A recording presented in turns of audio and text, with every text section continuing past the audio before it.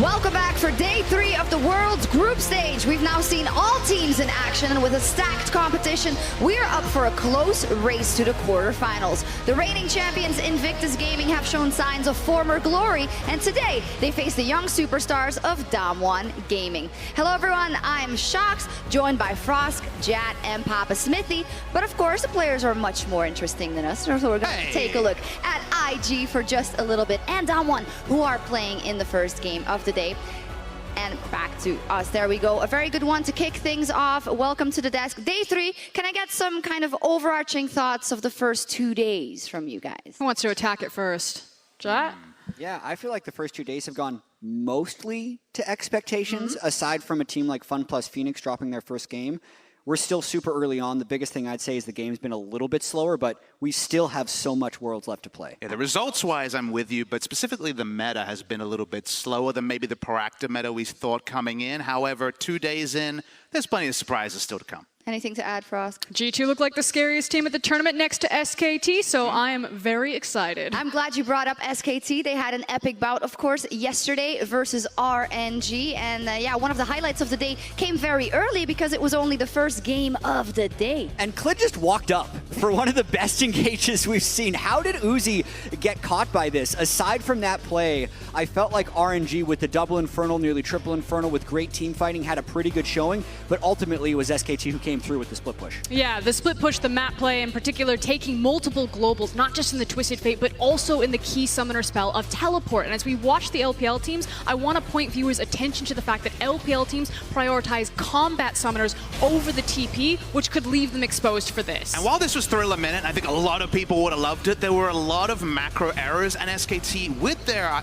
initiation options, chose not to side lane, chose to fight a lot of the game. I thought actually they'd given too much back to RNG. I thought RNG would close it, but in the clutch, they really reorientate, they close it out, and they ultimately pick up the win. Yeah, and I think it's really interesting to try and analyze SKT's performance there, because yes, they made mistakes, but also they still won. So how much of it can be cleaned up, and do we want to kind of give them a pass for, and how much do we want to give them credit for actually pivoting mid-game from forcing team fights to split pushing? I'm a little on the side of saying, hey, the fact they're able to change strategies mid-game shows their experience and their poise, and I want to give them props for it. Well, Papa Smithy, I'd also like to just have you for a minute speak to what you've seen of SKT so far, because this is the year that we're looking at Korea again to see if they're going to bounce back from last year. Are they the strongest representative for the LCK so far? I think that is pretty clear. And how strong do you think they are? I think that question, the former question's a freebie, because they have been the strongest Korean team by a long way, but they've also shown the diametric difference between them and experience, very experienced lineup compared to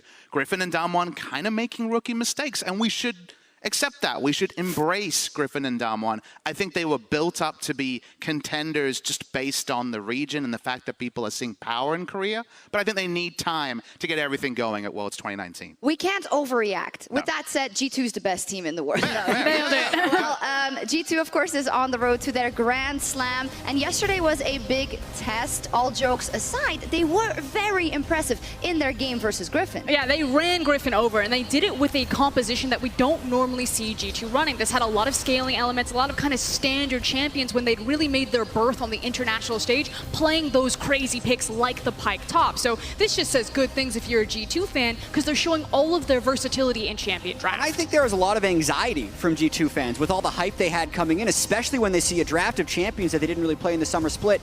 And all of that turned into relief after they saw the way G2 executed. It's one of those weird things where I think Europe has to come in as the regional favorites in terms of overall picking your region, picking which one's most likely to win. But Europe has never been in that position before. It was Korea, even up until last year's Worlds. So that's the funny thing, is that holding that mantle of favorites, people want to distance themselves real quick. And it's always hard to say things for an entire region if only some of the teams are really showing up. I do want to talk about North America and the LCS, most notably Team Liquid, who had a fantastic start versus Damwon on day 1, but yesterday they dropped the ball versus IG, Jat. Yeah, and I feel like both their Damwon game and their IG game were a little bit similar, except what happened past 30 minutes was different. So Team Liquid here was unable to actually win the mid lane priority push and pull game against IG, had this team fight at the Baron pit, and then the game was over during the duration of the Baron buff. Now, while they did lose this game, I, for one, have been very pleasantly surprised with Team Liquid, because it's not just getting these random snowballs or kind of a key player that's outperforming and running away with the game. It's them actually outsmarting and having cleaner fundamentals than their opponents, and that's not something that you usually credit to the LCS teams on an international stage. I am very confident in TL. Yeah, and I'm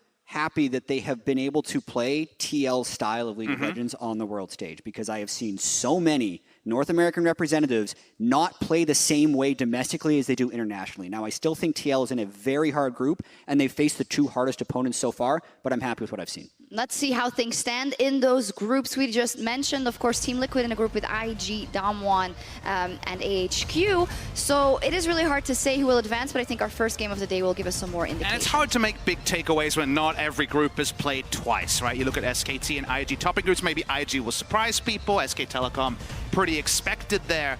It's very interesting to see the fact that we don't really have too many groups here that have gone to plan in terms of, say, Group B, where it was supposed to be 1 contender and 3 pretenders. We actually have contenders kind of filing up in every group. We'll see how things evolve, and Worlds is, of course, the stage where players become legends, but sometimes they fall under the circumstances. So let's discuss some over and under performers. Okay. The first one I want to talk about is Fnatic's Nemesis. Ooh, Nemi, I actually think he's been overperforming, because the thing is Fnatic had to rebuild themselves. They lost Caps, they lost Soaz, they now are relying only on Bwipo. They pick up this rookie, no one really know what to expect from Nemesis, and not only has he been popping off on things like the Cassiopeia, the Twisted Fate domestically, but he stood his ground and he stood tall against FLICKR of all people. I think I agree, especially looking at the highlights from this game. His Akali being able to find the flanks and execution threat on the 3 carries of Clutch Gaming was so crucial in Fnatic's way of coming back in this game. I'm still waiting for his big takeover performance in a side lane. I first understood him as a Kassadin player in your Masters.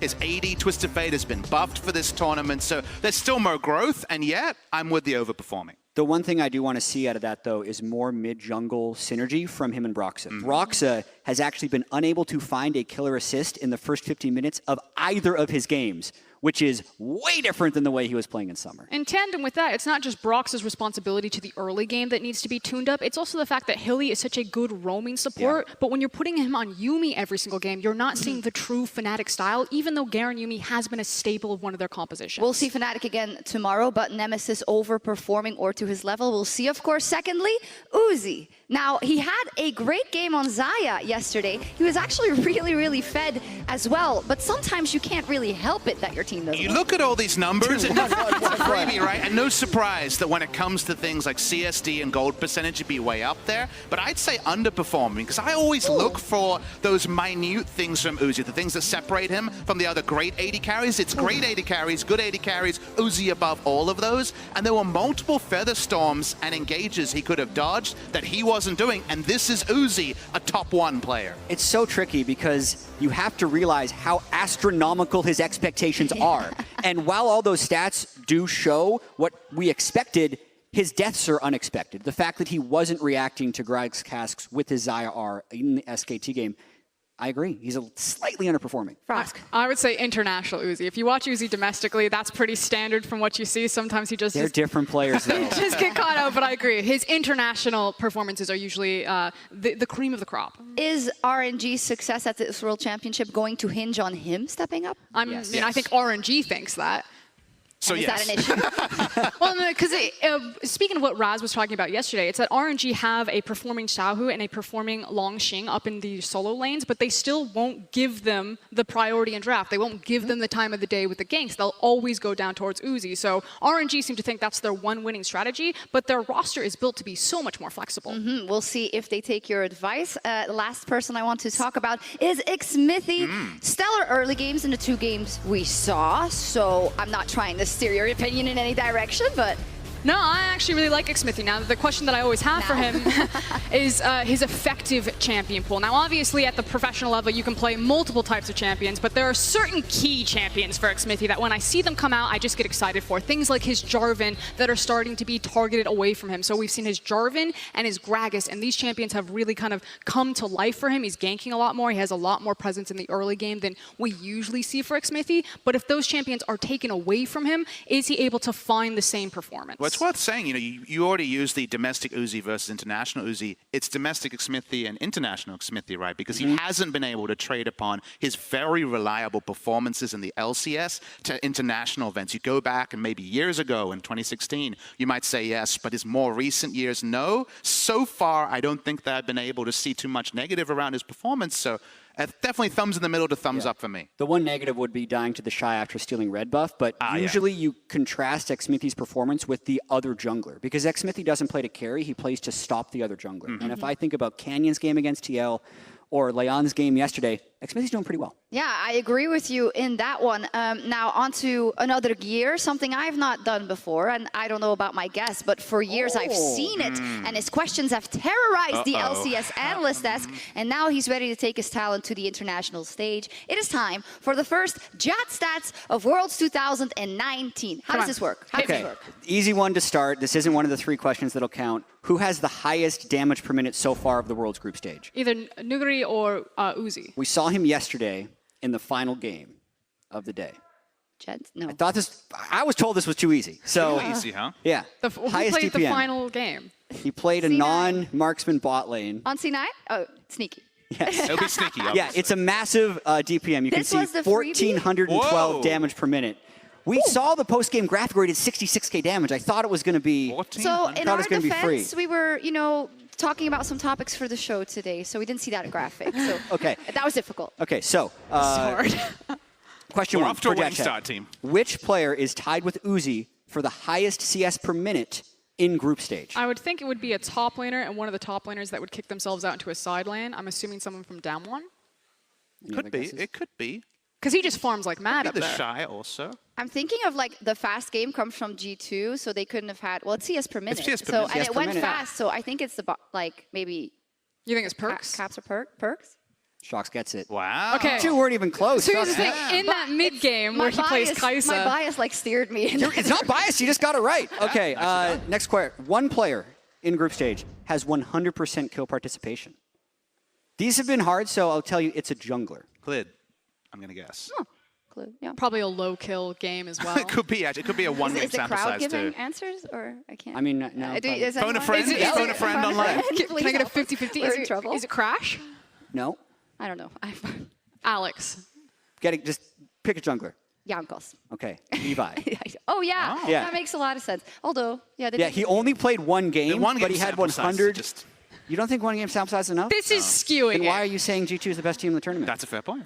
Are we disappointing? Are final we one. disappointing in results so far as to your? This is usual about how guess? well Dash did. Okay. So I feel like you're doing all right. Final right. question of the day is which player has the highest forward percentage in the group stage? Now, this is an over 70% number. The Shy? That's huge. Yeah. A huge Shy? number. Over 70% of the time, Uzi? beyond the halfway point in the lane. I'm going to go back to Nuguri. It is a Nuguri, top okay. laner. I'm going to say Nuguri again, but I'm gonna that's say probably the not Shy right then. answer.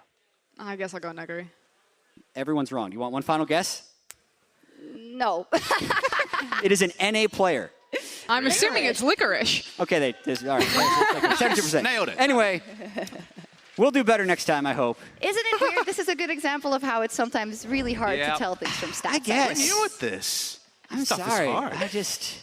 We need more stats, and we're Yeah, going to see that's more. it. That's the end of chat stats. I'm Yeah, disappointed. we are going to talk a bit more about the meta in general and possibly some more stats as well.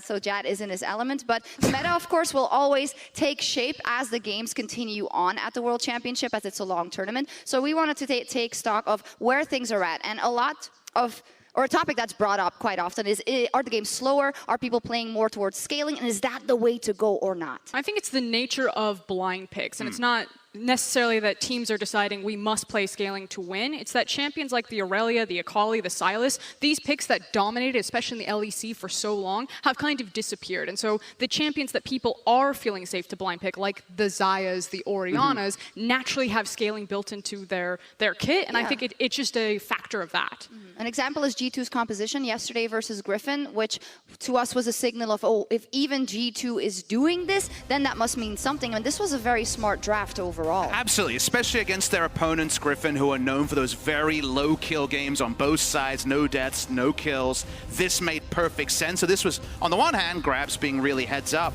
but it could also herald the overall meta. We just have to use it as a data point, but not necessarily the prototype of how to play. And I do really want to hone in on a pick like the Ornn in particular. I think we've also seen Renekton rise up in priority, and Renekton actually doesn't have that status of being a late game scaling champion. He's more about that lane phase and kind of that mid-game power spike on Spear of Shojin. Ornn works really well as an answer to Renekton, because Renekton with an AEP jungler can dive very easily, but Ornn denies that or dissuades it because it's so dangerous to dive him with so much CC. Yeah, I think you hit the nail on the head when you're talking about the blind pickable champions not being as proactive early game, because overall the game has gotten about 2 minutes slower than it was in the summer split, but I'm not completely sure that it's going to stick, because part of that I think is just game one, day two jitters from these teams and not being willing to take risks. I mean, Broxa would be the perfect example of this. Sure. How could he not have a killer assist in the first 50 minutes so far? That's definitely going to change.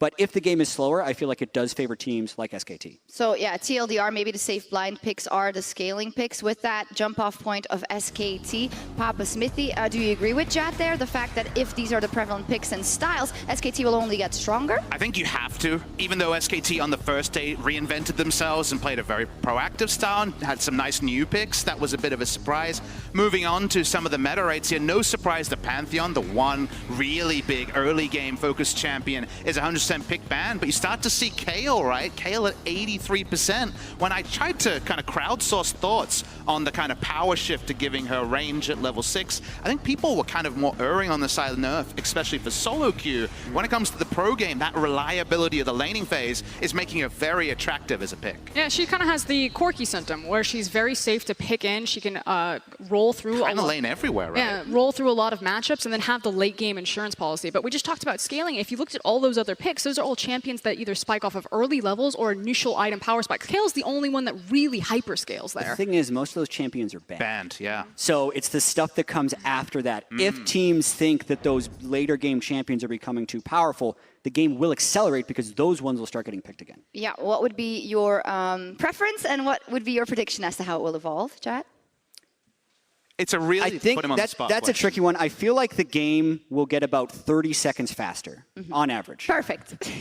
I think it will change dramatically when we get into knockout stages, and each knockout will be vastly different because we have such experienced teams that can play such versatile styles. Like you look at guys like SKT, G2, the Fanatics of the world, we know that they can play virtually everything, early game and slow scaling game, and so that's why I'm super excited for knockout stage, because I think there'll be independent metas for every single best of 5, depending on how those teams match up. And you just even think back to last year and you can remember the overarching kind of Aurelia, Kali, Flex, Assassins meta. That solidified in quarters. That wasn't the group stage meta. And you think back to, say, the most settled meta, the Ardent Sensor meta, when we're talking about 2017. That started, it mostly went proliferated until Team WE brought out the fast push Caitlyn strategy, and then that had to be banned out against certain teams. So we haven't seen the wrinkles yet. We've seen like the first thought from a lot of teams, 2 from other teams, but there's going to be some counter strategies prepped as well. Yeah, I really hope so, especially also in the second week of groups. Things usually get a bit spicier as well. A team that hasn't really found a winning strategy just yet are the LPL champions FPX. They did come in with very high expectations, but so far they've been a shadow of the lineup we saw in summer. Let's learn more about this mysterious super team. Thank you, Shocks. For many Western fans, you might be asking, what is the deal with FPX? This team is a contender. A lot of people have been talking about them as one of the favorites for the World Championship, but it's certainly not what we saw on the first day of groups. Yeah, absolutely. However, what I do want to stress is this is a style that FPX are used to playing. You know, we've seen throughout this team's career that they're happy to play tanks or, you know, different picks in the mid lane. They do have a weak side top laner, a very early game and experienced jungler.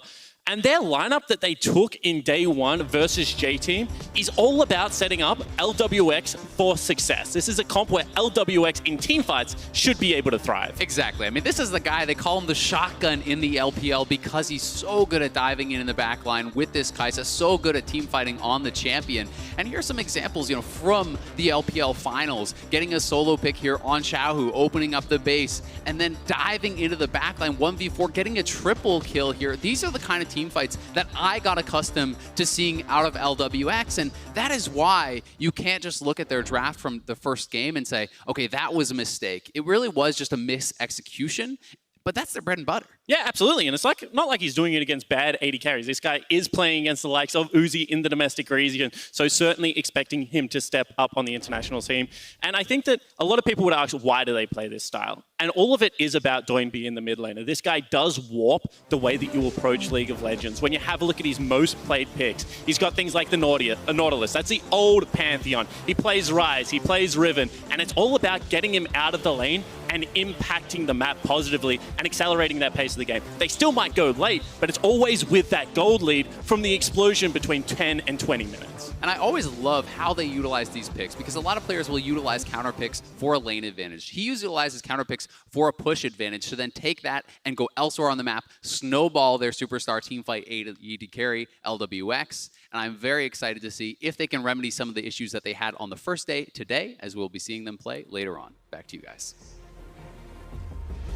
Thank you very much indeed, Frosk. The shotgun, not doing too well so far. Okay, so real talk, we do call him the shotgun of the LPL, and it works like this. He either gets up close and personal and he blows you away, or that kickback just knocks him flat. And that's what we saw yesterday. He dove in and he landed flat on his face. My biggest dilemma with FPX, though, is they only lost 4 games in the entire summer split regular season. It was one of the highest win percentages of any LPL team in any regular season. And LWX had the second most kills per game of any player in LPL history. So they were so good. And I do have to wonder if it was just a bit of a fluke that he played so badly in that first game, because my expectation, even though he was to go in, was that they would be better. And I think a lot of fans are learning about FPX and have a couple of ideas about kind of Doinby being a very creative player. What we should remember is that FPX did actually draft like they do domestics. That part is not necessarily something that's going to change, but the execution, that is a part they could definitely improve on, and we expect them to today. After their record in the LPL, I do think at least they deserve the benefit of the doubt, but we will be a bit wiser later today because FPX will face off against Splice in Game 3. That is a clash of styles if I've ever seen it. Things, however, will start off with IG versus Damwon, and overall, we've got a hyped day coming in. Yeah, I think you can look across the board. Every single match matters. I'm very curious about Group B and how that one's going to shake out right in the middle of the day. And I see Griffin versus HKA. I assume I know where it goes, but what if it doesn't? Because Griffin need to find that first victory, and while people look past Hong Kong attitude, they only have their first Worlds victory when the Nexus explodes. How scared are you? You know, more scared than I thought I would be. I'm going to be real. Well then, we'll see how everything plays out and if Griffin gets that win on the board. But in Group D, reigning champions IG, they have shown signs of former greatness, but it is still far and away from their 2018 level for now. Of course, IG going up against Damwon, and yesterday versus Team Liquid, it was a lot about the names that we expected, Frosk, in Rookie and in the Shy. Okay. I get it. The Shy, Rookie, they are incredible players. They are so good that they are 2-0 up in the group, that they carried a team all the way to Worlds. Now, Jackie Love also was a strong assist there. That said, for me, Invictus Gaming is 3 teams right now, or excuse me, 3 players right now, and they need someone else to step up. So for me, looking across Damwon, I kind of see the same problem. You have 2 key players that are playing out of their mind, and now you're just kind of waiting for who's not going to take the participation award. It's almost as if the same coach has molded both teams. Because he actually has. IG's coach from 2018 who won the championship has been coaching Damwon, and I think there are so many similarities, not only in the champions preferred by their solo laners, but also the rest of the map. It really does feel like little IG in Damwon Gaming against big IG. The actual Invictus Gaming and the coach is definitely the on-the-nose point between the two, but you look at the top laners, both known for their relentless aggression, both probably very difficult and stubborn to change when it comes to top laners. In fact, just looking at the back and forth in interviews between the Shy and Nuguri, they definitely have differing opinions on how the game should be played. But all similar styles and similar roles of importance for the team. I want to look at the mid lane a bit more closely. Rookie versus Showmaker. Rookie had a phenomenal game yesterday on Orianna, and for Showmaker, we're still waiting to see him make these waves on the international stage. And he's someone that I've hyped up. I think he was the best performing mid laner, not necessarily just focusing on lane, but overall package over the course of summer, and yet hit the playoffs, found a veteran in FLICKR, and definitely underperformed. You get the same tier of challenge when it comes to history and also recency in Rookie, and he needs to perform here. Yeah, in my opinion, Rookie was the best player at the 2018 World Championship. And if Damwon wants to reach their aspirations, which would also be the World Championship, Showmaker has to be in that conversation. And I think because Rookie slumped in Summer Split, but actually looked quite good here in the group stage, it would be a massive stepping stone if Showmaker can show up today. And I think Showmaker just needs to kind of take the next step in his evolution as a mid laner, where he is such a phenomenal laner, but he needs to be able to impact the map to the same degree that someone like Rookie can. And that's kind of where I feel like this giant gap is between Rookie and these other mid laners. I think Rookie and FLICKR, not only are they perfect in lane, but then the amount of pressure that they put everywhere else on the map is unmatched. The second solo laners we have to talk about in the top lane, we said already, a little bit of a rivalry brewing, the Shy and Nuguri. First question, who's the best Vlad? The Shy! It's probably the Shy. Okay. Based on history, I will say the Shy, but I can't wait to watch these guys play because the Shy actually is also super greedy, but apparently doesn't admit to it. He doesn't buy control wards. He buys one control They're ward every expensive, 16 and a half minutes. That 75 gold every 60 minutes, maybe if he bought a No Man's Medallion and took Kleptomancy, he could afford more control now wards. You're selling me on Maybe it. you take a page from that book. These guys are both great, and I actually wish we could stop junglers from going up there so they could actually duel, but we're going to see what happens. Meet me at Baron 1v1. The cool thing about Nuguri is his innovation, because while you'll give the slight advantage to the Shy, it was Nuguri who really understood the runes and brought out the early 20% CDR, another 25% from runes, and getting to 45% early in the Kesper Cup, the first tournament played on these new patches. So he can definitely push forward. He's trying Klepto every champion. There's Klepto in solo queue, there's Klepto against some top laners, and there's taking Kleptomancy and getting no lane real impact against the Shy. We might be brewing for some real fireworks. I hope he does it. Let's see. We talked before about kind of the first games and how people might be playing it a little bit safe. I do feel like this is a game in which both teams will want to flex their muscles, or am I reading that incorrectly? No, I definitely think that there is kind of that grudge match that's brewing if you look at interviews, and we've already talked about how these teams really want to kind of attack through their solo laners, which means I'm looking at the support staff surrounding the solo laners. I'm looking at the jungle matchup, and I'm looking at these bot laners. And for me, focusing on bot, I think that JackeyLove is the better ADC, but I think that Nuclear and Beryl are the better 2v2. And so I'm curious what the matchup is, because I think this is so draft reliant. I think it's just more performance on the day. I don't really put too much into the duo there, because sometimes Beryl just says, screw it, Alistair, I'll roam, rather than focusing on the 2v2. I think neither of them really focus on the 2v2. Balan feels like his champion pool is pretty top-heavy. His Rakan, obviously, super-duper famous. And there's just a real chance that Damwon Gaming pick up a non-traditional AD carry and try to avoid lane, because Kai'Sa is going to be super high priority for both. We'll see what happens. Damwon do need to win to catch up to IG in this group, and overall it would be a very important win. I think also for the Damwon naysayers who are lurking now because they haven't performed to that maybe top level we had expected. So I'm wondering what your expectations are and your predictions for Ask Damwon or IG, and why. I picked Damwon, and it was actually a really tough one. I think that this will come down to support staff differences in terms of Canyon in the jungle particularly. I think that Lian hasn't gotten the best tape behind him. Some games domestically he has popped off, but he doesn't have a ton of experience, and I think the 2v2 jungle will be the difference maker here. So I'm edging on Damwon, but it was very, very close. I'm going to continue my broadcast trend, it seems, of betting against my region. I do think that it's going to be an Invictus Gaming victory. I think that on stage they've looked better. I think they have a huge skill upgrade in the AD carry position. I've seen nothing to really go against it as a point. So I'm ready to be surprised, but I'm going to wait for it when it comes to Damwon Gaming. I think this is an incredibly close match. I also did all of my predictions before anything started, and I'm going Damwon. But I have a real reason to back it up as well, and I feel like IG's early games, even in the game against AHQ, have been pretty weak, and they've had to rely on kind of outskilling and outmacroing their opponents.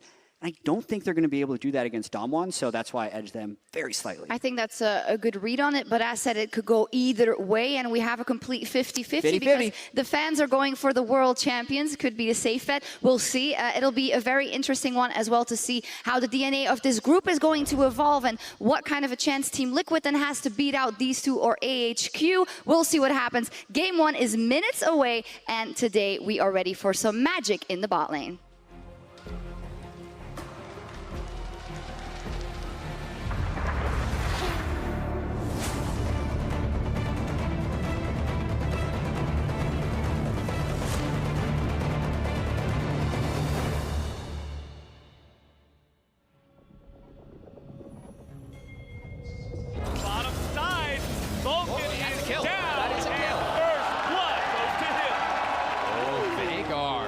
An explosion of mages being played by all of the marksmen. Kills coming through from the LCK side. The stun is there.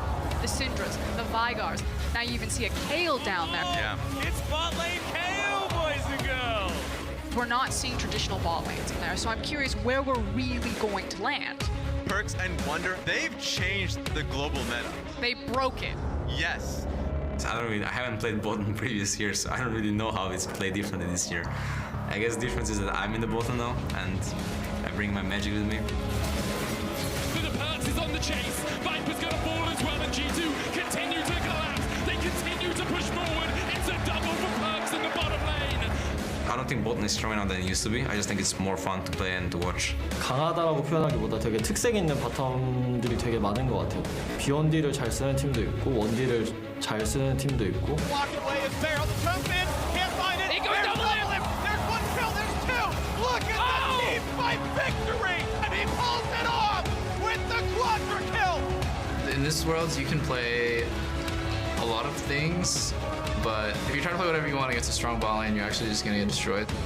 Who else but Double flying in that final fight, going aggressive, diving past the Veigar box to get a quadra kill.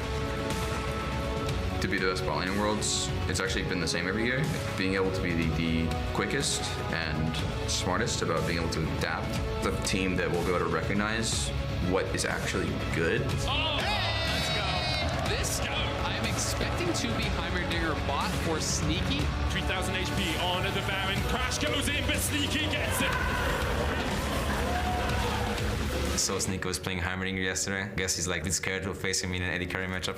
I was gonna go easy on him, but now I'll have to pull out some mages as well. 저는 이제 틀에 갇힌 그런 원거리 딜러가 아니라 좀 다재다능한 부분을 좀 보여주면서 메타에 그 변화를 줄 수 있는 바텀 라이너라고 생각했으면 좋겠어요. Players are also a bit more creative now. I feel like people are more open-minded and willing to try more stuff, so I'm not surprised anymore when I see something bot. Innovation is one of the most prized attributes at the World Championship. Every single year, those are the teams that rise to the top.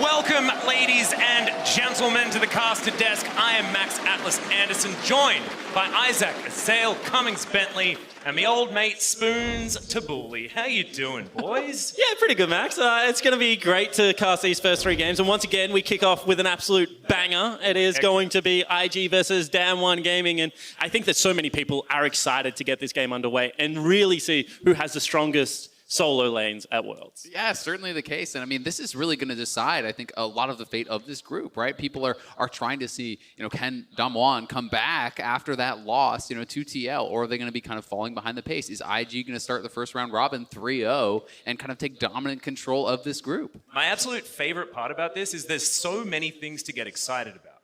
Everyone looks at the top side of the map, they're looking at Noguri, sort of the new fun flavor, sort of like the second coming of the Shy, even though the Shy is already here. Like, it's ridiculous, but the mid lane is so cool. Rookie versus Showmaker. Showmaker, so much talent, but so raw, and Rookie just an absolute class act in the mid lane. Yeah, absolutely. And I think that when you have a look at this mid lane matchup, it comes down to how good both of these guys are at laning. I think that they generate so much of their advantages by just being able to outclass and outskill their opponents, build these big CS leads, and then be able to take over their half of the map. And I'm interested to see when that mixes today, whether we do see a very explosive laning phase or whether they follow kind of the world's trend at the moment and try and slow down. Exactly. And I'm also really curious, are we going to see the kind of Rookie that we saw in LPL Summer, which was much less impressive, full of a lot of mistakes, or what we saw against Jensen, where he absolutely demolished him in the mid lane, and what we are used to seeing from Rookie internationally at MSI, at Worlds last year. Because if that is the level that he is bringing to this tournament, then all of a sudden IG can go so much further than people were really expecting based off the summer split. And I think that when I look at Rookie, I think of him as an injured sports star, right? This is a guy that spent 4 weeks out of the LPL, and then it takes time to get the reps back in, being able to get back up to top form. However, with a preseason or a 4-week boot camp, I think that can certainly happen. So I'm expecting him to be much better than the player we saw in LPL summer. Well, let's see what's going to happen as we get into Champion Select for game number 1 of the day. IG will be on our blue side, and they've already taken away Canyon's most played champion of all time, albeit that's only a year, in the Lee Sin, following it up with the Renekton, as the Pantheon, of course, returns to his seat on the bench. Yeah, Pantheon 100% pick ban, as we saw during the countdown Not a lot of pick. so far. Not a lot of pick. Yeah, mostly in the ban side, yeah. Just one pick, I think, so far, and this is interesting from Damwon Gaming, just because the Qiyana is one of those champions that I feel like doesn't really fit in the meta, but has such an oppressive and extreme early game, and really does take over in that 10 to 15 minute mark as the ultimate comes online, and just such a cost-efficient build. Certainly the case, and also LPL being one of the regions that did actually like Qiyana jungle. When you're looking at Summer Split, some of the regions were focused more on that mid lane Qiyana, but being that it is a flex pick for these LPL teams, it does raise in priority during the draft. And also, it's a flex pick for Damwon Gaming as well. They've showed us already in the play-ins that they're happy to give Canyon that champion. I admit it wasn't a victory. I believe it was in their match against Low-Key, the only loss that they actually had. However, still able to pick that one up, as the last ban will be Rookie's LeBlanc. Shout out to one of the best LeBlanc players of all time, the Syndra, to be the last one there on IG's side. His first pick now available for the Shy, considering the Gragas. The ultimate flex is just to blind flick the Vladimir right now into Nugget. And you just go Klepto into... Oh, you reckon he goes Klepto too? Because we did see that while the Shy picked it up, he did go maybe a little bit more. Probably wouldn't, but that would be hilarious. Of the team fight rune. I think that, and we will have this conversation during game, but I think people really do sleep on the strength of Kleptomancy as a rune in the laning phase. It's just pure sustain stats most of the time when you are able to grab those health potions. So whilst I do agree that it does scale well with gold, more gold equals more items equals more damage most of the time, I do think that it also helps out the laning phase significantly more than maybe people give it credit for. I agree. Well, the Talia has been locked in here, gentlemen, so no opportunity to mix that with the Renekton, which I think a lot of people are going to be happy about. I feel like that combo's been botched a little bit so far here at Worlds as we move back over to IG's side. Now, what I wouldn't be surprised to see is if IG does not actually grab up the Nautilus, you can go Nautilus Kaisa bot lane, and the Nautilus also sets up very well for the Talia.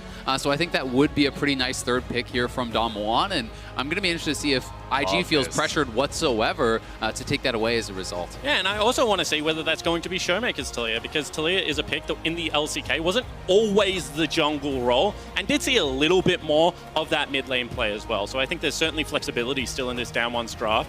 And this is just how IG generally like to approach something. Jackie Love and Baolan, they're going to be a little bit isolated, a little bit on that island. So they don't really prioritize necessarily those big picks. Jackie Love is very much an AD carry that will come online as the game progresses, but you need to be able to secure Rookie and the Shy those priority picks. And also, Jackie Love is on the champion that he did so well on in the regional gauntlet. The Ezreal has been locked away for him. Of course, no stranger to any LCK team, but Damwon was one of our teams that didn't pick very much Ezreal. They are this time, though, going to pick away the Kayle. Everyone heard about the Klepto Kayle from the Shy on Twitter, on Reddit, on things like that, but Nogari's been doing this since she first got reworked. And the thing is, we have seen a lot of Kayle in the mid lane, and I love to watch Tracking the Pros. Tracking the Pros as I fall asleep at night is one of my favorite activities at the moment. I've been watching Rookie play Kayle. And let me tell you, based on his solo queue experience, I don't think he thinks Kale's very good. Because he's got a lot of multiple death, 0 games on the champion at the moment. So, maybe just let that one go through with your IG and see whether Rookie has confidence against the pick now. I will say sometimes I see some pros doing some, we'll call it limit testing when they are playing in solo queue these days. I watched Showmaker all in level 1 on Kale the other day, and it didn't go too well for him, but not expecting that here. And we have to remember that Kale, is a 3-way flex. We've already seen it brought out in the bot lane. Certainly can go to Nuguri, could go to Showmaker as well. And this is one of the kind of powerful points about this pick. Is that it's actually pretty hard to punish these days. Ever since this kind of new Kale that has been updated, you go AP, Q max for lane, you are able to survive a lot of these lanes, even if you are kind of getting counterpicked. This is once again a classic Dom 1 draft. You can see the health bars aren't exactly going to be very full most of the time. Definitely some squishy champions here, but a lot of execution heavy play. And the Jace locked in could be going into any lane. And I'm just worried about the lack of engage options right now, Atlas, because Nautilus has just been stolen away in this draft. Welcome to Papa Smithy's life this whole year, Spawn. It's very typical to partner that Kai'Sa up with the Nautilus just because how the passives overlap. So I think this is not a worrying sign for Damwon. As you said, they're very experienced playing these kinds of comps, but this is going to be a very elusive IG comp to get on top of. Well, that's a solo lane Ezreal or Lucian now for IG. Certainly things up in the air for these guys. Yeah, definitely expecting it to be a solo lane Lucian. Lucian solo lane into Kale is actually one of the matchups that can punish it most, especially if Showmaker were to take this. You can actually go ignite Lucian and really get aggressive here. And this is looking like Poppy support here. For Nuclear, I really do like this. Look at all the dashes. Every single champion pretty much here has something, that can get interrupted by that heroic presence, and I do think it's quite intelligent as a pick. Yes, it doesn't have the strong laning phase, but it's going to be absolutely dominant in the teamfight stage. And in theory, I think that makes sense, right? The ability to dive in there and be able to interrupt the dash. However, how do you dive in on top of what is right now the IG lineup if you are solo support Poppy? Like, that just doesn't sound like the recipe for victory. So what I'm very curious in is the ability to separate and split up a team fight. That ultimate that comes out from Poppy, and then the skirmish potential of, the 2v2 and 3v3 that is currently there from the down 1 lineup. And that's why I think for the most part, we actually are going to see the Poppy used as disengage, right? You go to the side lanes, you put your Jace and your Kale in a side lane, you have Taliyah who can respond and help out in either of the side lanes, and you have Poppy there as this defensive tool to help enable Taliyah and Kai'Sa to safely clear the waves. Because if you're diving into this Poppy, you can knock someone out with the ultimate, you can deny that dive with your W, and it seems like a pretty intelligent comp, but we know IG are monsters in the early game and certainly could run them over. I know it all makes sense, all of your analysis, but all I see is the fact that Taliyah can set up a wall and Poppy can ram people into it. That's all I can see as we get into game number 1 of the day.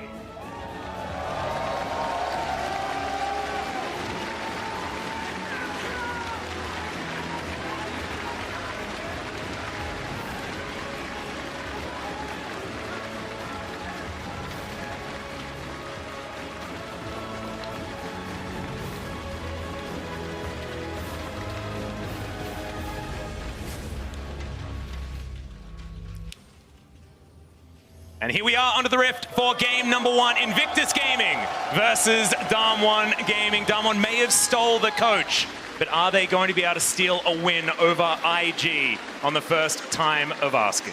And it's games like this why I love Worlds. SKT versus RNG, IG versus Dam1, similar styles clashing from regions that you wouldn't necessarily get to play against each other. And I think that people are hoping for the return of form of the Shy and Rookie, because if that has finally been completed, these solo lanes are certainly where we should be looking in the early game. Yeah, it really is. I mean, when you talk to a lot of these pros, Rookie and the Shy are the stuff of nightmares. These are guys that when you talk to people who played against them in scrims and on stage, it just felt like they were unbeatable. It didn't matter what you did. It didn't matter how much help you got. They were going to win at the end of the day. And that kind of pressure that a player can output really does kind of affect the mental, I think, of their opponents. Also, this is the first Poppy of Worlds, another unique pick for our World Championship. I believe after play-ins, it was around 80-something unique champions already picked up, and we're continuing to build that list. One thing worth noting is it's not actually the Ignite for the Lucian, so it did go mid lane into the Kale, as I was kind of expecting here. Great early game matchup. I would have preferred the Ignite simply because it does give you that additional kill pressure, but the heal is certainly going to give more safety up against both the Taliyah end this Kayle, who are not going to have any sort of healing debuff to negate that whatsoever. And this is a great start from Damwon because Taliyah has one of the best level 1s in the game. You walk in with a Q volley spam, and there's not really all that much you can do about it. Meanwhile, because Nuclear and Beryl have been able to start in lane, they're going to get the shove. So this is a really risky invade for Lian to be able to go for, already asking the question of that rookie jungler from IG. Yeah, I mean, unfortunately for Lian, he was actually already spotted out, on this ward. He walked right by this on the minimap. So, spent a little bit of time looking for an opportunity for a level 2 gank. That was not there. And as a result, Canyon knows, all right, well, I can actually finish the Wolves. I can full clear now this side of the map and get out of that scot-free. So early advantage due to that vision goes over to Damwon. Yeah, could possibly deny that camp as well, but I believe didn't. Also left Agatha available. You can see pings there onto the Gromp camp as Noguri and the Shy going at it. Half health at the moment. We have to remember that this is Noguri's Jace versus the Shy's Jace, probably two of the more famous Jace players in the world. And in very Noguri style, he has gone the Kleptomancy. It is going to be range into melee matchup. He is going to be getting that bank, that gold. We've already talked about, the possible mental warfare there, but I also like it because Akali is one of those champions. If she does get in range of you, can trade really heavily. And I think that you have to be very aware of the kill potential that the Shy brings to a lot of these matchups. I certainly do. I'm going to be also interested to see, where Noguri takes us as far as his build. Is this going to be more for lethality, grouping and poking alongside some of the other members? Is it going to be more purely for that 1v1 and see some early MR to help deal with this Gragas and Akali? Because I do think an early Hex Drinker is going to be massively effective when you are going up against this type of a comp. And it is also one of those champions you want 40% cooldown reduction on, right? And lethality only gives you 10 and you go up by the 1. So I think that it'll make a lot of sense to go for that early game. But honestly, you kind of just don't want him to see the Itemized defensively. You don't want to see an Arm Guard come out and then a Hex Drinker come out in a farm lane. You want the Gunblade, you want the Omus, you want them to just run into each other a couple of times. Yeah, you certainly do. And also, when you've got a squishy lineup like this, it'd be pretty good for Noguri to be able to get some work done in the mid-game, and lethality is the best way to do that. If you keep their health bars low, they can't engage on you and murder you when you don't have the health bars to really back it up. Is Canyon going to be taking away this Rift Sculler towards the top side of the map? No gank to be happening just yet, and the gold is entirely even, despite Klepto advantage certainly being there for Damwon. Yeah, things going pretty well for IG also here in the mid lane. Rookie was able to get off a base, and the TP is now used from Showmaker. So now this is kind of the window where I feel like you have to punish matchups like this. You don't have the combat summoner advantage. If you push him out of lane, he doesn't have that free TP to come back and actually recoup that gold. Canyon, though, on the top side, looking for Shy here. Yeah, Threaded Volley does come in. He's looking for it. Oh, the Shuriken backflip just in time. And the Shy is going to make it out with 100 health. And I think Canyon could have killed him there if he flashed, although Rookie wants something. Yeah. Showmaker underneath his turret, but he is going to make it there. And so Rookie just going to be able to play on Showmaker's ranged minions and deny a lot of farm. And we were having a conversation last night, Azale, of how does Rookie build his advantages? And this is what he does. He steps past the minion wave and is willing to take these trades. And it is very difficult to deal with. As soon as Rookie knows where the jungler is, he plays like a maniac in the laning phase. You can see that the KO just isn't built to deal with that at this stage of the game. Yeah, thankfully for Showmaker, though, he can at least see us from range with that Q, utilizing the E as well. And he is closing on level 6. But, as you were saying, in some of these situations, when the wave gets frozen against you, you really do have to call your jungler and allow him to come in, help push it out, reset the wave, because this is definitely a frustrating situation, but the downside of playing like this is you can expose yourself to ganks. Well, Barrel's actually going to dive onto Jackie Love here. Not a lot of mana here for the Ezreal as Canyon going to make his way down. Another steadfast presence. And just in the 2v2, it's going to be First Blood coming in for the Kai'Sa. Now Canyon going to turn up as it was evened out, but it ain't even anymore. A second kill for the Poppy. And the experts were saying the big advantage right now for Damwon is in that jungle position. That is going to be Canyon outperforming Leon. He's had 2 successful ganks already, and Leon just looking to trade farm, but he's once again on a ward. Yeah, Canyon getting behind them, able to help clean that up. That would have been a 2v2 victory for IG, but it was not a 2v2, and now IG pressuring Showmaker off. He's got to get out of there. Yeah, that is a point-blank ultimate there from Rookie, but he's tanking up the turret. Canyon makes his way around and will save his mid laner. Also takes a lot of health off Rookie there as Leia misses everything, but Canyon does Baolan's coming, though. Throws in the seismic shove as Baolan, looking for a dredge line. They have no vision, but Baolan misses the anchor crucially for Damwon fans. And that's just a spider sense. That's just a good experience of being able to recognize that he hasn't shown back in that bottom lane. Really well navigated. It is going to be the 2 summoner spells burnt there in favor of Damwon in this early game, looking like they have control. Yeah, certainly the case. But, thankfully, at least for Rookie, not only to get the turret play, after collecting this farm, he's going to be up a good 20+ CS. So, individually, looking strong there. But the question is always going to be with the Lucian, can you continue to extend that advantage, right? Because creating a 15-20 CS advantage and then sitting on it is not going to be enough. But now we do have this bot lane play one more time. And this is all about the engage to set up Canyon. And I wonder if that was a misclick from Beryl, because he is running Aftershock, but he tackled a minion, so he wasn't able to proc it. So he was much squishier than you would necessarily think. Also had to use that W nice and early. But really, Canyon's pathing this game has been able to get him to these plays first. Despite the pushing power there of IG, they need to be very aware of how quickly Taliyah does get around the map. But it hasn't really equated into anything when it comes to the farm in favor of Damwon. Bottom side of the map, just a ridiculous lead for Jackie Love. And you can see most money in the game. And the thing is, normally being better than your opponent isn't a good strategy to win League of Legends.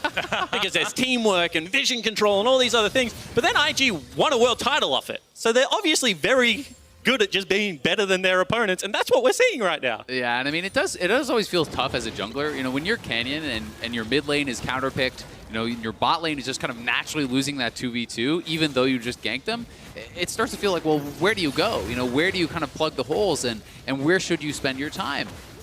Well, at the moment, they're spending some time around this mountain, Drake. Already down very, very low, and IG will secure that without any interference from Damwon. A great first dragon, and the second one will be a mountain as well, certainly setting up whoever picks up that next one for success around the Baron Pit.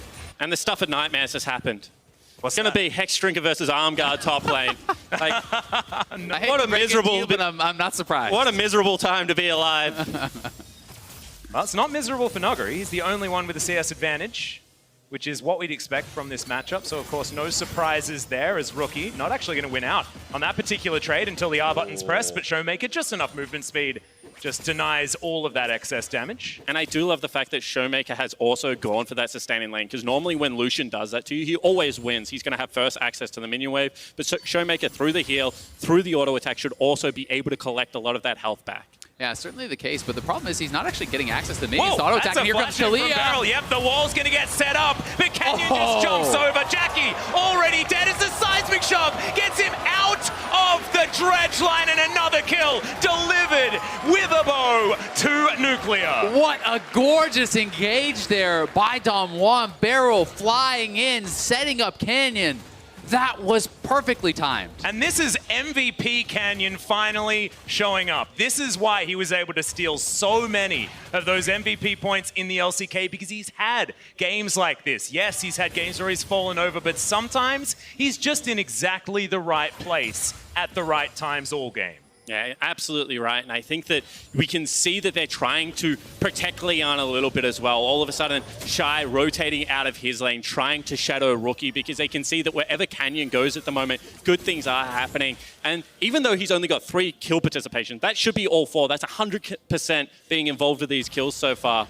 And as you mentioned, this is just decisiveness out of Damwon's bottom lane. The willingness to start a fight instantly. Yeah, and so see, he's using the tackle on the minion to actually gain distance instead of knocking them away. Then flash, double knock up with the ult, Q for the slow. They pile in, using the ultimate proc the plasma for Nuclear, so he's able to fly in as well. Everything was perfectly orchestrated and coordinated there by Damwon. And Balan missed the wall. I talk about nerves a lot on the world stage, but that is just a nervous play coming across. That's a pretty big wall to hit. It's not like he's aiming for something small, but just that minute gap meant that that was the second kill coming across. I've also got to point out Nuggery's build here. I'm honestly got to say I'm a little bit perplexed. This is honestly almost feeling like a Triforce or something. Manamune. Oh, it's Manamune into also Black Cleaver. Okay. Yeah. So the idea behind that is with the W max second, as soon as you go into melee stance, really you pump out so much damage. And there's no way you can stop Akali getting on top of you, right? So you just have to be able to win those individual trades. I like the adaptation. However, it does have a little bit more of a trough, so he has to continue to grow this CS lead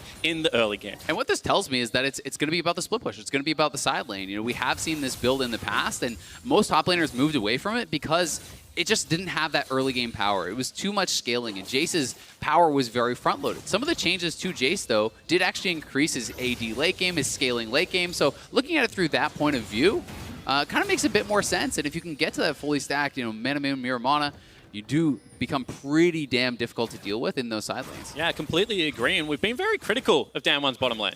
You know, we've have. been saying Nuclear and Beryl, they haven't been able to step up. But Nuclear at the moment doing a very good job of just acting like bait. Just, you know, taking a couple of the Ws that are coming across and saying, come on, E on top of me. But this is a position that IG are pretty used to. You know, the weak side bottom lane, while they do try and gain advantages on the top side of the map. Yeah, I mean, we were critical of their 2v2, but this is a 3v2.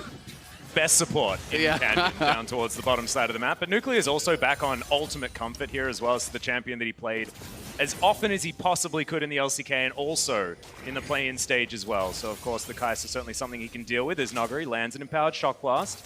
Shy just going to be farming things out here as he does close the gap.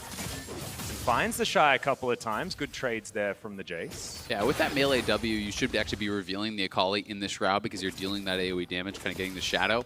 Something else that we didn't actually get a chance to touch on yet is how powerful Jace Kai'Sa is as a late game combo. One of the best ways to actually utilize Kayle is on a squishy diver, because what you can do is you can send your Kai'Sa into the backline, diving onto the Ezreal or the Lucian with the Kayle ultimate already on him. And then it creates so much chaos because, you know, even at the early rank, that's 2 seconds of damage immunity. A Kai'Sa with a few items can kill you during that amount of time. Yeah, we've already seen it so far at Worlds as well, and it was definitely devastating. So let's see whether Damwon can actually make it work as they navigate their way towards a late game. Over 1,000 gold is the lead for the Damwon squad with their double Kleptomancy certainly working out there as far as patching up some holes in maps, especially there in the mid lane, but we expect the Kayle to be behind. And the Seismic Shove didn't find Baolan there either. So Damwon with control of this river towards the bottom side, thinking about evening out that Mountain Drake count with IG. Ooh, wow, that's a lot of damage. Killer Instinct comes in for Nuclear. On the bottom side, one more auto, the flash in, the solo kill for Nuclear bottom side of the map, and all the haters just got real confused. He's styling on JackeyLove right now. No flash available for that play, and Nuclear just sees it and goes for it immediately. Yeah, I just love that from him, the aggression as Leon trying to respond here, but Beryl is around. Yeah, a whole lot of minions are here as well, as a Steadfast Presence will stop them from making their way out. Misses the ult completely though, and now Beryl's going to run away. Yeah, so that was really prompted by the spotting of Baolan over by mid lane, and beautifully done. Now they're looking for a dive on Nuguri. Looking for the dive in as Rookie just flashes away. All too easy. It's a solo kill. The Shy was there, but that's only moral support as Damwon trade Nuguri's life for a Mountain Drake that wasn't stolen there by the big barrel of Leon. And I think this is how IG are going to have to approach this game. The bottom lane right now, 0-3, is coming under continual pressure. They need to be able to open up that Rift Herald. Plates are now going to be down, but you can see that Damwon just very comfortable continuing to camp JackeyLove. Yep, and Nuclear took a lot of those plates off this turret as well as Depth Charge comes out onto Canyon. Meanwhile, Beryl has found Leon, or has Leon found Beryl is the question. He's extraordinarily tanky, but the culling, moves on out of the way. Divine Judgment, probably unnecessary, but better to be safe than sorry. Yeah, certainly the case there, and will get out scot-free. Does cost them a couple of summoners, but certainly not going to be any lives lost there from Damwon. But the problem here is Shy, after that kill from Rookie on Nuguri, is actually going to be able to take the turret, so not really gaining much of an advantage with this chase. And he's equalized the CS discrepancy as well, whilst Nuguri is going to pick some up. This is another look at that play, and look how much damage that isolated Acathian Rain takes. I think if that W registers, he probably doesn't even need to burn the flash there. That is just a straight-up outplay from Nuclear. Yeah, that's certainly the case. I mean, that would have procced the passive, so he would have been dead to rights no matter what. Rookie, very easy solo kill from him here. He does flash away. I don't really know why Nuguri's spending his flash there. On the bottom side, there is a fight, gentlemen. Flashes out there from JackeyLove, and Nuclear follows him, immediately gets that damage down, and the kills are picked up by the Poppy and the Jace. Now Baolan gets lit on fire as this Poppy is hunting him down. He'll have the heroic charge, but he really wants to give that kill to Showmaker, and Showmaker will pick that up on the Kayle. 8-2 is the kill score, and the turret score is evened up by Damwon bottom side. Damwon are just absolutely running over this game. When you look at the gold lead, it may not seem that big, but when we take the champions into consideration here, they are doing incredibly well. And here is IG trying to push for this turret, but they lose track of the Jace teleport. They lose track of the fact that Nuguri is setting up here, and he just comes in from behind and absolutely lights up Leon. And LWX, this is what patience looks like when you approach a team fight. Willing to count out the cooldowns, knows that there's no damage left, and Nuclear picks his moment so well. It is a little bit dangerous to take pointers from Nuclear all the time. However, this game seems to be working out in that department. JackeyLove going to take up residency in this mid lane, as you generally do on the Ezreal.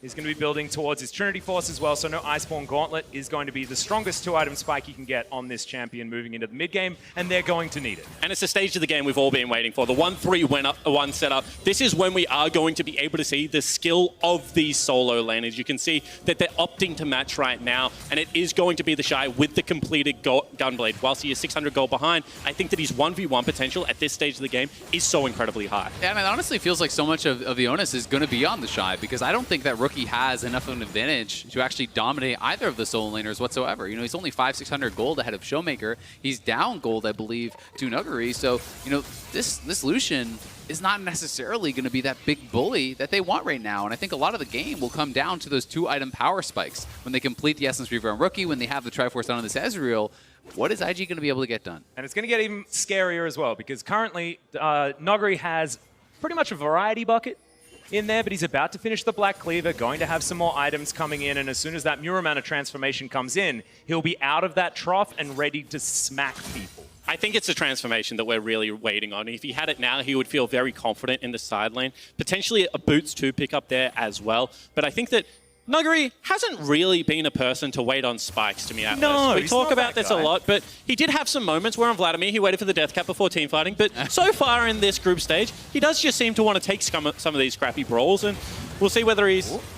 Another seismic shove. Canyon seems to be landing the majority of these. Canyon's playing real good at the moment. Oh, yes. Yeah, he certainly has been impressing. And honestly, I have to give a lot of credit to Beryl as well. His setups for these ganks have been great. And the Poppy, I think, you know, the question for me for the Poppy was more the laning phase than the teamfight phase. And he's already done incredibly well, you know, at that stage of the game. It's only going to get better for him. Yeah, I absolutely love that it's Beryl as well, because he is the man that just doesn't pick for lane whatsoever. You saw they were down almost up to 30 CS in that lane. It's because Damwon just don't really care about their bottom lanes. They put all of their stock into making sure that Nuguri and Showmaker are going to crush there, and Nuclear and Beryl are going to stay alive.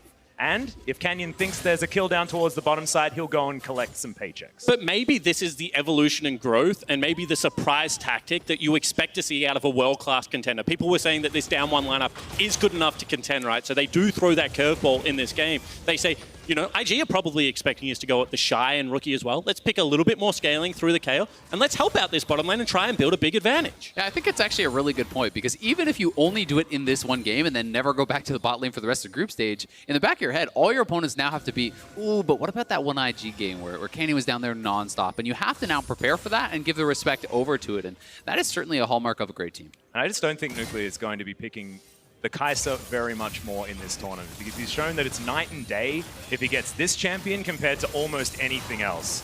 His Garen was something that was forgettable. His Yasuo barely got over the line. But the Kai'Sa just seems to be something that Damwon are very happy to put him on and then rely on him to just be there in the late game to do that DPS and click on some heads. Certainly what's worked out here is double Mountain Drake will come in for Damwon. And as we crest the 20-minute mark, that Baron's going to be so much easier for them, as the Weaver's Wall is going to get set up. IG are split now as Beryl flashes forward, finds the wall at the same time as the flick is going to land on a Rookie, but he stays alive for so long. The Shy dancing around the backline, and it's Beryl to go down. The Shy collects Canyon, and IG have come alive. And IG had the items this time around, and they smashed Damwon. They will take the turret down, but that is just a miscalculation. That is Damwon starting up that fight, and they did not expect IG to be that strong. Yeah, they certainly didn't. They're the ones going for the engage, as you call out, and the Shy showing up at the perfect timing, running over a lot of that fight. You can see Jackie Love as well. I do believe got the ultimate across multiple members, chunking them down, and IG just flexing their teamfight prowess. And this is a fresh base from Jackie Love and the Shy, and you can see that's why they're cut off at the start of the fight. However, really good backline access from Baolan. CC's up multiple people. That creates the space and the timing for the Shy to just wreak havoc on the backline. I mean, he was just AoEing them. I had to assume that was an Ezreal. That was an Akali Q. Just knocking off 20-30% of the HP of 3 members from Damwon. That was insane. Look at his damage. Just ludicrous Disgusting. From the Shy. I feel like we're looking back at 2018 and everyone's forgetting what happened to IG in their playoffs, in their regional gauntlet, where they had to go the whole distance against every team. When it comes to international tournaments, this team is certainly one to never bet against. Because the thing was, Atlas, is no one coming into last year's Worlds was like, yeah, give me that IG. You know, everyone was on the RNG, the KT hype train. But this was a team that you just look at the pieces and you're like, if they show up on the day, you know, they have the, you know, superstar top laner, the superstar mid laner, they have a streaky jungler at the point. And if they just all turn up at the same time, like, how do you beat this lineup? And I still think that whilst it's not the same level of that, on their day, these are still some of the best players individually in the world. They definitely are, and it was an incredible team fight, but we can't get too far ahead of ourselves here because I do still like Damwon's position, and if you offered this to them, they would take it 10 times out of 10. Yep.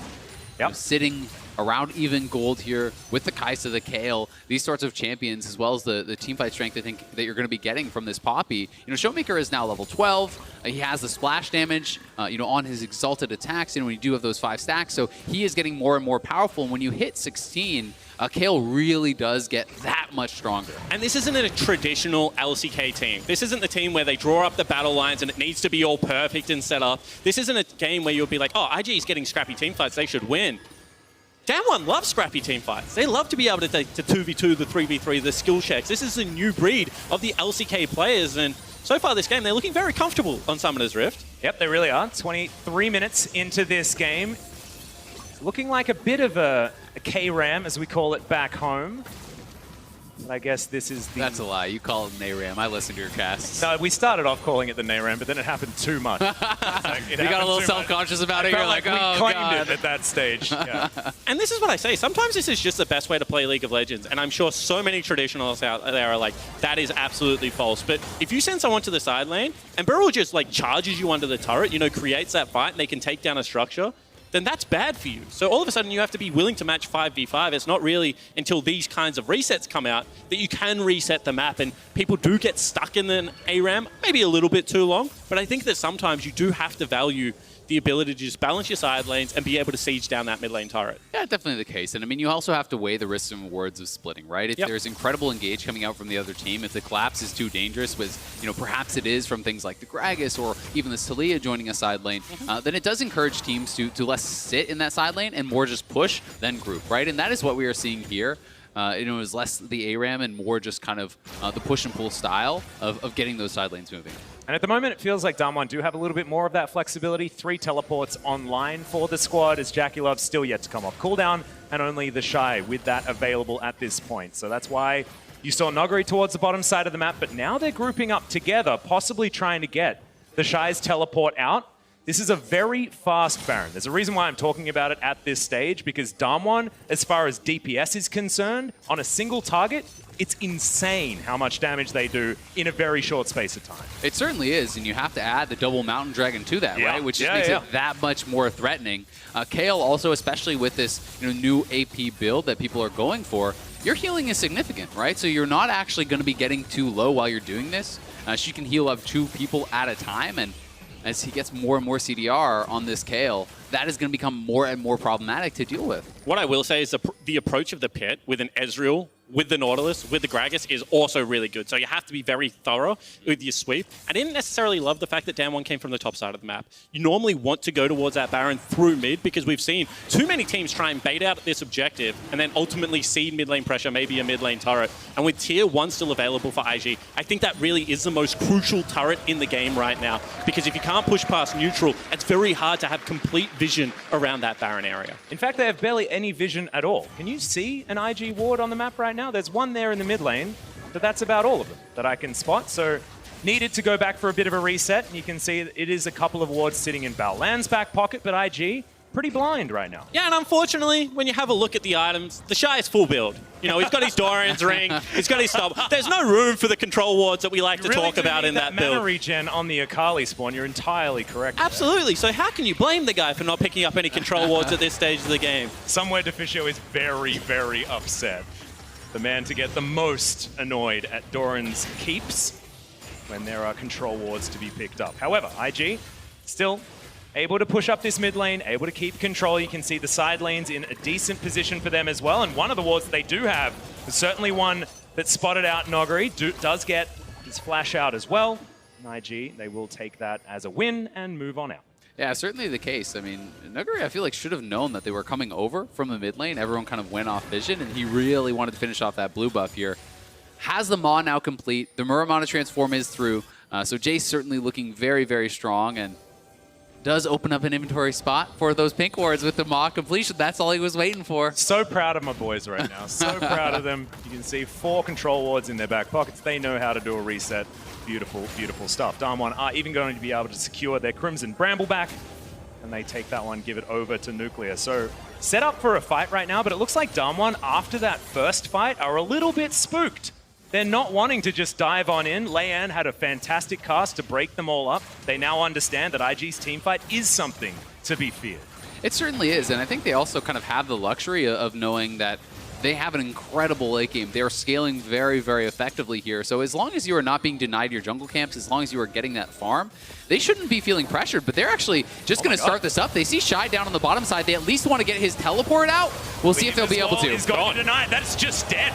All too easy and so fast. This is what we were talking about. If you have your eyes off that Baron for a couple of seconds, it is dead. That was basically a red buff. It died in about the same speed. And that's just decisiveness from the young Korean lineup. The ability to use a Weave as well just changed the landscape of Summoner's Rift temporarily. And now we keep talking about the item spikes are there. That's why they're confident to go for that setup around Baron. And now the 1-3-1 should be very hard to deal with. I mean, not only did they get the Baron, they also got the TP off Shy, right? Yeah. So now they have TP advantage and they have this massive neutral objective buff here.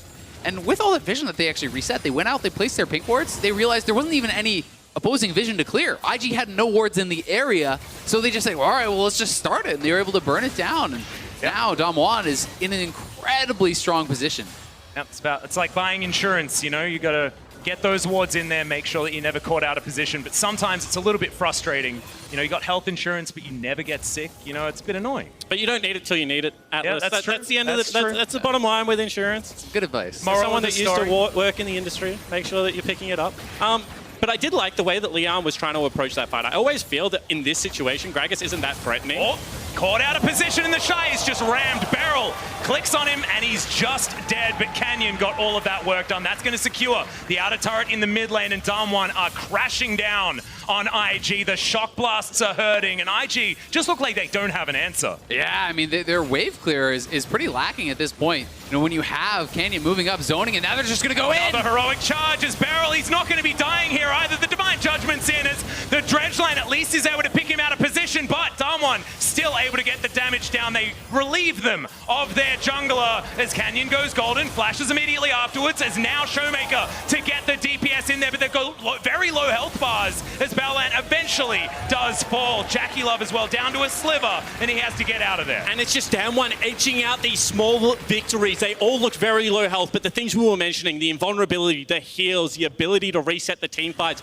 with those stopwatches, and now they will resume the siege. Yep, 3 items on Nuclear. He's doing so much damage as Rookie gets a stray shock blast as well.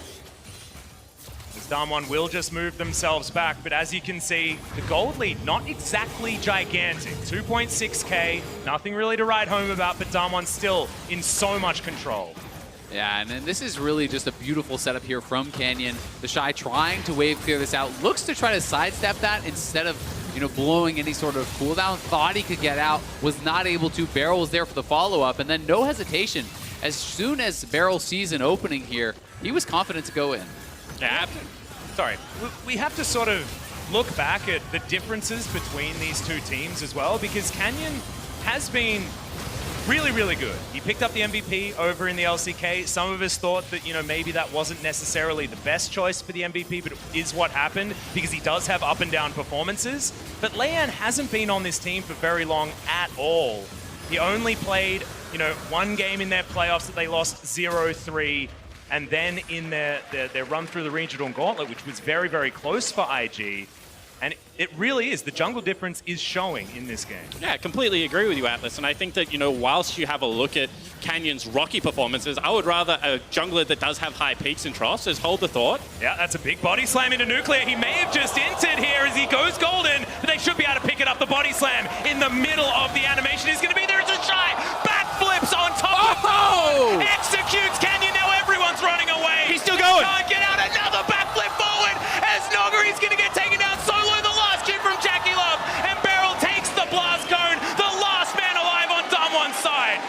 You've all seen the Shizake trucks, but now you've seen his Akali. What an incredible fight there, as the world's best top laner pulls a rabbit out of the hat and keeps IG alive. But the way this all started is the man that we were questioning. We said Leon has been outperformed, but he's able to get the start to that fight onto the Fed member in Nuclear. Without an AD carry, you're not going to win these skirmishes, and their death chamber is so long at this stage of the game. Yeah, and somehow it's IG that break open the base first. This mid inhibitor turret's going to go down. The inhibitor immediately to follow. And Damwon, if that wasn't a throw, that was a damn good effort.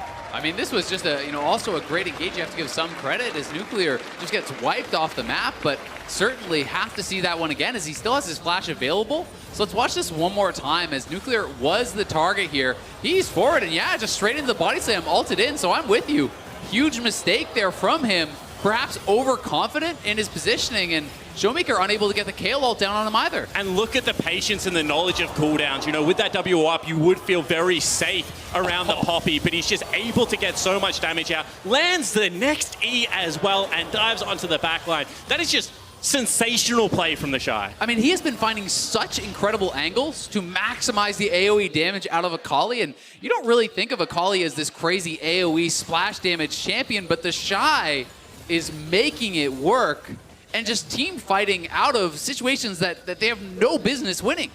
He has a habit of redefining how champions work, and that certainly was another example of that.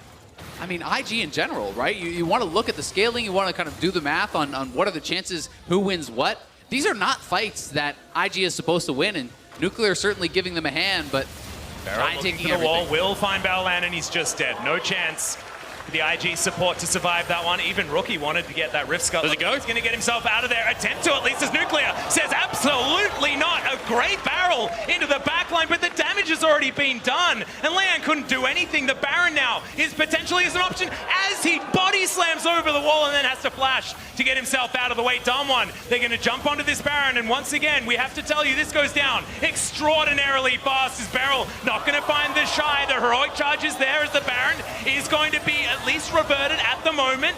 Beryl now in there. The teleport's going to come forward as now Showmaker looking for Jackie Love. They should be able to find in the Shy, down to half health.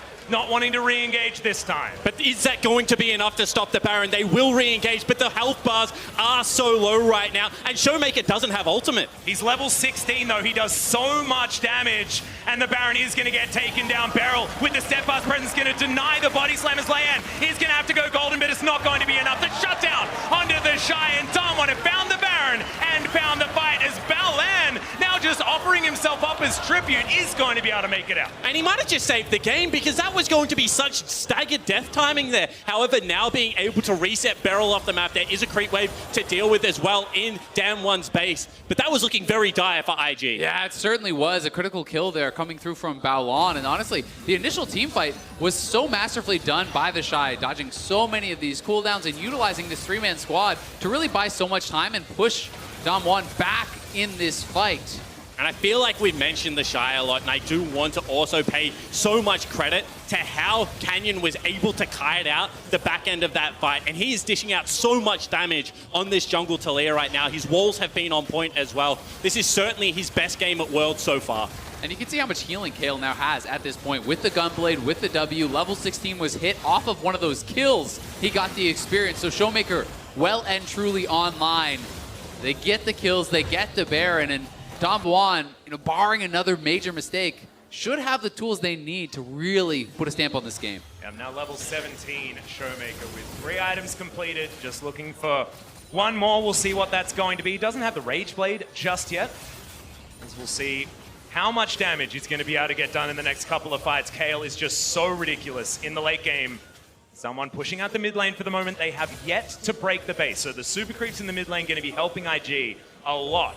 As Damwon now, with the Baron buff, will move over to the next neutral objective on the map. They set up the wall. The Elder Drake getting taken down extraordinarily quickly is going to be secured. It's by Nuclear of all people, and IG couldn't do anything about it as the group of 5, the death squad of Damwon looking for even more. The Dredge line going to come in. The ultimate's down. Canyon not going to be dying just yet. Actually has a flash over the wall as the heroic charge is in as Nuclear gets in with the Akathian Ray, but it's not enough to kill Battleland for the first moment, but he is eventually able to get there.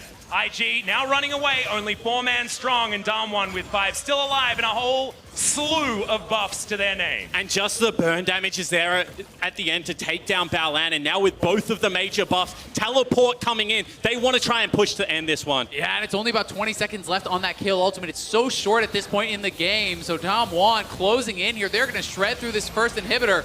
Will IG be able to wave clear this out? Doesn't look like it. Baron buffed minions, very difficult to kill here for this squad as the Shy looking for another heroic attempt at saving this game. Damwon not wanting to risk it. They're just going to play by the book, take down the inhibitor, and move on out. Yeah, it will just be that inhibitor. Kill ultimate back up and available, though, so if the angle is there, they can look for a fight. Nuclear will have his Kai'Sa ultimate pretty soon as well. We already saw that combo shown off to take down Rookie over by the blue buff prior to the last Baron take, and one more play like that could close the game. Now this inner turret, is it going to be worth it for IG to defend? They've got 5 members back alive. Leanne is down to about half health as they're looking for it, but Rookie gets hit by the seismic shove, and now Beryl sets up as the helicopter in the backline. Canyon survives on next to nothing, but the Shy is able to execute him, diving on back in. The AoE damage is gigantic, but meanwhile, on the backline, it is going to be Damwon able to get the work done. A double kill for Nogri as Leanne's going to get the ace completed for Damwon, and this should be the game. Yeah, that should be it. You can see there's still 3 members left alive. Creep wave in the bottom lane. They're going to push in, and that looked like the Shy had maybe saved the fight, but you can just see how strong Nuclear is.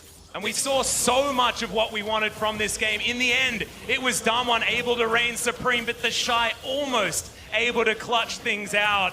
Feels like late game is going to be what we're looking at throughout at least the beginning of this group stage as the Nexus goes down and Damwon will be able to take down IG, the 2018 champions. And they tie them at the top of the table in their group now, really silencing a lot of the doubters after that early loss to Team Liquid, people questioning how good was Damwon, and they certainly showed up here today, but you have to say it's another kind of earlier game-focused comp falling down to the wayside. We have not seen the Lucians been picking up these wins. Yeah, we certainly haven't, but if you told me there was going to be 35 kills in 37 minutes on an LPL versus LCK game, and then you told me LCK won, I would be like, what is going on right now? Such a bloody affair between these two teams. Certainly Damwon willing to play their style, willing to continue to take these skill check matchups, and they just took out a world champion. They did.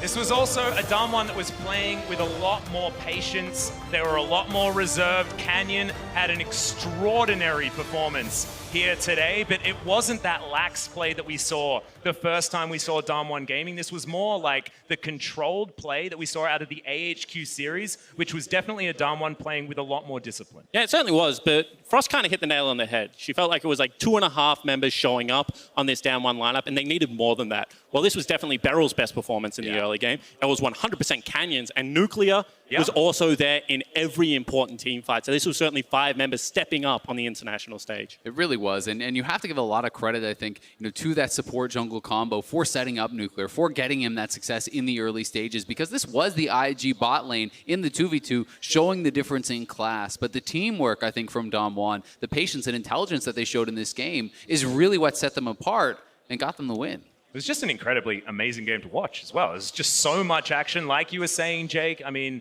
this was one of the most kill-heavy games that we've seen, and it's LCK versus LPL. Absolutely amazing stuff. But for a breakdown, let's head to the State Farm analyst desk. Thank you so much, Atlas. From Challenger to Worlds to beating the world champion, that is Damwon Gaming, and it might have been a bit messy at times, but damn, was it fun to watch. Some of these individual outplays were fantastic. And what was lost in the Lil IG versus Big IG narrative is the fact that IG are known for explosiveness and skill checks, and both of these versions of IG, Damwon and IG, were doing that aplenty. It was just a treat to watch. Yeah, it was also a bit of an atypical game because we were expecting this solo lane showdown where they would be the ones to decide the game. And we saw a split map at the very start of the game thinking, wow, Canyon, Damwon, they're outsmarting the Shy. Then he just put all of his ganks bot lane. the whole game and got Nuclear, really the guy who everyone was counting out before this game, really fed and played through bot lane for most of it. And that creates that tension because all the Damwon fans are like, oh no, Nuclear, he's supposed to be our savior. He's supposed to be our carry right there. And every time you saw him flying in, either whether because he was tagged by a cask or by his own accord, it felt like everyone was just like white knuckle, like, ooh, how's it going to go? A lot of good plays and mechanical outplays. Do we think there was also some faulty decision making though in a lot of these moments, or is it hard to read? I think to a degree, yes. If we roll the draft on the screen, one thing to remember from the Damwon side is actually very hard to initiate with this comp. You have a lot of scaling. There's definitely champions late game, but then your engage is flash, poppy, heroic charge, or kind of needing the enemy to be responding to you. So while in fits and spurts it worked, you noticed how even though there were multiple times where we thought they would ride an advantage into breaking the base, that came way later because of the degree of difficulty. And this is a Damwon special. They're happy to just pick side lanes and give up conventional things like engage. Yeah, I think ease of execution is a very important term here. We talked about it a lot in the play-in stage, and I'm constantly telling teams to go simple. This was not simple. Please explain this idea to Damwon, because they don't listen.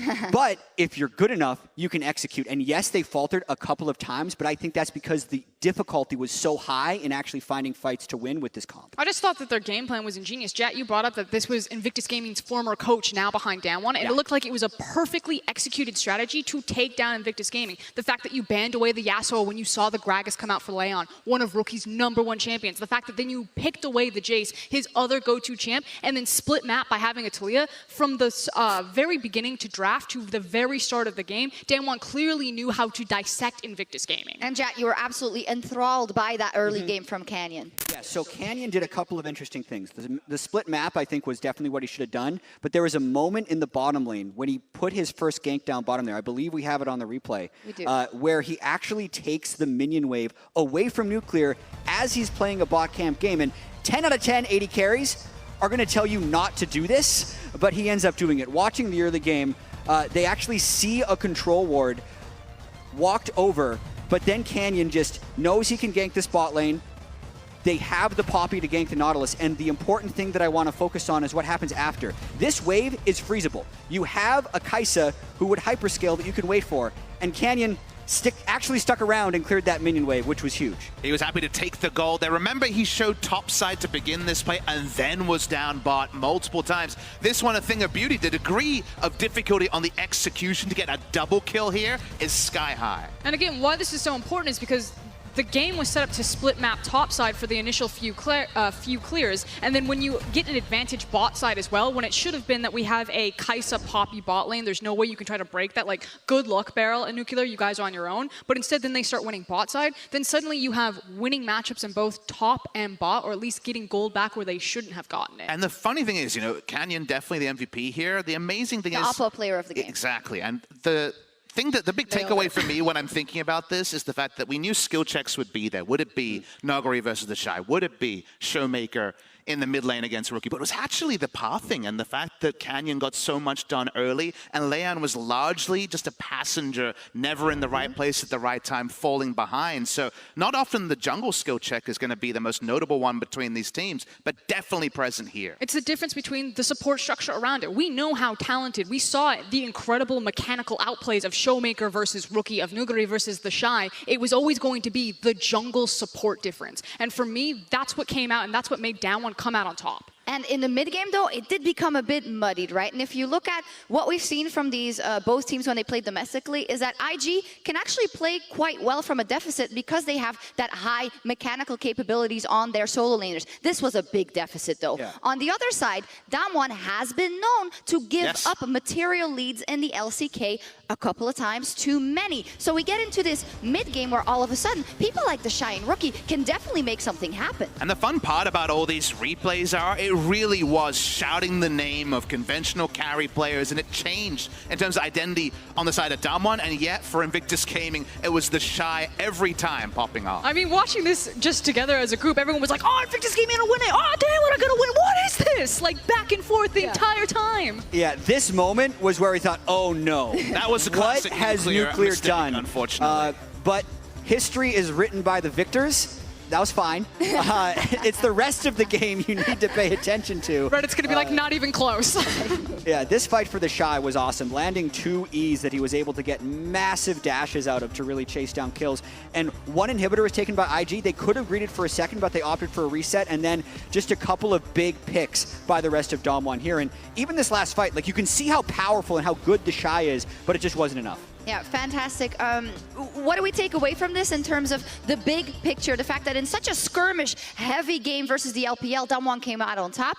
The big picture I take is 4 more games, please. Best of 5 between these teams. That's the only picture I'm interested in. Listen, I'm thinking about this group in the top 3 teams, and so far we've seen rock, paper, scissors. I can't wait to see the 3 of them play each other again. If TL takes care of business against HQ, we'll have a 3-way tie at 2-1, leading into a very exciting final day. You like those? I hate ties. However, I appreciate a 2-1 TL. So what are you going to do? Yeah, we have to choose there. In any case, IG and Dom1, they put on a show here in Game 1. And here in a second, you will see them through the eyes of the Oppo mobile camera with anti-shake technology to capture all of the best moments from Worlds 2019. We'll be back for more action in a couple of minutes as Team Liquid look to tie things up in Group D. There's that word again.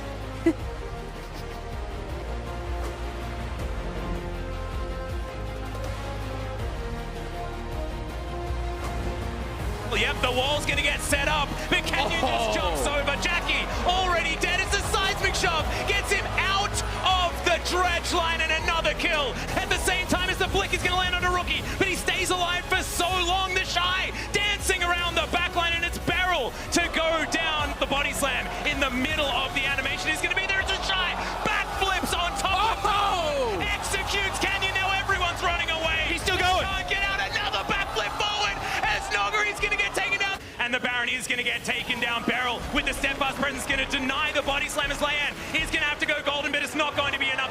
As the helicopter in the backline, Canyon survives on next to nothing, but the Shy is able to execute him. Diving on back in, the AoE damage is gigantic, but meanwhile, on the backline, it is going to be Dom1 able to get the work done. As the Nexus goes down, and Dom1 will be able to take down IG.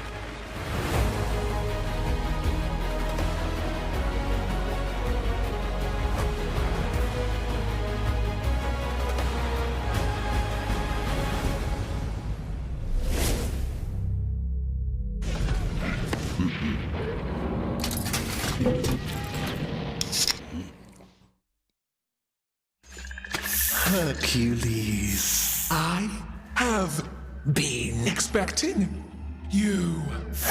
And I brought you a gift, so you can fight properly. Red Bull. Ooh, how nice of you, but also rather foolish. Mine, no mine, mine, no mine. Mine. Red Bull gives you wings.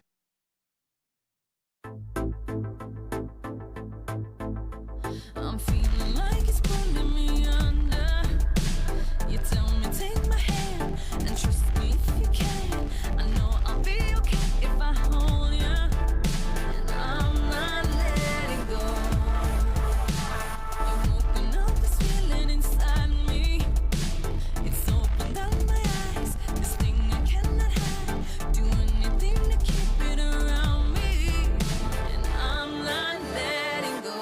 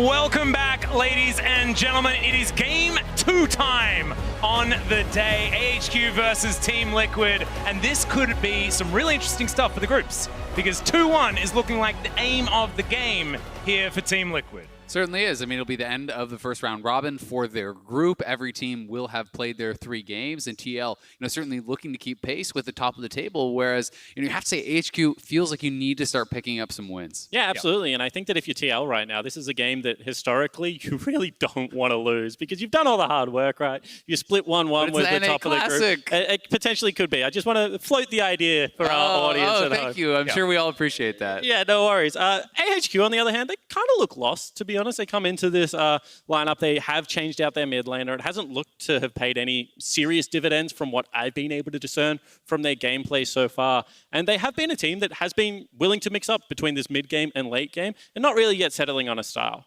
Yeah, and I mean, that's really the tough part, right? Because I think that, when you look at them in the LMS, they're much more of this kind of slow-paced team looking towards the late game. But they have been struggling, I think, when they go full scaling, to be able to keep up with some of these teams and not just get run over, not get out team fought in those later stages. So we saw them kind of pivot a little bit, try to go a bit more early game, and that didn't work either, as they weren't able to kind of be proactive enough, in their game, I believe, against Down1 yesterday. Yeah, and AHQ have been this team that's looked like they've had things under control when it comes to the early game, understanding where to be. They have a game plan moving in, but I think that the game plan sort of falls off after about 20 minutes in, and they don't really understand how to close out, and teams just roll over the top of them. They're, in fact, a participant in the fastest game at Worlds so far, and that was against Down1. And fun fact, it was not a victory. So let's see what happens as we get into Champion Select. They have an opportunity now to even things up with Team Liquid by giving him that second loss in the loss category. But Team Liquid can get towards equal first in this group as well to make things very interesting. Yeah, one thing I will say is very few teams have ever gone 0-6 in groups. And, often these teams, even if they do finish 4th, can be the deciders in the group, right? Especially when you are looking at some of these groups and you're saying, all right, 3 of these teams might be able to make it out. Anyone who drops a game to AHQ all of a sudden is in danger of losing their quarterfinal berth. Well, let's see what happens here as we are well and truly into the ban phase. Jarvan, the LeBlanc, and the Akali all taken away from TL, as the Pantheon, the Kayle, and the Syndra off the board. That's going to mean that Qiyana does sneak her way through. She is going to Terra Shape her way over to AHQ's side. Now, I do wonder if this signifies we're going to see something similar to what they showed us yesterday. We saw the Qiyana Rumble. This is something that, if you've watched LCS, you've seen from Clutch Gaming quite a bit. It's very mid-game focused, and it's very heavily execution-based. You have to pull off these team fights really, really well and have your engagements down perfectly, or you will get run over in the longer fights. And I wonder whether this is going to be a flex pick, because Alex does have some form of control over the early game for this AHQ roster. I actually think it's why their early game looks better than their mid game. And I would like to see Qiyana in the jungle. From what I've seen so far, has had a lot more success with the ability to roam around the map. Rainbow went Moby Boots Rush yesterday and then laned for another 5 to 10 minutes after the fact, which I wasn't necessarily a huge fan of. So I think that they need some proactivity. I would like to see some pushing lanes and, open up the map quickly. I do really like the first 2 picks here as a response to TL. When you think about priority for them in the bot lane, it's Kai'Sa, it's Xayah. Xayah, is more safe against these types of assassins because you can reactively use your ultimate to try to avoid a lot of the damage coming through if you're going to get dove upon. Gragas, really high priority jungler, and I'm not sure that Ysera has the confidence to take a Rakan away from Core JJ. At the same time, I do think that if you've already got an AD assassin, you do want some form of magic damage in the bottom lane to be able to mix up your damage archetype. So I would like to see them go towards Kai'Sa, which they do, because I think that this now takes the pressure off Ziv. He can play a Nara if he wants. He can have a Kai'Sa that can build that full AP and still be completely fine in how your damage is weighted throughout this game. Well, Renekton now being considered probably the latest we've seen a Renekton in a draft thus far, as Team Liquid looking at it. Impact with an opportunity to get a very strong laner and continue his dominance here at Worlds so far. Yeah, and Renekton has been very successful. It is actually going to be the Rakan, because if you don't go Rakan there, it's going to be banned out in that next phase. But Renekton, you know, is still a possibility if it gets through the bans, because it is actually sitting at 3-1 in the World's group stage, has been very effective. The sole loss was Damwon, I do believe. No, it was Griffin. Oh, my mistake, Griffin. He had a rough game, okay? You got to stop being mean. What do you mean? I was patting you on the back. I was trying to cheer you up. I know. It felt patronizing, but that might have been due to the first 3 letters of the word. Bans taken a while as the Aurelia finally comes in for Team Liquid. And now AHQ wondering what they need to take away. I mean, I think the Renekton is something that they could look at banning here, as it was hovered for a long time, but it is going to be the Gangplank instead. Yeah, they are going to be targeting Impact here a bit. Aatrox still available, something he could go pretty heavily towards. Renekton an option, Jason option. So, you know, Impact certainly isn't just pigeonholed into this one champ, but Gangplank traditionally has been his best performing champion and also really suits the style that TL likes to play. They want to play weak side top lane, focus towards the bot, and GP assists and does that very, very well. Especially with the first 3 picks they have, right? Like, this is just the wheelhouse of being able to get into that bottom lane and set up very simple... Okay. Team Liquid don't really mind. That I mean, we'll get some information, but it looked like it was just timed out, and that's certainly a mistake. You know, there's really never a reason to not use a ban, even, you know, in a situation where you don't feel like something's high priority, then you can ban something there's a 0% chance that you're going to play, and it's still an advantage. So certainly a mistake, it seems, there from Team Liquid. And it appears that we are continuing forward in pick ban. Yep, doesn't look like it is going to be a misdraft or anything like that. You can see that at least Doublelift is not going to be saying anything. Is Jensen going to go back to definitely old comfort in the Orianna? And also pairs up very well with the Rakan, right? We already have Explosive Engage here. You have Wave Clear with the Orianna. The Rakan, the Gragas both can be diving in, pairing up with that Orianna. Certainly follow-up CC is there as well for Team Liquid. So this is really tried and true Team Liquid style. They're going to be saving Impact's pick for last here to try to preserve some safety there from on the top side. Yeah, and if we do see this in Italy, it's going to be... No, it's not. It's going to be a Silas. I was going to say the CC setup there is there for Italy this game, with the ability to have a point-click CC on Kiana as well as Nautilus, can set that champion up for a lot of success. Rumble Kiana. Ooh. It's happening once again. Looks like that is going to be Jungle Silas potentially, unless he's going to make a trip towards that mid lane in replacement for the Kiana. Still some flexibility for AHQ as, yep, Team Liquid, they may as well go back to the Crocodile here. 10 seconds on the clock. But this will be a very standard, extremely comfortable composition for Team Liquid, and they will lock that one away. We mentioned that late game scaling is a big thing for Worlds 2019, and Team Liquid have that in spades. Yeah, they certainly do, but I don't necessarily think that they just automatically lose out on any of these mid-game team fights either. So I think that this is a really great crafted draft coming through from Team Liquid, and it has all the right recipes, right? It's got a good weak side top laner that can play aggressively if he gets lane ganks. It's going to have Doublelift and Jensen set up for a lot of this team fight success. Yeah, it really is, and I mean, I think this is the bread and butter for Team Liquid, right? This is how they have won 4 straight championships in North America. You can see that AHQ was trying to deny the proactive picks from Jensen, though, targeting, you know, the Akali, the LeBlanc. Those are kind of the main go-tos for early game power and priority that Jensen will look towards, because AHQ wants to scrap. They want a team fight. They want to try to get things going. But to your point, as long as you're on 6, as long as you're on 1 item, Team Liquid's looking great in those 5v5s. Not to mention the top side of the map. I mean, I think that this Renekton is going to be really, really strong, much like Longxing was yesterday, with his Renekton being able to bridge towards top side advantages. Actually, it wasn't yesterday, day before that, I tell a lie, but Team Liquid certainly with a lot of tools to get them towards Orianna 3 items and the 3 items on their Xyz. Let's see if they can as we get into the next game.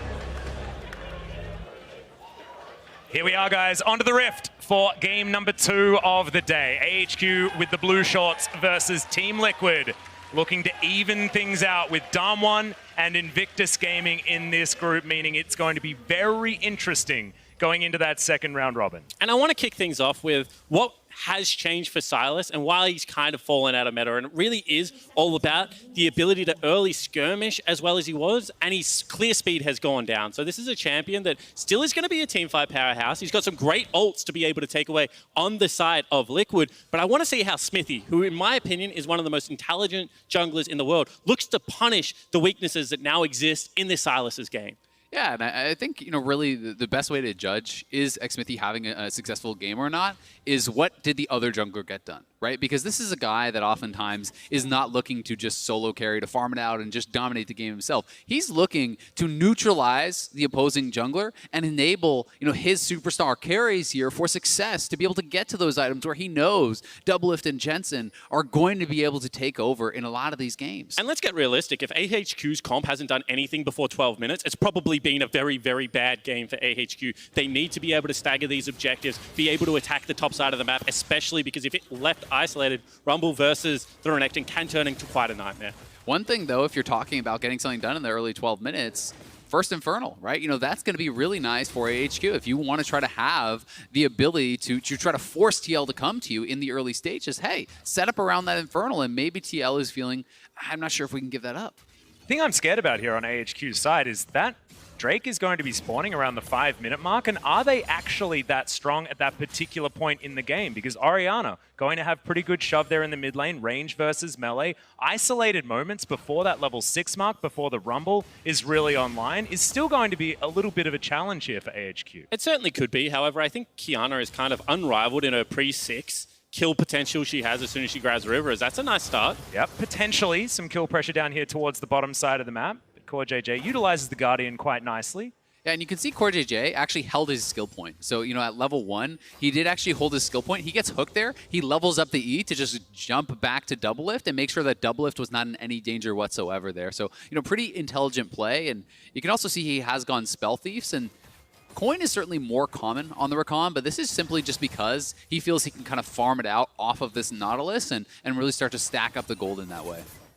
And now we're seeing the Silas back again, gentlemen. And Silas, he was nerfed, he was then rebuffed, got a bit of that armor back. How are we feeling this guy fares in the jungle at this particular moment? As CoreJJ is actually in a little bit of trouble, but is otherwise going to be okay. Goes down to about 100 health as Doublelift looking for Wako, as we got some biffo on the bottom side. Top side as well, as Xmithy's going to make his way in. Ziv not going to get stunned just yet, as there we go. Belly Bop comes forward. The slow comes down. Ziv gets under the turret, but there's the last auto. Beautifully done from Team Liquid to get first blood. And you asked how he felt about Silas. Well, he's just so slow, and that means that Smithy gets a free gank top side. However, now, Alex, potentially looking to pay that back. Yep, the Abductive Gon can come in there, lands the chains as Jensen's going to flash, but it ain't going to be enough. The flash forward from Alex, and they lock down the return kill. Yeah, nicely done there. Flash EQ hits the root that guarantees the stun coming through from that Silas, and it is, expensive gank there for AHQ as it costs them 3 summoners. Jensen does blow both of his, but you can look, Xmithy now is going to kind of have the advantage because he held onto his flash, as did Impact, so that's potentially setting up for a very easy repeat on Ziv. Yeah, and this may not be a replay. We could just be seeing this again very, very quickly. It certainly could be. However, this is Ziv trying to get away with that summoner spell, but I would have liked to see him hold it because I don't think there's any way out of that gank once you've been tagged up by the Renekton the first time around.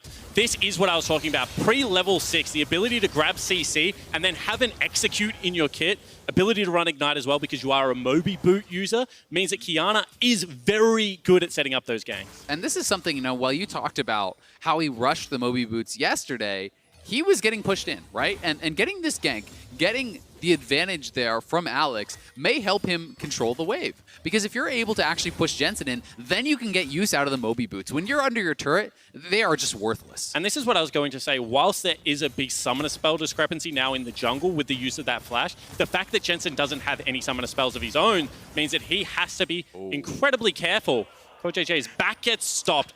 That's bigger than you would think because he probably misses a roam mid lane off the back end of that reset being stopped. Yeah, it's very cheeky there. Very cheeky. He certainly was. I mean, he wanted to get the Demolish out and then actually join the recall there from Doublelift. This also delays his Frostfang buy, right? If you want to actually go straight towards that, start increasing the income, he had enough gold for the purchase, so does go back and grab it. But yeah, it costs him about 30 seconds on the map because his recall is going to be set quite behind, and you can see Doublelift is already back to the turret. Well, Impact just farming things out, was trying to go aggressively onto Ziv there, just knowing that he has the Summoner spell advantage, but no Gragas in his back pocket. And it looks like Ziv is doing absolutely fine on his very comfortable Rumble up there.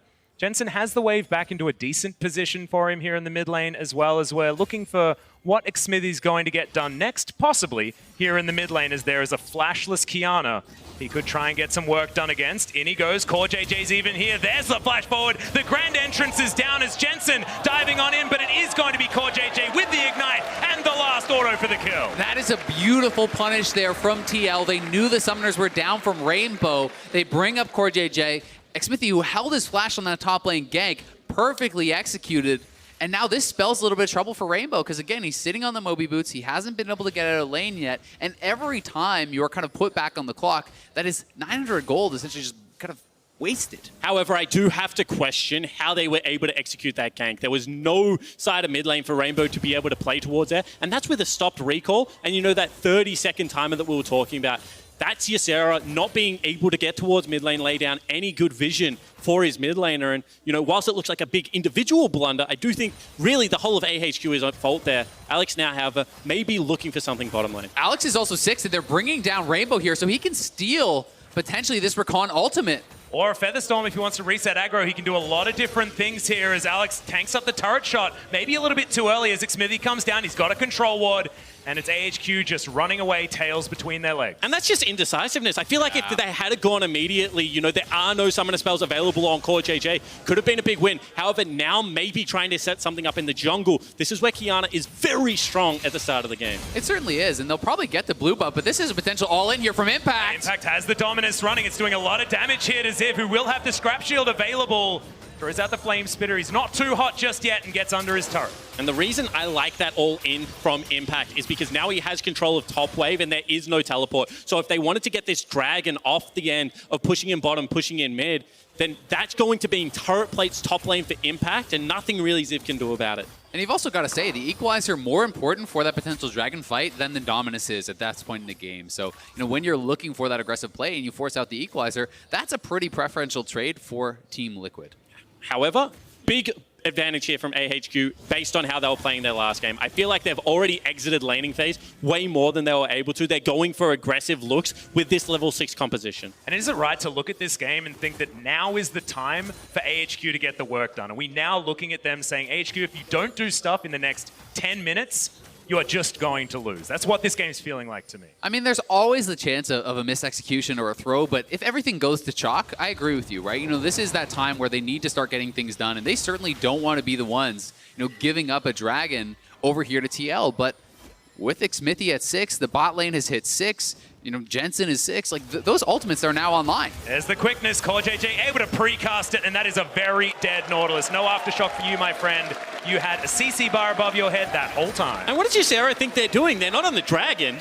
They've not rotated back into the laning phase. That's just an outright face check. You have a ward in the pit. That is such a crucial mistake at this stage of the game. Yep. Emerald dreaming at that stage, I think. As thankfully I got 2 WoW aficionados on the desk with me. As Ziv clearing things out towards the top side, wishing that he could use that R button in a dragon fight coming up, because it is the dream Drake for AHQ. They should be able to get it based on how strong their composition is, but now they're going to have to fight themselves into a position in order to utilize it.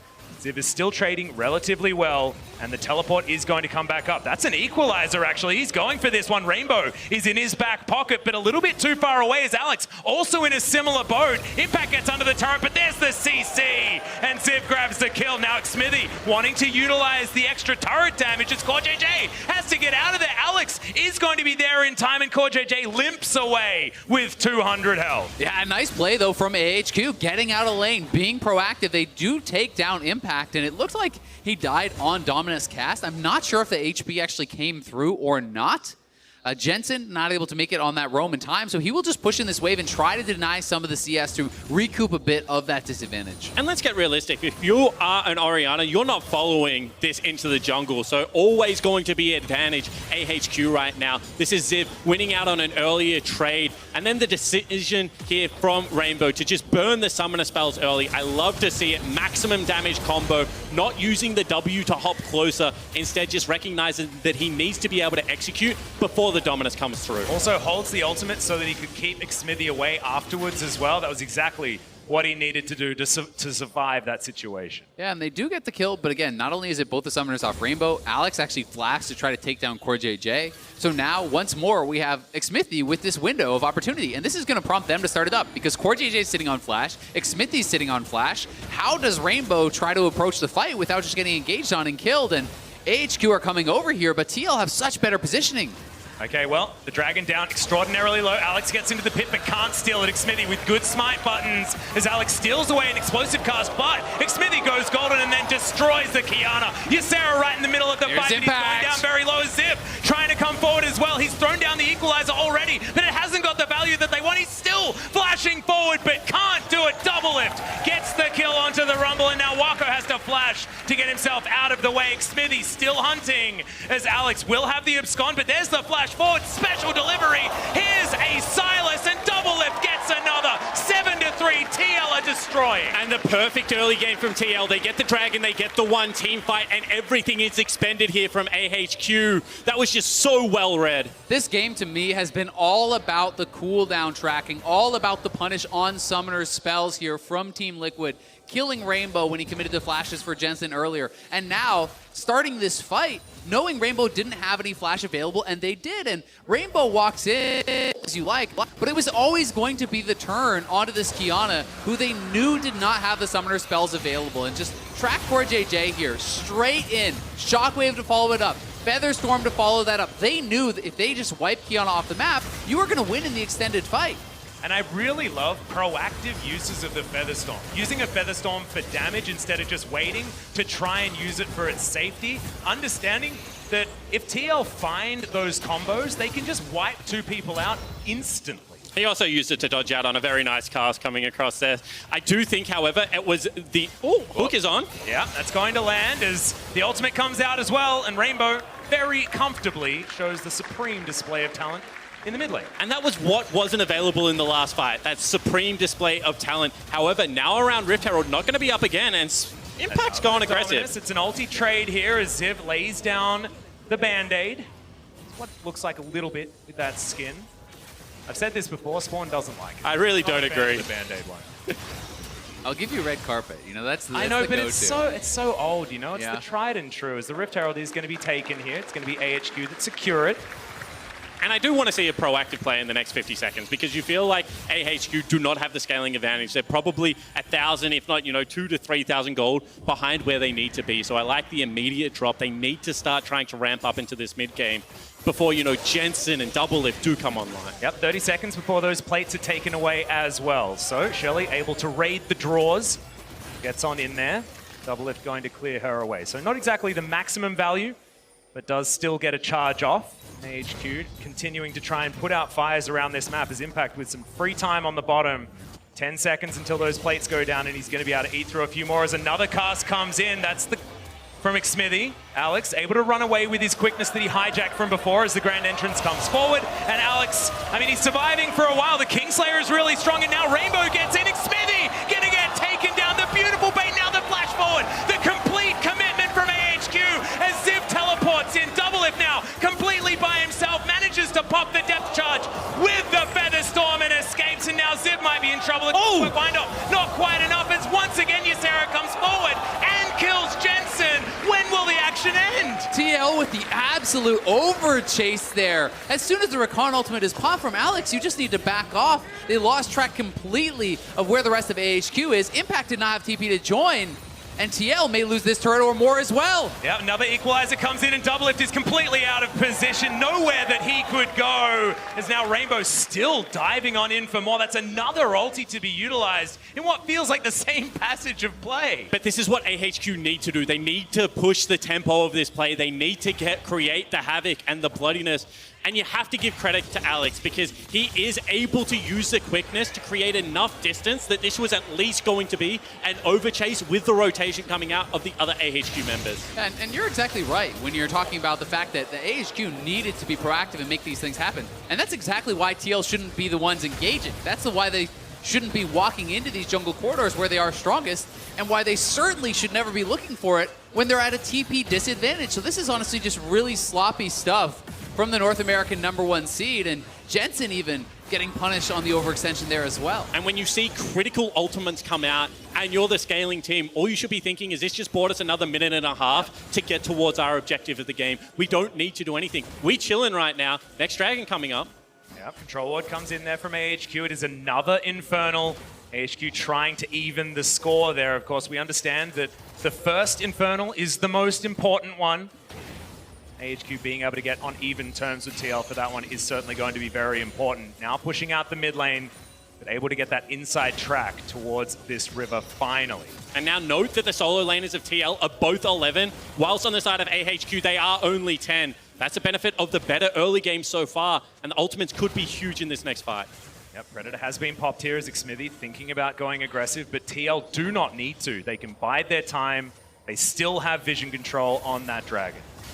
As there's another dredge line, max range as the equalizer is gigantic. It's a big shockwave, but is it going to be enough? Because Jensen was just popped at the beginning of the fight. It's a Bridget Flame Talent under 3 members. Impact limps away, but does survive. In the end, in AHQ, they may have the health bars to take this Dragon for themselves. I think they should. They've got the inside track. They have the kill, and they are going to start this up. AHQ find the engage and will even the Dragon score here. Team Liquid getting jumped on again. Jensen not having a stellar game here. 0-4 on the Orianna. Gets caught once more, and I'm not sure if his flash came up after his death or not, but certainly a good engage. And this is just what controlling River Brush gives you, the ability to create confusion. Jensen steps just too far forward, and the layering of CC is flawless. Yeah, and that's honestly just a pretty big mistake there from Jensen, right? You know, that was nothing tricky about that. That was not a Nautilus ultimate to start it up.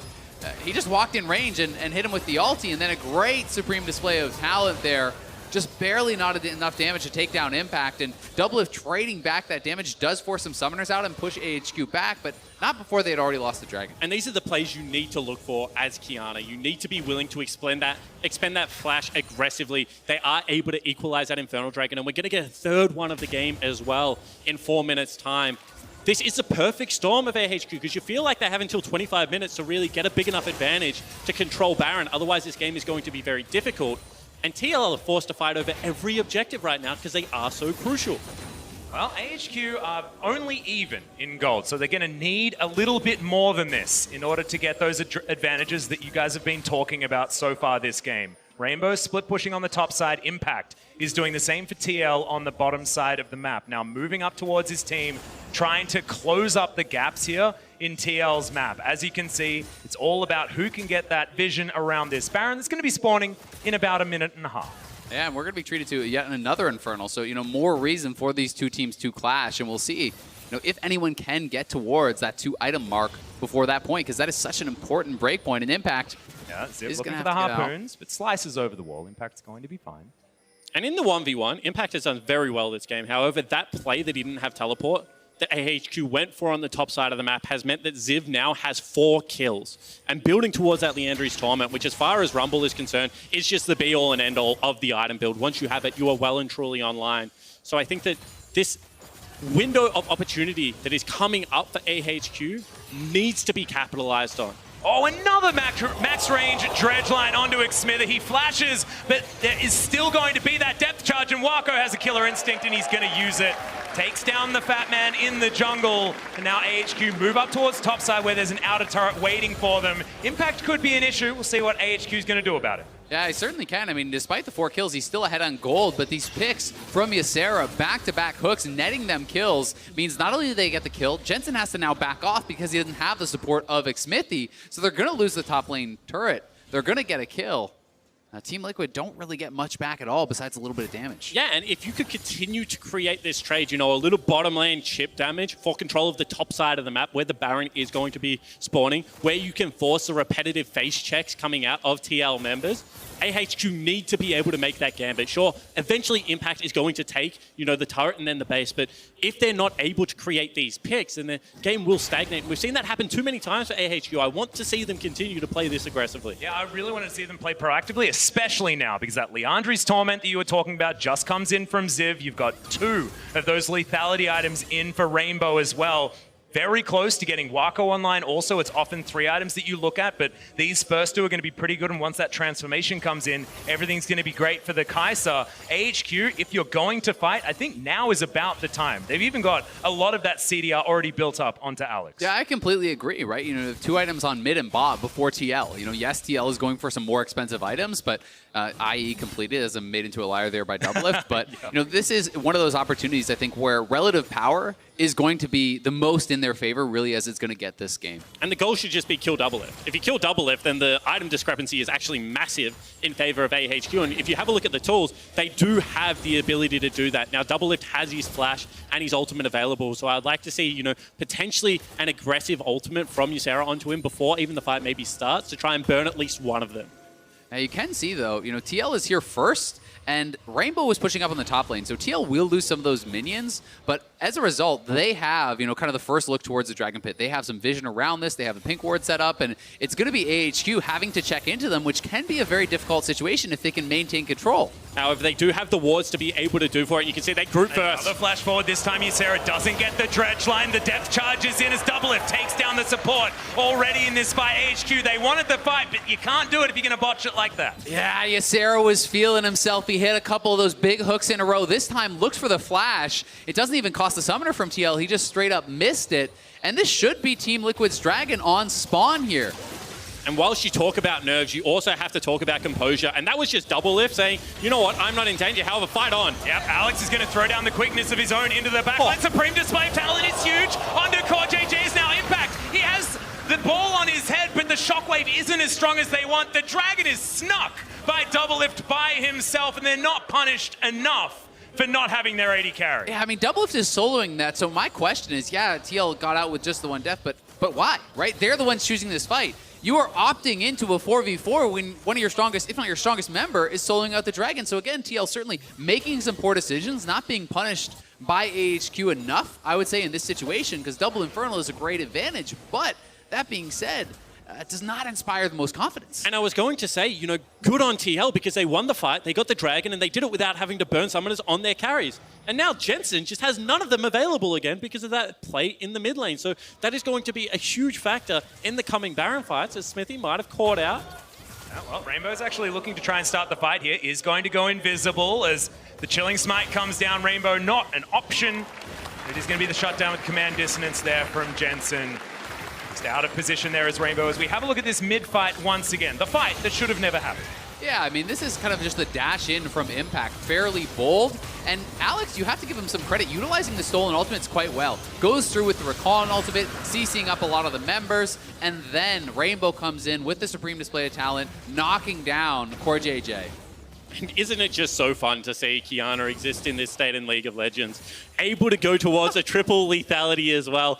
That's a weird word. Just pushing 3 people into a wall and nearly one-shotting them all is certainly interesting. Yeah, well, Jensen now going to be fighting against Alex. He hijacked himself that shockwave as now he's just diving on in. We'll have another Kingslayer, but the cavalry has arrived. There's so many shields, and Jensen just wanders away and watches Doublelift get the kill on the AHQ jungler. That's got to be a tilter there for the AHQ jungle member. That Alex was so close to getting that 1v1. Yeah, he certainly was. The phase rush making quite a bit of a difference there for Jensen, proccing that and being able to pull away, but Alex is using these stolen ultimates so well. You know, timing his shockwave to pull Jensen back on himself in what was supposed to be the disengage for Jensen. And once again, you can understand the aggression. Maybe a little bit puzzling because it is jungler versus mid lane, but if you generate that pick, then all of a sudden you can turn towards a Baron. You can split the map in a way that is very hard for TL to approach, but credit to the Liquid this time around. They were able to rotate their thirst. Well, now AHQ going to be able to utilize the advantage. They're even on kills. They're not even on dragons, but now they're able to open up the map in the mid lane. They've still got a bit of a gold lead and really do want to convert it into even more. It's about snowballing the game from this stage for AHQ so that TL can't get online as we have a look at this one more time. Yeah, flashing on top of Jensen here to create that shockwave scenario is a really nice play. However, you can see that the rotation is just seconds quicker. The teleport is coming out and Nautilus, Kai'Sa are there, but it's just the Liquid players that are able to show up first and save their mid lane.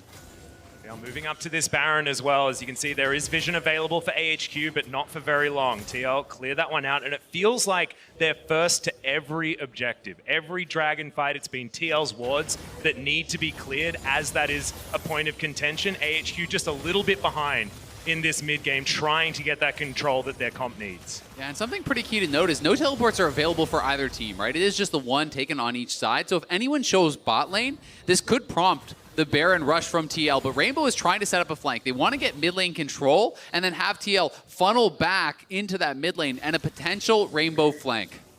Impact had that wave pushed out towards the top side of the map, but he's going to regroup with TL. They're feeling frisky at this stage as Ysera once again looks for a hook, doesn't get it.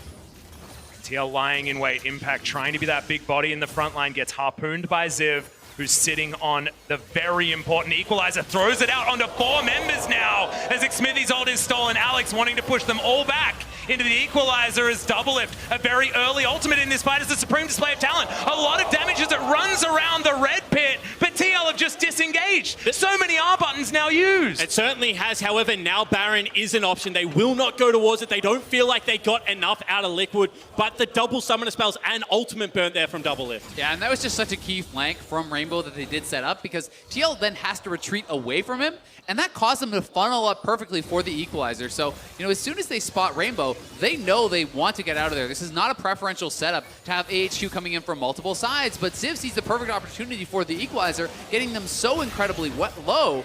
And as soon as you see Nautilus ultimate used on Doublelift, as we're going back to live. Yep. Thought there might be some action, but that action could just be the outer turret falling here in the mid lane. And it is going to be about multiple team fights and burning resources. So you see now Doublelift doesn't have the summoners available.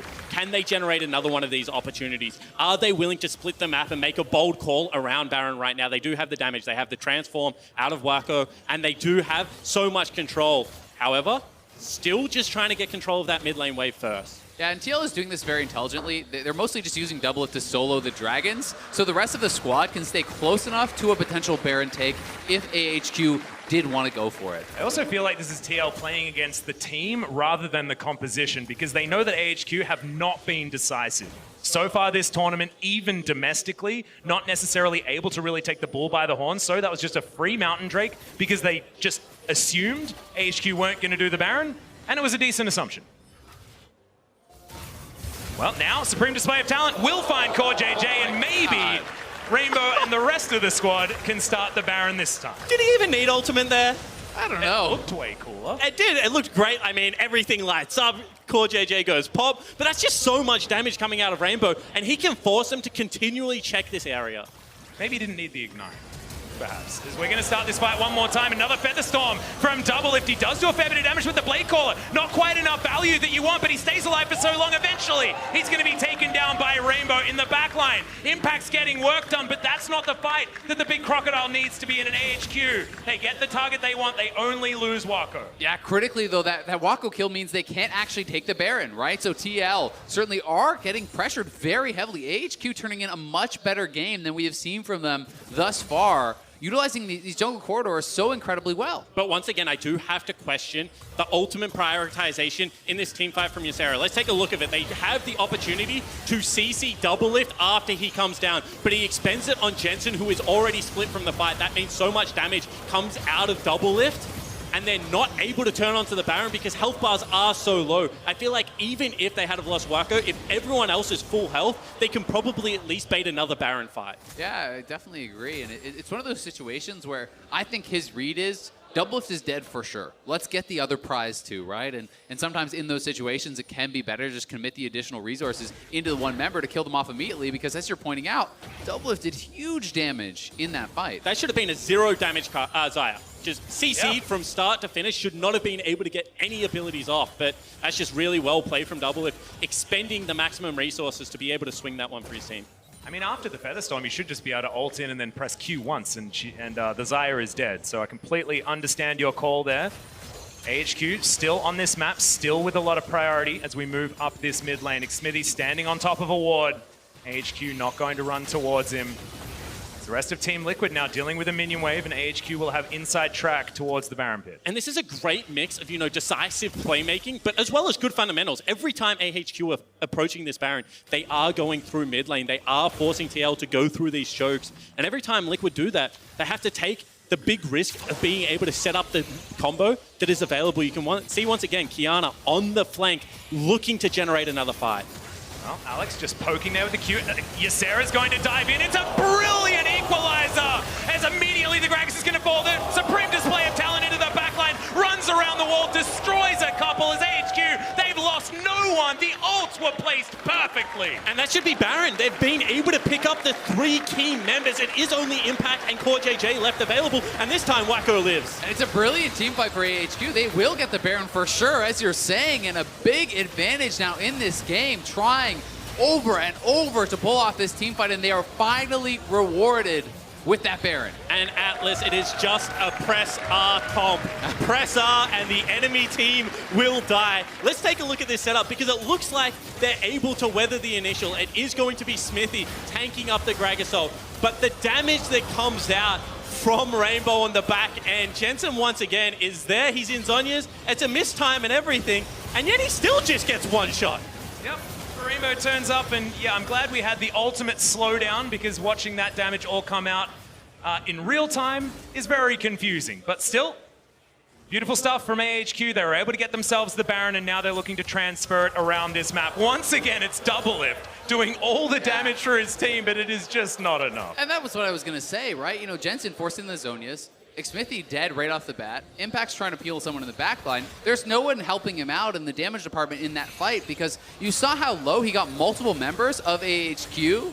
If there's a shockwave that lands, if there's a Gragas combo that hits, all of a sudden, TL is wiping them off across the map, but, AHQ is pressuring the targets they need to, and even just putting Jensen into that early Zhonyas meant he's not going to have the assistance. And I think that this is an opportunity where someone else from Liquid has to step up in a team fight because every single time, Doublelift is pumping out as much damage as he can. His positioning has been quite good. He hasn't been caught out by the initial engage, and yet they're still losing out on what is nearly a 4-item Xayah. This is going to be an execution game. Whilst the scaling is there, the ultimates are still going to pack the punch onto the carries.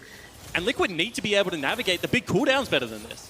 We'll see whether they can defend their turrets here as the inner is now in trouble in the mid lane. Bottom side of the map is also being pushed by Ziv. So Rainbow looking for impact, does find the stun as Wacko going to get the activation on the Killer Instinct. Xmithy gets on forward, does go golden, but Wacko does the same thing, but on the wrong position of the map. He stays alive for so damn long, but it is not long enough. And is going to be taken down. It's a 1-for-1, but I'll take jungle for AD any day of the week if I'm TL. Yeah, exactly. That's a big kill for them. Taking down Wacko is going to take a lot of the teeth out of the rest of this Baron power play. They're likely going to not be able to get much more whatsoever on the map, so TL breathe a bit of a sigh of relief there as they do limp away, not extending that gold lead. And I do want to say that was a big mistiming on going aggressive because top lane was just starting to come in. Mid lane was crashing and they had an opportunity to take down bottom and start sieging out on the base. However, once again, they see the opportunity. They think they have to take the decisive fight. But this time, I think they got it a bit wrong. And something I've got to point out now is Doublelift hitting that 4th completed item. He is now at 100% crit on this Xayah. We saw how much damage he was putting out, even in some of these disorganized fights from Team Liquid. So if Team Liquid can get that one engage where they are the ones starting it off with Core JJ and a decent shockwave, Doublelift could shred through the team, no problem. But crucially, none of them are armor, and it doesn't look like he's going towards it. So one misplay in this game, he will still get deleted by Rainbow, who's having a much improved performance this time around. I respect it from Doublelift. I think it is the right call, but now his execution, especially with that ultimate, needs to be flawless. And Ziv just demonstrating the damage that Equalizer does in a lot of these team fights by edging out Doublelift by about 30 damage. Yeah, probably about 3/4 of that was that one Equalizer walking over to the Raptor pit on the whole team. And also burning crocodiles for the majority of the early game was something that he was doing quite a lot. So a bit of a barbecue up towards the top side into laying down those red carpets. Have you ever barbecued crocodile? We're one of the only country that does eat our national animals a lot. Yeah, I mean, I've eaten kangaroo, but I haven't eaten crocodile, no. Although I hear it's good. Yeah, I hear it's good as well. But I don't know who I heard it from, and I don't know how accurate it was. It's just a thing that I've heard, you know? down the grapevine as we move up towards the bottom side. Inner turret is going to fall as AHQ taxiing this minion wave towards the inhibitor turret. Team Liquid looking for a team fight as Ziv has to flash to get out of the way. Remember, Rainbow, he is dynamite.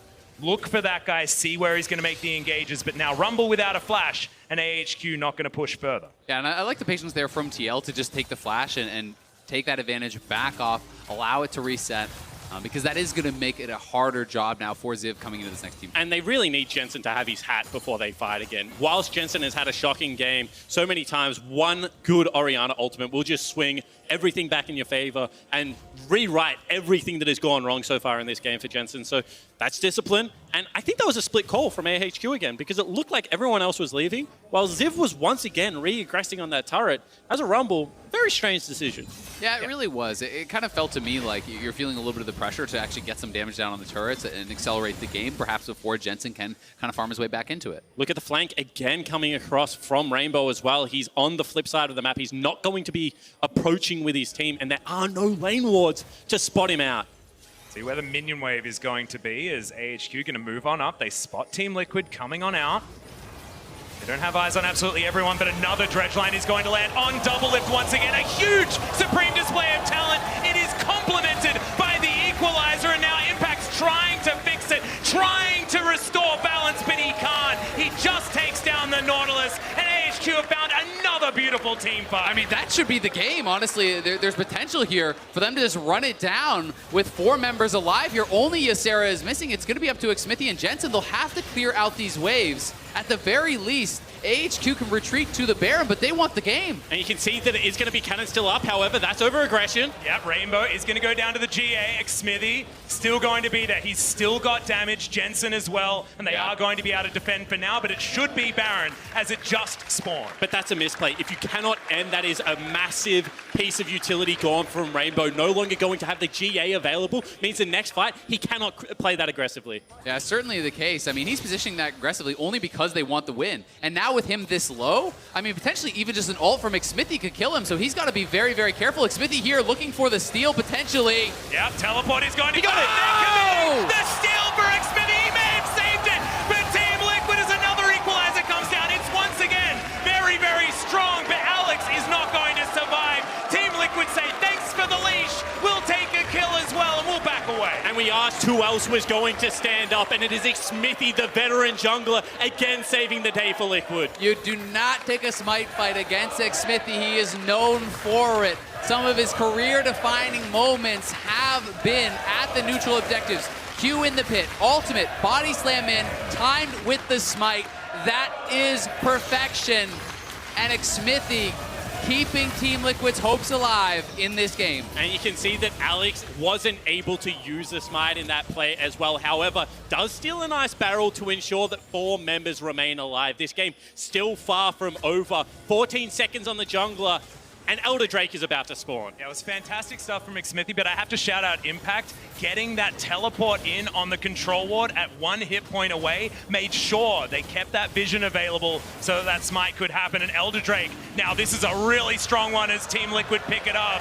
Augmented, double Infernal Drakes, but Core JJ cannot find the quickness, and Wako gets himself out. That was actually pretty sick from Wako. That was really clean to avoid that. That could be game ending if you die right there to the baroned up eldered team as the main carry, and a slick little move to stay alive. That is a saving flash for next game meme waiting to happen if you get it wrong there for Wako. And again, they dropped the equalizer just to force Liquid back. Going to be a redemption traded for it. It's still going to be a lot missing from AHQ's side. That equalizer going to be important, as well as the killer instinct, which should be available coming on up. Rainbow does have that ultimate back, doesn't have the GA.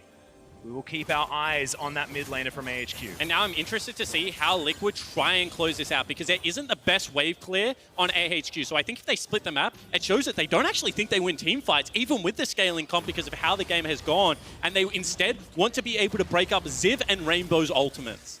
Now, that being said, it's going to be a lot more difficult for AHQ to execute when TL is running straight at you, right? AHQ has been pulling off a lot of these fights in the jungle corridors where TL has been funneling into them, and now TL is on the aggressive. They are the ones pushing forward, and as long as they keep vision of Rainbow coming at these angles, TL should be the ones in control. And a lot of the time, it's actually the destroyed turrets that start to provide the areas for Qiyana ult. You have to be able to push them back slightly. Teams are not going to retreat through the jungle. Have to give TL more credit than that.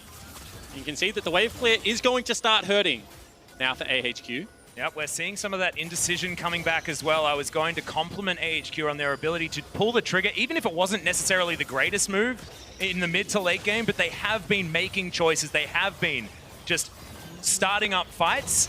Now, though, it looks like they are not quite ready to pull that trigger. 25 seconds on the Elder Drake. They're trying to wait it out as the inhibitor about to fall down on the bottom side. Only Ziv to try and keep that one alive, but Doublelift with a couple of autos is going to secure it. The inhibitor turret in the mid lane should survive for the next little while. Team Liquid able to break the base. Bottom side, another dredge line is going to land. Jensen once again has to go into the Zhonyas as that's the supreme display of talent on the 4 members, and then the killer instinct in the back line to augment it. Impact once again trying to be the hero, but he can't do it. A double kill for Alex as if or Kenny he can! Diving over the base gates. The Dominus is there, and I spoke too soon. The Crocodile is king. Top die as Impact stands tall, knocking down multiple members. Xmithie and Doublelift barely able to keep the Team Liquid AD carry. They're alive as Waco dove through on the back of that supreme display of talent, and now TL, they want to close this one out. Yep, Alex now trying to defend. He's got a fair bit of damage onto these minions as Ysera, down to half health, very quickly is just destroyed by the Culvermeek, and they definitely are. After that team fight from Impact, one more Nexus turret stands in the way of Team Liquid as Alex now with the Dominus, but he's shut down. No dominance today, as there is going to be the backdoor bonus, but Team Liquid are done on Summoner's Rift for this game. The Nexus will be taken down, and AHQ, they were winning until they lost. Team Liquid get the win. And I learned this yesterday, but in North America, they say, we'll take those. A very close affair right now, but it is ultimately Liquid that will move to 2-1 in their group. Yep, the win still counts. It's still up there on the board. Team Liquid certainly some things to take away from that one, but you also have to look, not only at the mistakes that Liquid had, but also at the successes, right? Again, I think a really, really strong showing here from Impact in particular. He was incredible and has been a real standout for me throughout this international event.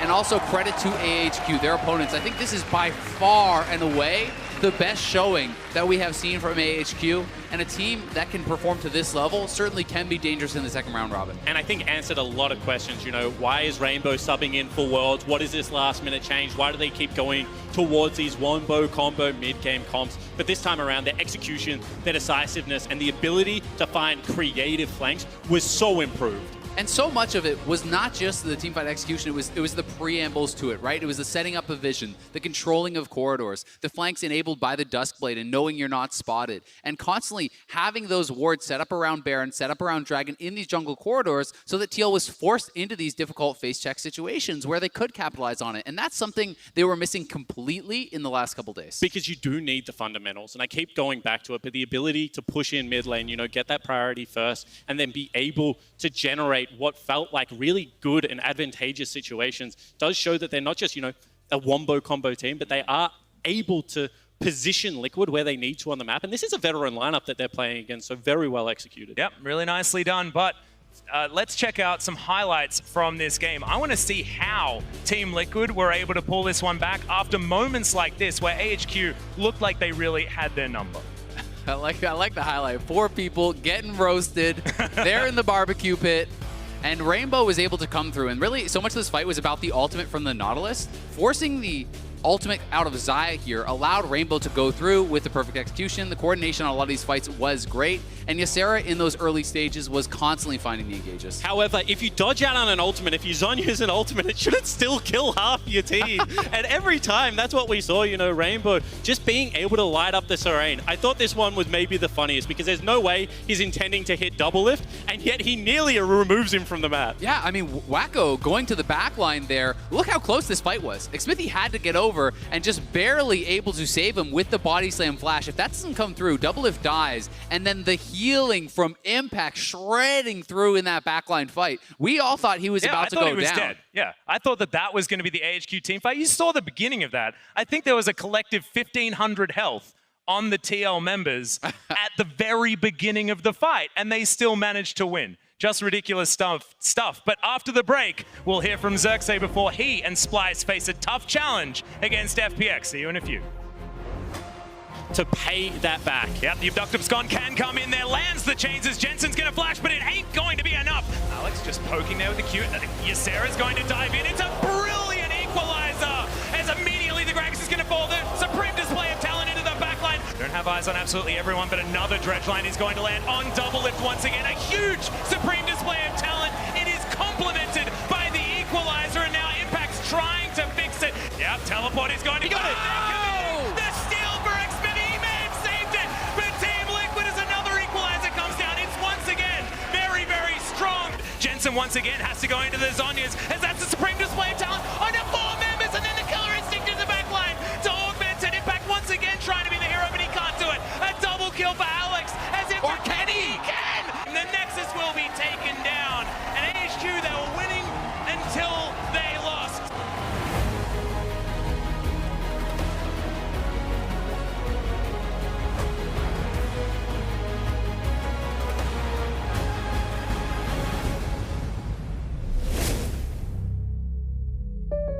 So Josh, you going for our Drive Safe and Save discount? Yep, using the app, driving safe. You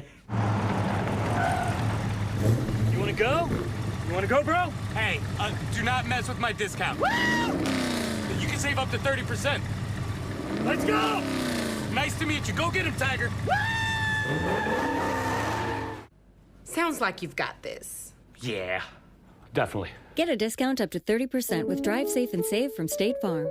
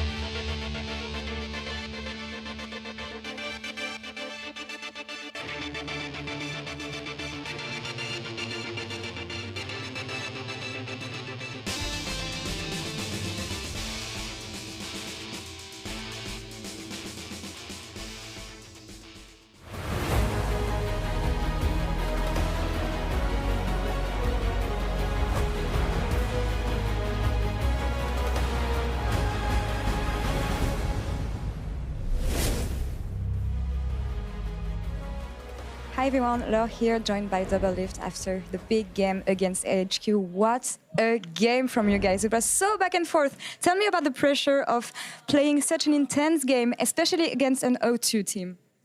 There wasn't too much pressure, I'd say. Like, we had such an insane lead early. We got early Inferno. I was 3-0, and then my team started inting, so it was like way harder than it should have been, and we just... I don't even know what we're doing. Like I think a lot of the calls we were making in that game were a little bit weird because like we're not used to basically like we took a risk in the draft. We opened Kiana, and that champion, if she connects with your backline, you just die. So we like started playing really weird in the middle of the game, like, oh, we need our Renekton to mark Kiana, and then I think that's when we started losing every single fight because like our super strong Renekton just was completely useless in every fight. So I mean, I'm not Flaming Impact. It was like a team call, basically, right? So, like, every team fight, I was just like, oh, Orianna's, like, insta-dead, but it's fine. Like, usually Kiana goes 1-for-1 on a carry. But then I'm like, okay, but where's my, like, front line? And then I just felt like we were playing the whole game, like, really wrong, where, like, I was, like, me and Core were playing, like, 2v4 on their team, and then Kiana was, like, 1v3ing our backline. It was really bizarre. So I think we just played really bad in the middle of the game. I'd say, like, Jay kind of saved the game because Xfinity saved the game with the Baron steal, and then we were like, oh, wait, like, this is how we should fight. Like, Kiana's just going to kill herself to kill one of us, either me or Orianna. That's fine. We can still win the fight afterwards. So that's kind of how we started playing afterwards, but we should have done that from the very beginning. All right, I feel like it's a bit harsh, but it's always good to be honest about yourself. But you were talking about inting. I also feel like AHQ played poorly in team fights. Do you agree? I'm not really sure what they did wrong in fights. Like, there's a few fights I think where I think the main mistake that they were making was just like everyone was just running in my feathers, and so I just felt like if we had just like a little bit more damage on anybody, like the fights would have been different. You know, if you like finish a kill, that guy's like kind of out of the fight. He's not doing damage or applying pressure anymore. So a lot of the fights, I felt like they just took like a lot of unnecessary damage, but I couldn't really tell you what they were doing wrong in fights. Mostly just our side, yeah. Your manager mentioned something on Twitter about the fact that CoreJJ was not able to ban Rumble in the last phase because of some language issue in the client. Do you think it would have changed the game? Honestly, maybe a little bit, but like, I wouldn't say like we got outdrafted or anything because of that. It was just kind of annoying. It was like, oh, we should have been Rumble, and then they blinded it. It's like their go-to top laner pick. In my opinion, like Renekton is a little bit less useful in team fights than Rumble, obviously. But like as the game goes on, Rumble becomes like more and more useless because there's just a lot of like random mobility in the game, so it's just easy to get out of his stuff. Like, yeah, that's kind of how we thought about it. It's like, oh, it's okay. They get this pick, but we get a strong pick as well. Right now, round 1 is done. You're 2-1. What are your expectations for round 2? If we play like that, we're gonna go 0-3 with the NA curse. But like, honestly, like I think we're capable of playing like a lot better. It's really crazy. Like I just can't believe how bad we were playing that game. I think the way that our team works is on our best day we can beat anyone, and on our worst day we can like literally lose to anyone. And like I think that game we really deserved to lose it. Like we were doing everything we could to lose it, and we're really frustrated with ourselves for sure. So, and after this interview, I'm going to go back and get spanked by the coaches. So we are definitely going to play a lot better in week 2. That's the goal. You know what you did wrong. You have a few days to work on this. So a win is a win anyway. Congratulations on this one. Thank you for the interview. Thank you. Thank you very much, Laure. I do want to talk about that game just a little bit more, even though we're going to set up for Splice versus FPX in just a second. Jad, a lot to unpack in that interview as well. Yeah, and I think there's just so much history behind the way Doublelift was speaking, and I feel like you could feel how nervous he had been during that game because, I mean, even me watching it, there was a fight in the mid lane, and I'm like, oh no, he died with Flash Up again. What's that going to mean for the next 4 months? Right? Yeah. Because that's what he experienced in past World Championships. So I hope that Doublelift can calm his nerves for the next time they play, because as he mentioned, on their best day they can win. They were in winning positions of all 3 games, and they're also in losing positions of all 3 games. All 3 of their games have been close. But you have to appreciate a raw interview like that. That's really raw, not mincing any words, you know, choosing his words carefully to respect his teammates. That's the evolution of Doublelift. I don't think he gives that interview 3-4 years ago when he was in similar scenarios. And now, you know, the next few days will be interesting. Indeed. Very looking forward to what we're going to see from TL. Wonderful interview from Doublelift. We are going to focus in on our next game, a Group B clash between Splyce and FPX. And while Splyce flew out of the gates swinging, the LPL champions got off to a bit of a rough start, losing to J-Team Frost. Yeah, if you'd said this before the tournament, everyone's like, FPX, easy. They just in-select the predictions, they look away. But after LWX really dropped the ball with a lot of his positioning, some very bizarre drafts, and just to echo your sentiment, like, while it was bizarre to fans, this is actually quite expected if you watch FPX, but the execution of it was so all over the board. Exactly, and the execution is something you can kind of just shrug away and try to retake on another day. We're just going to make you watch this again instead, Papa. Well, yeah, we're going to look at some, okay. I don't want to watch this. Put it away, please. Talk about Burn it with fire. Let's just play Raz's audio from when he said it was going to be an easy group. That's fine. Sorry to interrupt your point. Go ahead. But at the end of the day, like, it feels like execution can be adjusted easily. And that's the sort of thing where a mental refresh might be enough to get them back on. Because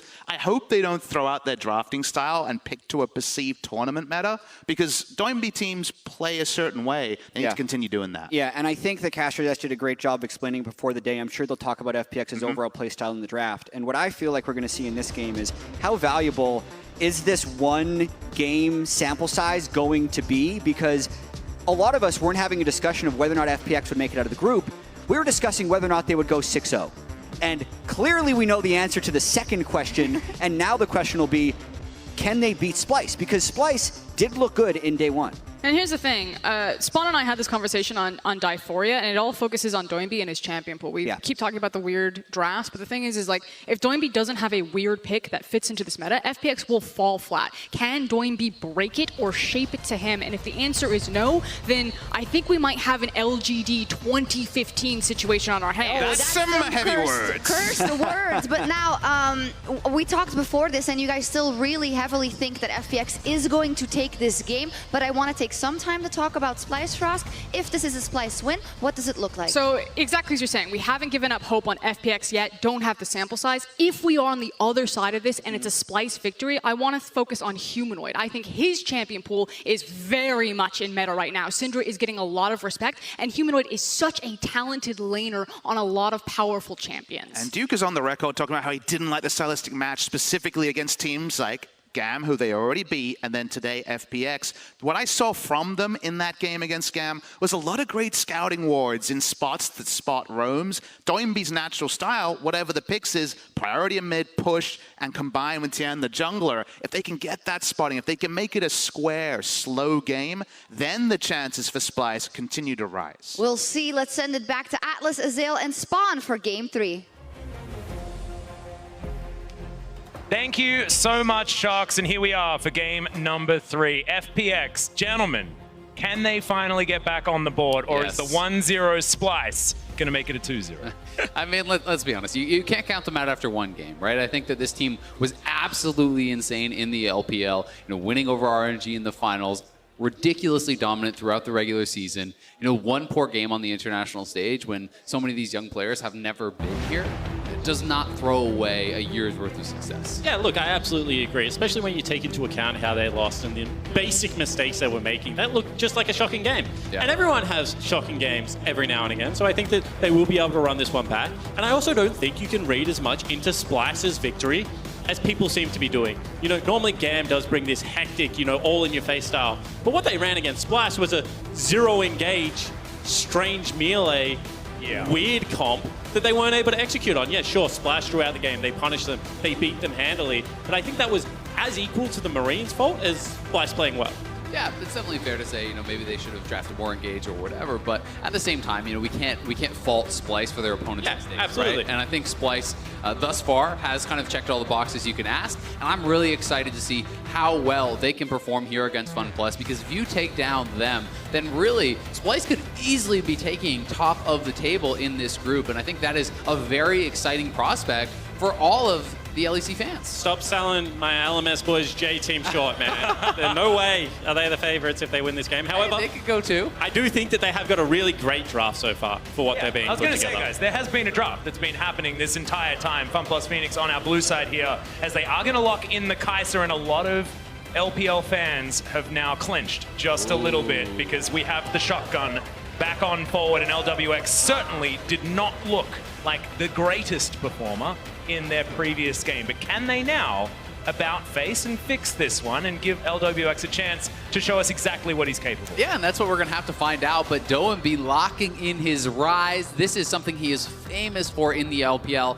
but it's much more about the side lane play for him. He is a guy who really popularized the Righteous Glory on the rise, going with things like the Rylai's as well, more utility to be in the face of their opponents, chasing them down the side lane, a little bit of added tankiness there as well. So certainly will be really exciting to see him bringing it out here today. And I said whilst we were talking about, the fact that he is back on the Kai'Sa, domestically, he was a very good Kai'Sa player. Once again, I don't want us to be too overreactionary to this pickup, because I think that a lot of LPL fans would actually be like, this is a perfect draft. We've gotten rid of Xayah, we've got Kai'Sa for ourselves. This is the best AD carry for LWX to play that shotgun playstyle. Yeah, as far as I know, yesterday actually, his first game at Worlds was his first loss.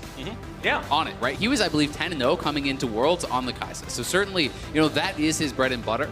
And we'll have to see if he can perform well here today. Well, the respect for Crisp is coming in as the Alistair and the Blitzcrank both banned away. So far, it's been Ming of the Chinese supports that's really liked the Blitzcrank. In fact, in 100% of his games, he's picked that one up as FPX going to be targeting that AD carry position. It's going to be the Jhin and the Ezreal taken away from Kobe as we're going to look towards the fourth pickup. I do want to talk about Splice here just a little bit because Xerxes, fantastic on the Gragas. Vizicachi, we know, very shallow champion pool, but one of those champions is definitely the Gangplank. They are very happy with what they have at the moment, and Tristana locked in. A lot of flexibility now for Splice. Yeah, it certainly is. And, while you would normally think of Tristana as kind of the solo lane pick, regionally at least, Splice did use it as a bot laner there for Kabe. So I would be interested to see, is it actually going to be a flex pick for them, or will it simply be that bottom lane pick? And Leona, a pretty bold choice, I have to say, into Thresh. I do think if North Scaran is on point, you can flay out a lot of the Zenith Blades and deny some of these potential all-ins, which could make it difficult for that Leona to really find a lot of success. And I do think that is similar to the matchup that you see against Nautilus. However, what we saw yesterday when Mickey picked up the Leona was a masterclass in how to take over one of those games. And this is an old school counter pick if this is mid lane Viger. However, could potentially still be in the AD carry position. Yeah, Baby Cage and Box actually very similar size. So kind of fun for controlling space. I got nothing to say to that. But what do you mean? Well, it's going to be mid. I am expecting. As I said, Kave traditionally the Tristana player for the team, but not even just in the Rise, which it is a great pick into. I just think, when you're looking over at the Fun Plus composition, short range AD, 3 melee champions, Rise is relatively short range as well, and that just complicates so many of the team fights when you are trying to dive forward. It's so much protection there for the Tristana, as well as that Gangplank, and it is, in fact, actually going to be the Veigar bot there for Kobe. Thankfully, I get to see my Event Horizon and Box combination earlier on into this game, as it is going to be Kobe picking up that Viger. So far, we have seen Viger's played in the carry position on the bottom side of the map thus far. The thing I like about FunPlus Phoenix's composition is that there's damage coming out from multiple areas. So it's not just going to be all about LWX as we get into our third game of the day.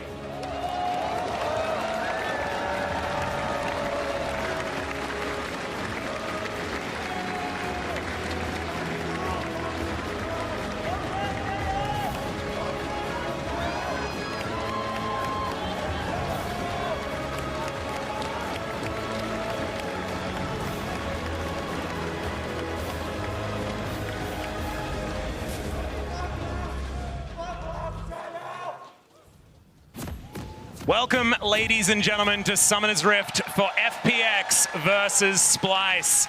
The Chinese #1 seed, FPX, really did get the hearts of so many fans over in the LPL with their unique style, but now Splice, they make their way up through the play-ins. They narrowly make it in after a bout against UOL that took them the whole distance, now trying to escape from that 0-1 scoreline. And I think that FPX have recognized some of the deficiencies in their comp. As you were pointing out, getting into this game, Atlas, some more damage there to be able to play what has been a more spread out meta and unwillingness of teams to be able to move and fight you at times. However, I do want to talk about the control on the Splice comp. I always talk about this, but when you have something else that is good as disengage with Gragas, you have so many options in being able to go forward and backwards in these compositions. The reason I value... Hold the thought.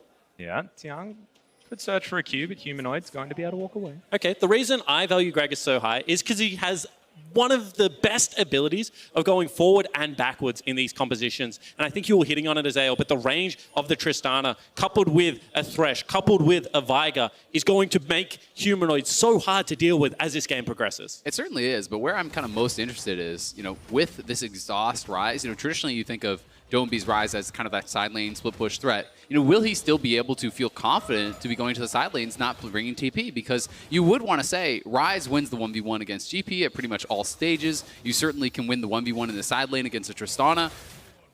Gimgoon looking like he's winning the 1v1 against Vizicachi at the moment, but after the minions have got their word in, it is going to be pretty even. Continue. I agree with you, and I think additionally, given the fact that we've seen Doinby build into Righteous so often, and he is going to be against double AD solo lane, so that build will make a lot of sense. What I was going to mention with the heavy trading in the top lane is the fact that this pretty much invites jungle intervention early, and I like the path that Xerxes has gone for that. He's been able to pick himself up. He's blue buff moving towards the top side of the map, just shadowing Chachi up there and making sure that this is going to be an isolated 1v1. And the sustain from Gangplank through grass, through that corrupting potion and biscuits makes this form of trade pattern really nice for the Gangplank early. Yeah, I completely agree, right? When you're trading out that flash charge for health potion, that is great for the Gangplank. And if Renekton ever loses control of that minion wave, it starts to get really difficult to farm because you're getting farmed out by these grass procs, but a nice hook here. Yeah, max range hook, Dark Matter comes down, Crisp half health, absolutely fine though. That's what I was going to say, because it's all about the trading pattern. When you trade as a Gangplank, it's just a single target ability that gives you the health back. When you're Renekton, you have to play in the wave, you have to be able to use that Q on the champion, but as well as the minions to be able to sustain yourself up. And you can see now he's pushing, and Xerxes here. Fantastic positioning. The flash forward from Gimgoon just gets first blood solo. That's how you escape the gang, because he's not going to escape him for too long, but still, you'll take those. Yeah, certainly will. The only problem here is his wave is not in a great spot. That's a full HP cannon. Unfortunately for Vizicachi, that minion does get into the wave there and into the turret. But, Gimgoon now is kind of pressured to actually go back and TP. It is going to be a 2v2 as they meet in the mid lane here. The Sonic Wave is going to connect as Humanoid flashes, but doesn't get far enough. Teleport in now from FPX as they are trying to commit. But Xerxes with the body slam with the flash gets himself towards his top laner and to relative safety. And FPX fans would have big smiles. Already that early game proactivity. And we mentioned the fact that, top lane is frozen, but now Humanoid's wave is just destroyed. It's going to be eaten by that turret. Take another look at this first blood. This is just Gimgoon understanding that he's probably in threat and he needs to trade aggressively if he's going to win out on this. Yeah, I completely agree. Vizicachi, it seemed like he was trying to bait that for the Gragas, but underestimating perhaps the limits of that Renekton. And, had this mid lane scuffle not actually occurred, this pulls Gragas down, which allows, the safety of knowing you can go back to that top lane. But this is just a nice play here from Doemb and Tien, who is, in my opinion, probably the best LPL jungler this year, someone who certainly has not gotten a lot of attention internationally yet. Yeah, absolutely agree with you. And I do want to talk about maybe a damage miscalculation, because we've seen a lot of Conquerors being built on Renekton. However, this is press the attack. So maybe just not used to kind of the damage calc that was coming across there. It was just a slither of hell that did mean that Chachi fell down. Yeah, we need to talk about Tien's Lee Sin as well. His Lee Sin has been legendary, even in their match against Kingzone at Rift Rivals. It was so exciting. His Lee Sin plays were absolutely outstanding. Really exciting to see, and this is exciting as well as Humanoid down towards the bottom side. The man in question is forced underneath this turret. The baby cage is beautiful. The double play back, and they're executed as Splice a gorgeous turret dive. They're not even done yet now as Crisp underneath here, and he's just getting baited around, all too easily taken down as Splice with 4 members. Very comfortable under the turret. Turn off the nameplates and tell me which team is which, because that is an FPX play. The 4-man bot dive was their bread and butter throughout the LPL all year long, and Splice making it happen. That was beautiful use of that box from the Veigar. Yeah, Doinby now heading top lane. However, I do want to say that that's another clanger from LWX. He flashed into the body slam. Hold the thought, however. Yeah, looking for a dive here. The teleport going to come in from Splice to try and defend their top laner. Vizicachi still looking for it as Doinby.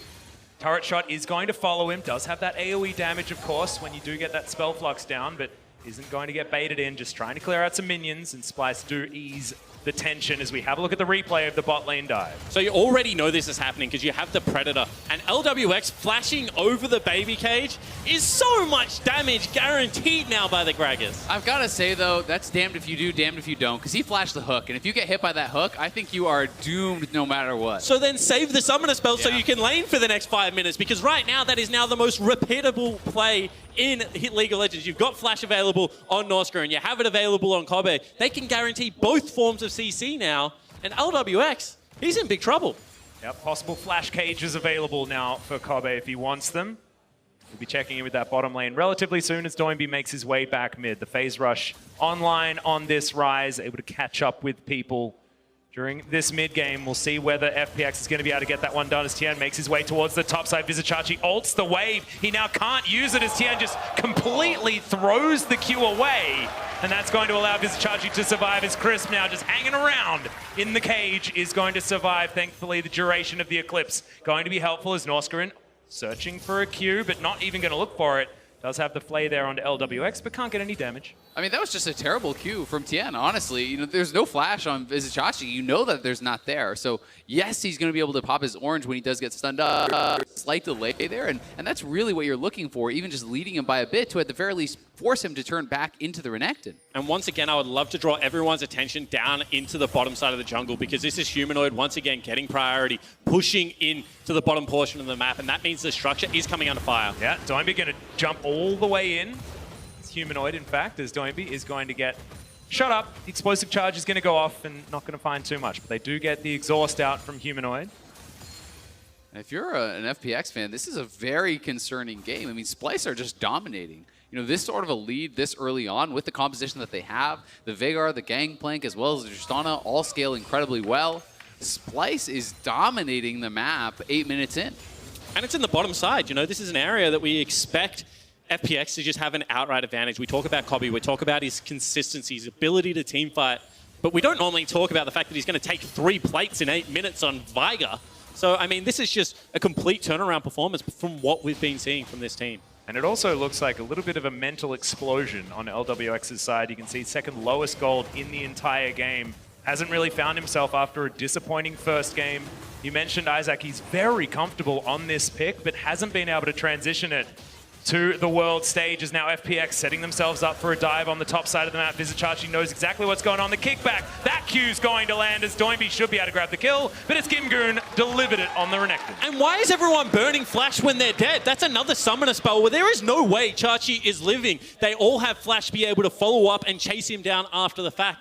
I think that these weak side plays have just been very lackluster so far from these teams. Yeah, certainly the case, and you know, he is going to go down. It is going to be FPX taking some plates up here on the top side, but definitely not all bad for Splices. They take the Dragon. They will get first turret here still. You know, Xerxes able to take away some of the jungle camps here on that bottom side.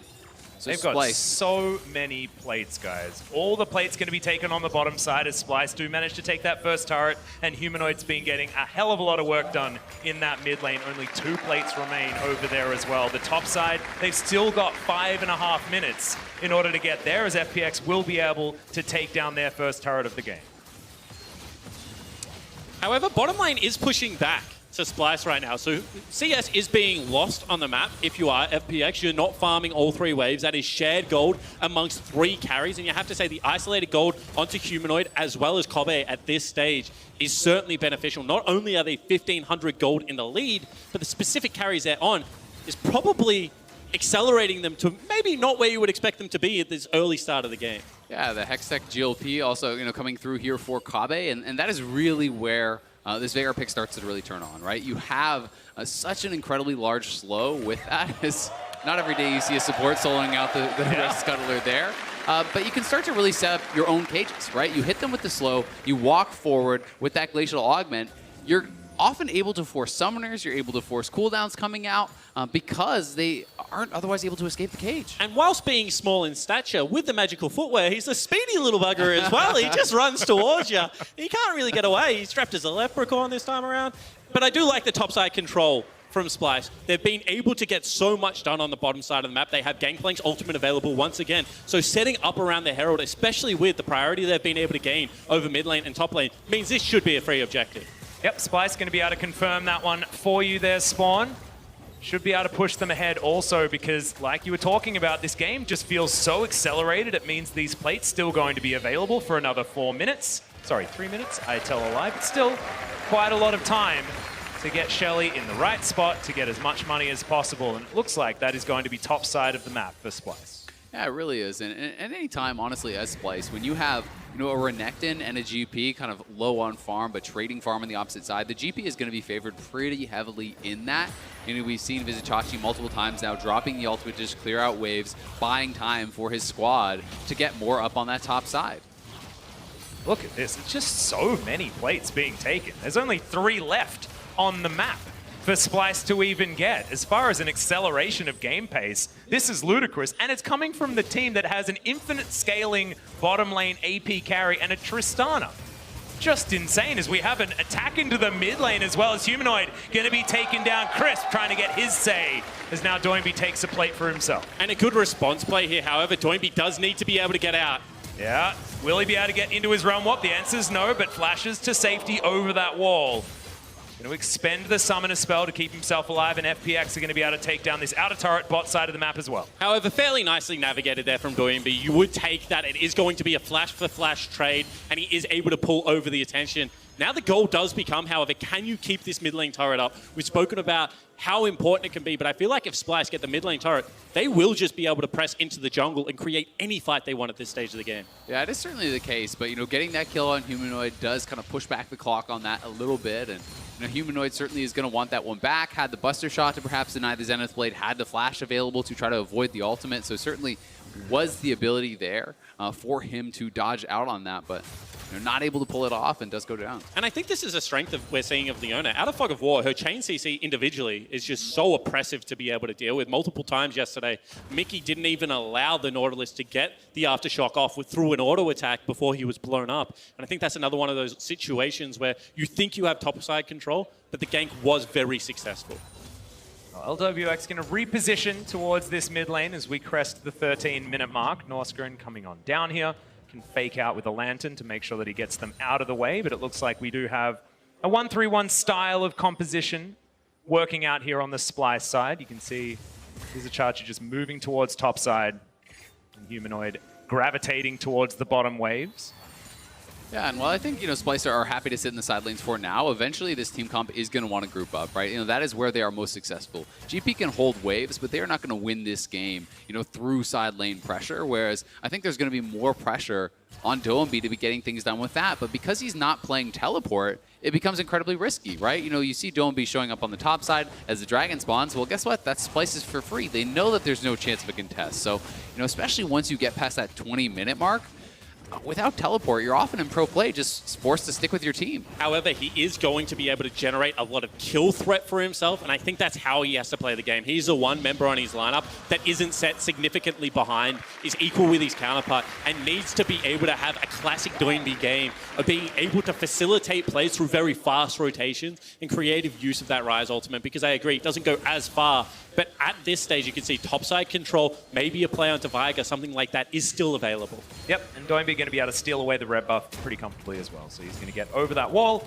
get himself out of any trouble, and in fact, he wasn't in any trouble to begin with. See whether this Rise is going to be exactly that carry that you were talking about already with the Seraph's Embrace transformation complete. See what the next item is going to be. It will be a very late Rod of Ages if it is indeed going to be one, as the Zenith Blade actually blocked by the Event Horizon. As FPX hold onto that turret, but someone's got to breathe on it on Splice's side to take that one down. And maybe the first time ever that you've been like, thank goodness for Event Horizon as Leona, because otherwise he was zooming into the enemy team there. Definitely would have fallen down, I feel. You can see they really want this turret. Well, there's the Solar Flare. Does get the stun there onto Xerxes, but once again, another Event Horizon's going to be working out as Tien's going to take that one. The box now comes in. The zone controls there as LWX once again presses the R button quite early, but this time it's going to work out. The shutdown, but the Event Horizon's there. The barrel is stunning right into the waiting arms of Splice, and they even it all out. And you can see just how strong that zone control is for Splice. Not only the Event Horizon, but the Glacial Augment, and now Doinby locked in here as well. Kave playing it out very, very well on this mage bot. And that was a genuine 4v5. Gangplank didn't even rotate into the fight, just dropped the ultimate, created another zone, and now is continuing to farm up. You can see that he's 22 CS above his counterpart. And as we take another look at this, this is just why you cannot come from one direction versus this team, because the amount of zone control available for the Viger and the inability to dash through it, not to mention the Flay, the Gangplank ultimate, the box. There's just so many tools to successfully disengage. I mean, even the slow, look at LWX trying to disengage away from that while slowed up by the Glacial Augment. He can barely move.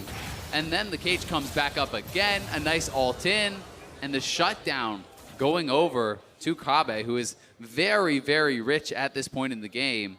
You know, richest member sitting at 7,700 gold ahead, 2,500 up on LWX. Glad we got to see it tick over to 7,777 as well. That was very, very cool. But Noskarin also played that last fight about as optimally as you possibly could as the one person on the team that died, right? He managed to buy so much time, so much space, waited for that Event Horizon cooldown, and delivered the top laner over to Splice. Really beautiful stuff from a man that has had a bit of criticism recently. Yeah, I certainly agree with you. And I think that on the one, hold the thought. Possible fight going to come in here as the face check from Humanoid. Not quite enough damage for the 100% from Tien, but he is going to get that safeguard. Buster shot, but trades! Lands that Q! That was a beautiful one! And the FPX jungler's going to get it. Doimby also picks up an assist, but that was all Tien as we do get the root, but the rest of Splice are going to come in. Doimby trying to be that one-man army. The box is down, the Event Horizon in, the space trying to be controlled, but Doimby doesn't care. Now Tien finds Vizichachi as Crisp is going to get on top as well. Doimby's distracted, looking for the Pirate, but takes the lantern, and the Void Seeker is going to be blocked by the minion wave. Splice narrowly avoid disaster. Yeah, Doimby flexing those muscles, showing off the righteous glory here for the first time, catching up to Humanoid, taking him down, and then just straight up fighting his way out of what looked like it was going to be a great TP flank from Vizichachi. And because of the way Ryze's kits work, you know, the repetitive shields, the fact that you have so much mana for the Saros, he is so deceptively tanky at this stage of the game with the Mercury treads, with that Righteous Glory. You can see they did not want to prioritize him, but he just 1v3s the back end of the fight. Is able to create so much distance for everyone else to be able to turn on Chachi. And this is the Doimby build at work as we have a look at the face check one more time. Tien playing this about as perfectly as you can. Yeah, certainly did. However, I'm not sure I agree with kicking him towards a wall when you have a ward available. But from this point, actually, we're not going to see the rest of it. It was all about Doimby being able to turn around with that machine gun Ryze.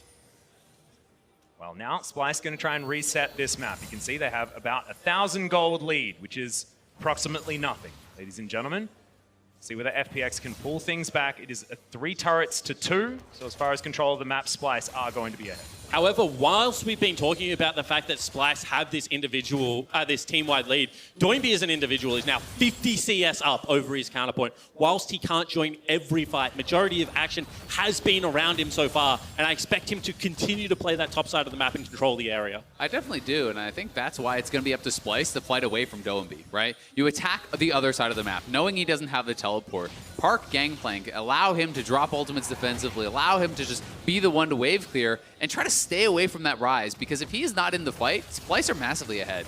Well, Splice are going to move on to this Mountain Drake as well, flexing like you say. Their advantage is Tien's going to land a Q, but he's going to get hit by the hook, just destroyed where he stands. The rest of Splice able to get out of there, but do they even want to as they're winning this fight? Solar Flare is decent, but Humanoid says goodbye, Leona! And Kim Goon has to run the hell out of the way. Humanoid says no as he flashes after him. The exhaust is going to come in. And now the Crocodile gets into Fog of War, but he's not going to save himself from the Death Chamber. Xerxes, cool guys don't look at explosions as he turns him into a handbag. And once again, it is the zone control of the Splice comp reigning supreme. You can see the layering of CC, the inability to get in onto that backline, and the superior range of Tristana, just unstoppable in these fights. Yeah, it was what looked like a clever engage there from FPX as they sent Crisp into the backline, utilizing Doimby's ultimate, but Tien on the other side, you know, it's supposed to be this pincer move, right? Where Crisp is coming in from the back, but Tien gets hooked up and just absolutely exploded before he can do much of anything. LWX is slowed by the Glacial Augment on the outside of the fight and really just cannot get there to dish out the damage. Both Doimby and LWX were limping towards the members of Splice. But you can see the power of New Ryze's kit and the ability to teamfight on this champion. Previously, it would have taken 2 iterations of that Q to spread the flux. It was forcing multiple flashes away from the zone of the team fight, because otherwise Toynbee's damage would have been so much higher.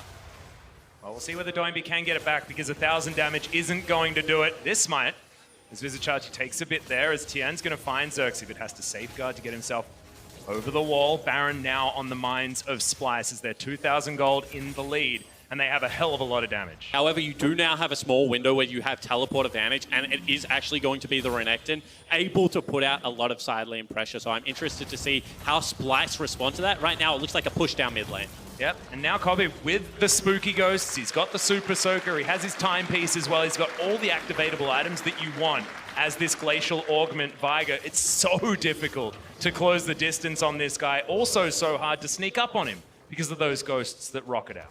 Yeah, it certainly is. And it feels like for now, FPX are the ones kind of feeling the pressure to be engaging. And anytime you're going to be engaging, it just makes the Vigor's job so easy. Utilizing that box defensively is much easier than it is to kind of find the offensive picks, even though you can still do it with that Glacial Augment. And Splice is just pulling further and further ahead. Now over 3,000 gold up. They have 3 dragons to nothing, and they are working towards this kind of late game stage. And they've taken everything they want for now. I mean, soon the responsibility will pass to Humanoid. And Humanoid is so much of a reason why I feel like Splice have such a terrific early game. Hold the thought, are they going to go for this one? They have cheated members over. However, it does look like Recall is going to complete here. And so if Humanoid does get one more item, he gets that Rapid Fire Cannon, all of a sudden, sieging becomes a breeze on this composition. You just set Humanoid up as your turret, you defend him with your multiple boxes, as you were saying before the game, and no one can engage on him. Yeah, it's really the case. I mean, it's so easy to just walk up to the turret, you drop a box kind of on/behind the turret, they have to back up, you have Lantern on your Tristana who has incredibly long range. There's really very few ways to actually be able to find that sort of an engage. I'm really getting confused about which box you're talking about, as well as FPX trying to get in there, out of one box into the other, as now the engage has started. Chris with a beautiful Zenith Blade finds the Solar Flare as well, out of nowhere, as Doinby's damage finally coming to the fore. It's a decent disengage barrel there, but Tien still at half health is going to survive. Kobe not so lucky. And this time it is the shotgun working, successfully counting out damage abilities, and the prediction from Chris on the ultimate there did allow them to continue the fight. It is only one pick, however, and you can see how hard it is to get onto this Splice comp. They have so many disengage tools. Yeah, they certainly do, and the problem is they didn't get anything more, as you're saying, right? You want to try to get that pick and turn it into a Baron, but Splice disengaged so incredibly well that it was never really the possibility, and every moment that passes, it is Humanoid getting closer and closer to those additional items. Well, Kobe's going to respawn, teleports to the mid lane, and now 5 members of Splice once again are going to be grouped up, and FPX are going to back away. And now, because there wasn't a tempo reset that came out from Tian as a jungler, Splice feel like they actually have the superior health numbers and can set up for this Baron. It's going to be an approach from the jungle. This is exactly how Splice wants to play the fights. Yeah, it's already down to half health. No Killer Instinct available as Splice continue to have control of these fights. Event Horizon now on cooldown. FPX with an opportunity, but they're not going to go for it. The Baron going to reset, and Splice going to back away for now.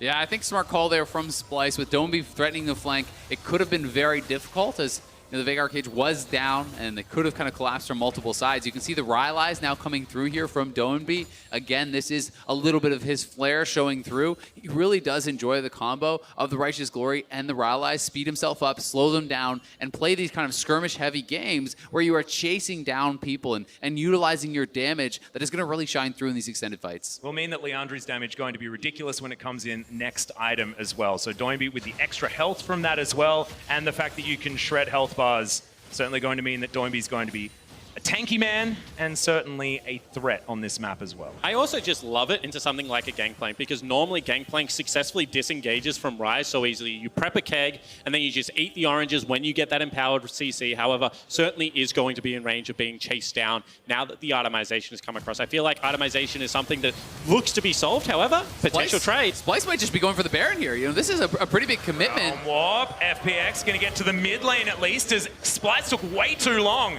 to start off this Baron. You can see FPX know exactly what's going on as they have the Rift Scuttle vision.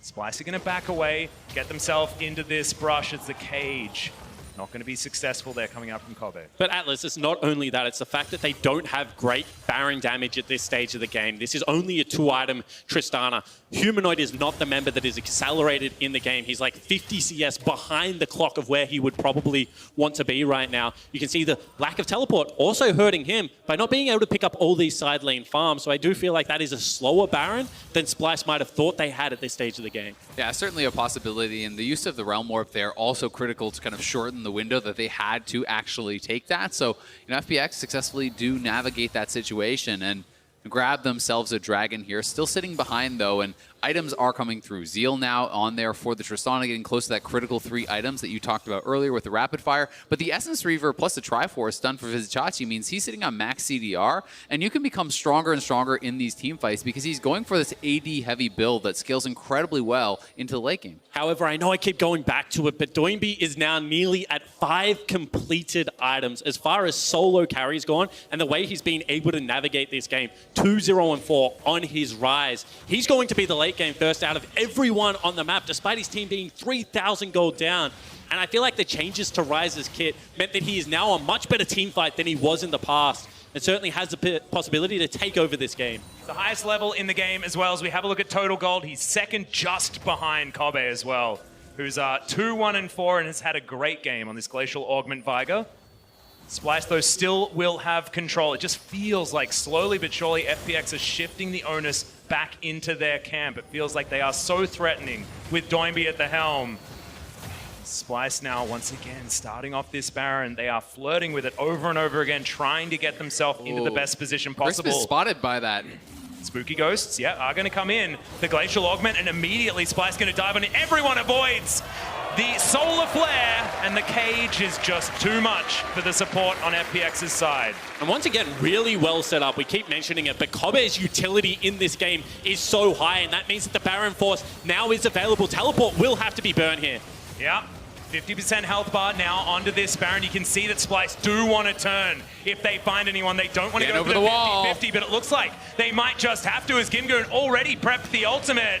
Looking to try and get in there. We've seen this before. There was Tien early into this pit. Oh! Somehow the burst didn't work out, and now the dive bomb comes in. The shotgun into the backline, and there goes LWX. The fade away on the Void Seeker as well as Kobe. Hit by the Sonic Wave and destroyed. Ace for FPX. Chinese first seed finds the team fight, finds the Baron, and they'll run it up the mid lane. And LWX rights all the wrongs of day number 1, is able to come in, pick up the triple kill, and they will push their way into the base. The wheels fall off for Splice in the 4v5. They get ace, they lose the Baron.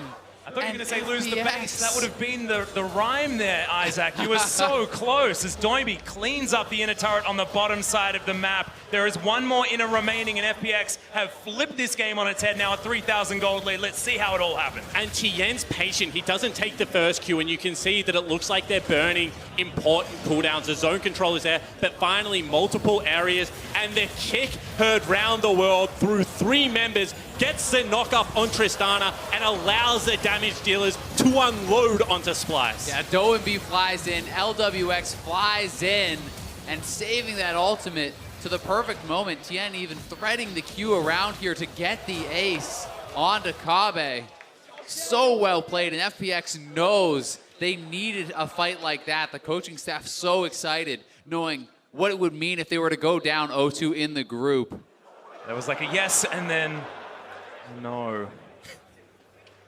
It did look okay from the beginning, so I can understand. I mean, there's no other real way to say it because things didn't quite work out for Splice, but they're not going to lose their base. It's not even going to get broken here as inhibitor turrets are still going to stand. And I think that 0 is very glaring only on the Splice side. Yeah, and I mean, the question for me is why did Splice 50-50? Why didn't they just turn to fight? You're in the 5v4. You've been doing so well the whole game. But why kill Lee risk Sin? it? He's in the back of the pit. He couldn't get out anymore. He already safeguarded over. Yeah. So certainly one they're going to be wanting back, but they are not out of the game just yet. They are heavily behind now off of what was an incredible swing in gold. I mean, look at the Baron power play. That is absurd. 7,600 gold already, and it's going to get bigger. This is one of the biggest ones I've ever seen. And whilst they're not out of the game, their job becomes so much more difficult because that's a level 18 rise that is at 5.5 items. And Viger is so much easier to play when you have an area of the map to set up around. Now it's going to be Doinby's real house. Rotate them around. You can see they're playing 3 lanes right now, even getting Renekton down bottom, despite the fact that no teleport is available. So as long as they don't get caught right now, it's going to be very easy to break into this base. Yeah, and some of these defensive items just make it a more difficult job for Kave as well to find that big cage. QSS there for LWX. You see the Banshees fail as well for Doinby, so that's going to have to be poked off. And, you know, LWX has more of an ability to fly into that back line, knowing if he does even get caged up, he's going to have the QSS to remove that. And while you can put out incredible damage on the Vigar, you can also die almost instantaneously to either of these carries. As Doinby just throws out the Realm Warp, just faking, heading towards this mid lane. But yeah, went for the Banshee's Veil instead of the Liandry's, wants to make sure that he can continue running at all of the CC that Splyce has available to them. That first one not going to be as effective. And then he's going to buy himself a pretty cool hat. So this Wizard is going to be very strong come 6 items. And I feel like that's very disciplined play from the FPX lineup. Obviously, in a best of 1, you have to make sure that you don't give the lead back. And this was a Baron power play used to knock down all the outer turrets and regain Dragon and Spawn Elder.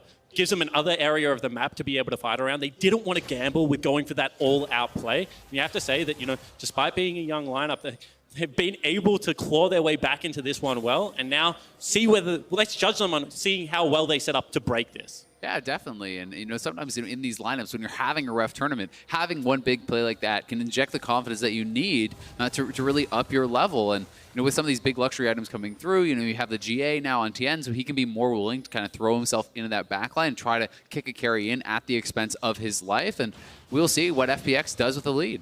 And you can see, like, at the top of your screen, you see the 0-1 for FPX and the 1-0 for Splyce. And you might be thinking, well, FPX should be the weaker team. That is not how we should be looking at this match. Because FPX are coming in as China's first seed. They had an amazing season. And yes, they have a unique play style. Yes, they play around some really weird stuff that Doinby likes to throw out, some dark technology, if you will, but they have done it with aplomb for most of the year, and they deserve the respect and are finally showing us here in their second game at World. And that's why it was never going to really be LWX's performance that sealed the deal for me on this team. It was going to be whether Doinby can have the standout performances that he needs. LWX is just a cleanup crew. He's a janitor that takes care of business after everyone else has thrown the party. And that's what we saw in the last team fight. Tien starting it off, Doinby with the big burst damage, and then it's just about the Kaiser being able to take down the low health members. Yeah, he clicks on heads pretty well, does LWX. Pretty good at being that farmer for the last remaining kills, and it's all about Doinby and how he can pair with his jungler. Because you're right, Tien is a fantastic player and has shown already in this series what he can do on this Lee Sin. And I think we can now expect FPX to start looking to get aggressive. Full Banshee's Veil bought up by LWX. The death cap completed there for Doinby. So, you know, this is about as strong as they are going to get at this point of the game. And Tien now looking for a flank here. That Realm Warp, it's going to be straight into the baby cage, but Humanoid all by himself and destroyed. Doinby picks up that kill comfortably as Tien not going to be afflicted by the Lee Syndrome, just leaves the Sonic Wave there. They'll take their pick on the Tristana, and now Splyce. 4 versus 5. They get the hook onto Tien. Is the combo going to be enough? He has a GA and doesn't even need it as Xerxes has to go into his Zonya's Crisp right into the middle of the fight, but LWX is free hitting, able to get the damage down. Double kill already. Doinby only missing a bit of his health bar, and Gimgoon is a one-man wrecking crew. FPX dominate the fight. The hook lands, but that is not one you wanted to follow. And that is a huge fight for them. You can see LWX immediately running mid lane to try to push up this minion wave. We'll see how much they want to go for. At minimum, they take mid inhib and can go back to the Baron. At maximum, they can try to continue the push here as Kave is still dead. It looks like they're posturing for the end. Yeah, looks like they're thinking about it. They don't want this game to go on for too much longer. 20 seconds on Kave, but that barrel was fantastic. The kick back!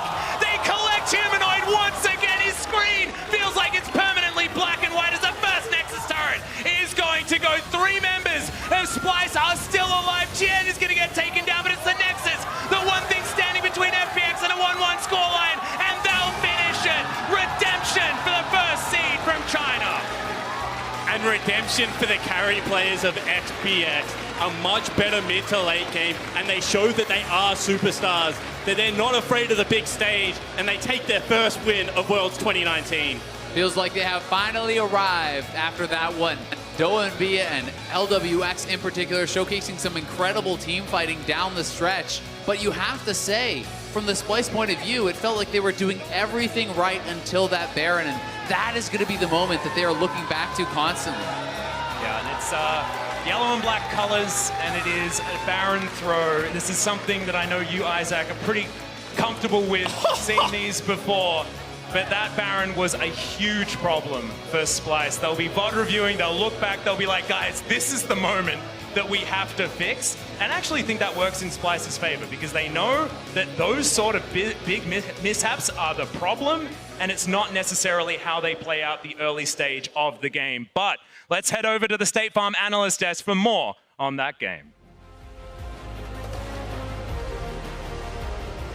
Thank you very much, Atlas, and don't worry, we're also going to take another look at that Baron turn, but in the end, Splice give it away and FPX win. I was so ready to stand on this analyst desk and give MVP to the coaching staff of Splice. I was so ready to be like, that was an ingenious draft, Duke, welcome back, I'm amazed, and then that Baron throw happens. But wait, aren't you still happy about the draft, even though they didn't win? Yes, but it's like, also coaching involves the Baron setup. But so he can't be there with them. He can't 40 minutes be there removed. with You them. can't blame him for that one, really. Okay. I went through a few stages in this game. I spent the first 20 minutes saying, what is wrong with FPX? Like, are we sure this is the team that went 29-4 in the LPL? Are we sure that this is the team that was the best regular season LPL team from the region that won Worlds last year? Is Splice really just that in meta, right? And then it kind of corrected itself at the Baron and afterwards, but for the first 25 minutes, I was doing some soul searching. I mean, I get it, and I think we all kind of felt it, and I want to dive deeper into that after we go through the analysis because I think there's a lot to unpack, but pertaining to the game particularly, this is a bread and butter Fun Plus Phoenix comp. Explain that to us. I mean, those are all the signature champions that Fun Plus Phoenix are known for, particularly Doinby's Rise. You heard it on the caster desk. I'm going to say the exact same thing on the analyst desk. That is their champion pool. And I think that was a really good thing to see because we wondered, do they throw out, the strategy that didn't work for them and actually veer away from the standard play style and try to go to a perceived tournament meta? Or do they just go back to FPX style? And it was good to see they stuck with it. And yet, it was a wild ride. We've had a couple today. We just came off the back of one in the TL series. So it took a lot of time to get going, and then it kind of needed an assistance, a handball from the side of Splice to really kick into the sort of gear that happens much earlier. In fact, when we get to the replays, it was the bot lane play from Splice that was the really big excitement of the early game, not the Doinby Rise plays we're used to. Yeah, I suggest we take a look at some of the moves in the early game. What also surprised me is how much emphasis FPX put in that top lane and spending time there and focusing the ganks there as well. Yeah, here's what surprised me. FPX's entire final was about 4-man dives bot against Uzi and for LWX, and they seemed ill-prepared to handle Splice's bottom lane focus and also funneled so much of their gold onto Gimkun, who I think his greatest strength is playing weak side top laner, so that whole early game was strange. Because you look at this play, for example, Vizicachi gets the advantage out of this play because he gets the preferential lane state. And I gotta say, overall, the early game on both sides was pretty loose. There was definitely some skill errors, the lane spot error there. It was definitely not what we were expecting in the early game. But then you started to kind of see how Splice's composition is supposed to work. And this was beautiful. When you have a range advantage with the Tristana, and then you have the Event Horizon in front of it, the disengage from the Gragas, the Lantern from the Thresh, and then a Gangplank ultimate on top of it, it's supposed to be about so much utility and zone control, and then slowly walking Tristana through people. And anytime Splice were able to either get choke points or kind of set up their line of scrimmage, that's where their composition really thrived. But they also had to balance the ferocity of FPX. The amount of times that suddenly FPX would just flash on top of you and find plays in a split-second window. And for Skurin, we have a great example here with the box going down. The Event Horizon, I'm pretty sure cooldown was buffed in recent patches. It's just so frustrating for Renekton, Ryze, and other short-range champions to close the distance. And so much of this mid-game, we were prepping stats for what if a team goes 0-2 in groups. Only 3 have ever gotten out of groups from there. It really felt like FPX were going to send out their best shot twice in groups and get nothing done. And I think that's why this game was really a mixed bag, because Splice will want to build on what they accomplished pre-Baron throw. But there were also a few plays in there, like when we saw FPX was down 3,000 or 4,000 gold, and Doinby would just rise alt into 3 or 4 things, and they'd get a kill off of it. That's a play that only FPX can see and only FPX can make. But I just didn't expect them to be down 4,000 gold to the third seed team from the LEC. The fact is, you don't want to have to rely on those moments too often if you find yourself in that position. I mean, to be fair, that is kind of FPX in the core of them. Yeah, they do have a snowball and they do tend to run away with games, but if you think about like Doinby's high moments and the soul of this team, it is the fact that they see those opportunities that others do not. The fact that they instantaneously jump on you and rip you apart in your setup. Almost sounded like you were talking about G2 in moments, because they also like to play in that, but there are differences here, right? Yeah, I mean, I 100% get it. If people didn't watch the LPL and they've seen these 2 games, you would definitely call FPX way overhyped, because they have not shown, to me, the quality, even if they've shown the style that they showed in the LPL. But if someone throws something at you, you just got to catch it. And Let's take a look once again at this Baron replay. Do we have to? Yes, we have to. With the Mountain Drake for Splice right here, and with all the tools they could potentially have to get Tien out of the Baron pit, you have to put aggro onto the Lee Sin. You can't just let him sit there. Then the kick was huge. And if you notice, they're spending so much time trying to move Doinby from the picture, and no one is trying to deal with the potential threat of Lee Sin over. And they have let him right in. incredible amounts of CC and potentially flashes to just get over and stop him. And this is what we've wanted for Splice. We know that they're a consistent team. We want them to be a clutch team. When they have these big moments, when it comes down to clutch decision making. But he gets in the pit with the Baron. This kick was I understand, epic. but this is why Fnatic and G2 have such a massive gap over Splice, and these are the moments that they need to shore up. If they had the clutch decision making to go over the wall to kill the Lee Sin, this is a completely different tone and a completely different desk. But they didn't even need to hit a higher level to stop that Baron. At 2,000 health, coming in, everyone seemingly distracted. Like, that was a pretty bread and butter play that they seriously fumbled, and the results were massive. Once a VOD review for Splice, indeed. The Oppo player of the game is Doinby, because even with the fault in that game, that entire team, and especially this man, they step up when it matters. And this is why...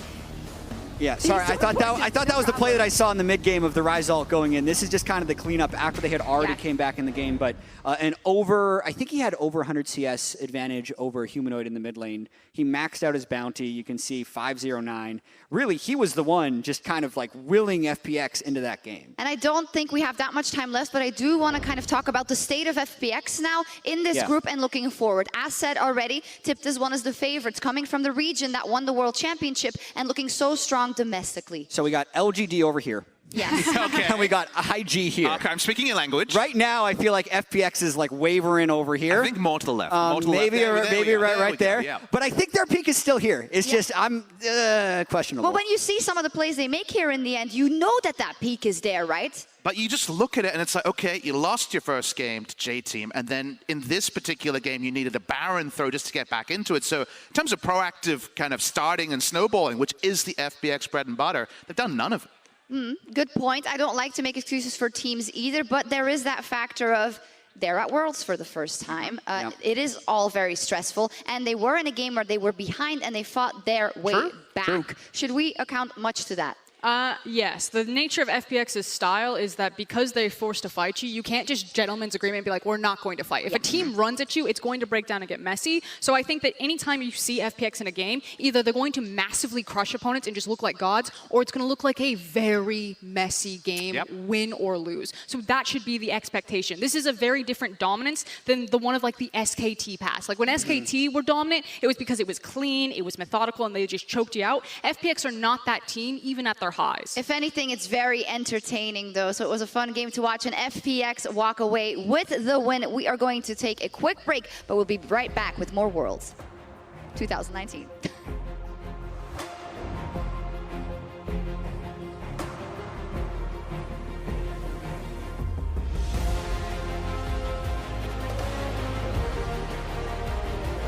Really exciting to see, and this is exciting as well. It's Humanoid down towards the bottom side. The man in question is forced underneath this turret. The baby cage is beautiful. Now FPX setting themselves up for a dive on the top side of the map. Vizichachi knows exactly what's going on. The kickback, that Q's going to land as Doinby should be able to grab the kill. Their advantage as Tien's going to land a Q, but he's going to get hit by the hook. Just destroyed where he stands. The rest of Splice able to get out of there, but do they even want to as they're winning this fight? Looking to try and get in there. We've seen this before. There was Tien early into this pit.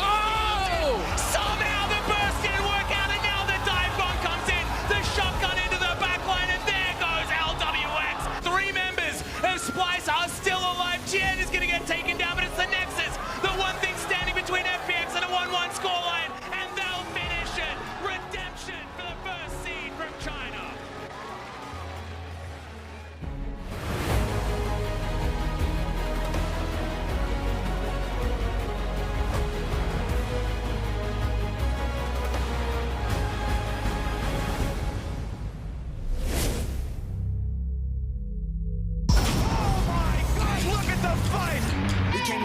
We came to win. We lost before, but never again. Back on our grind, you know what it is. We gotta win.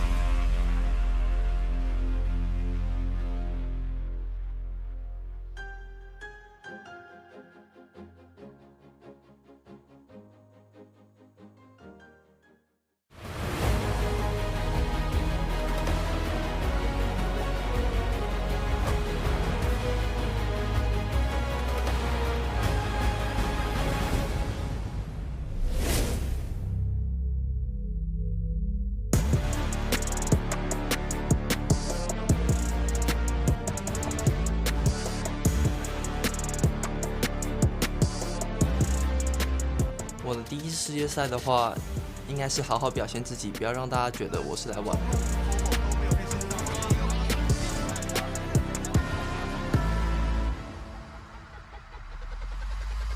小组里面我应该是没有特别敬仰的选手，但是每一队的选手我都很想要交流，因为他们的风格都跟我们不一样。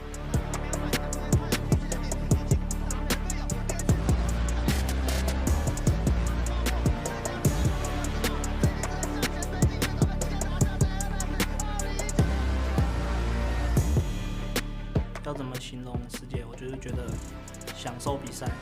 我希望就是大家看到我们赢比赛赢比较多之后，就会记住我们整个团队这样。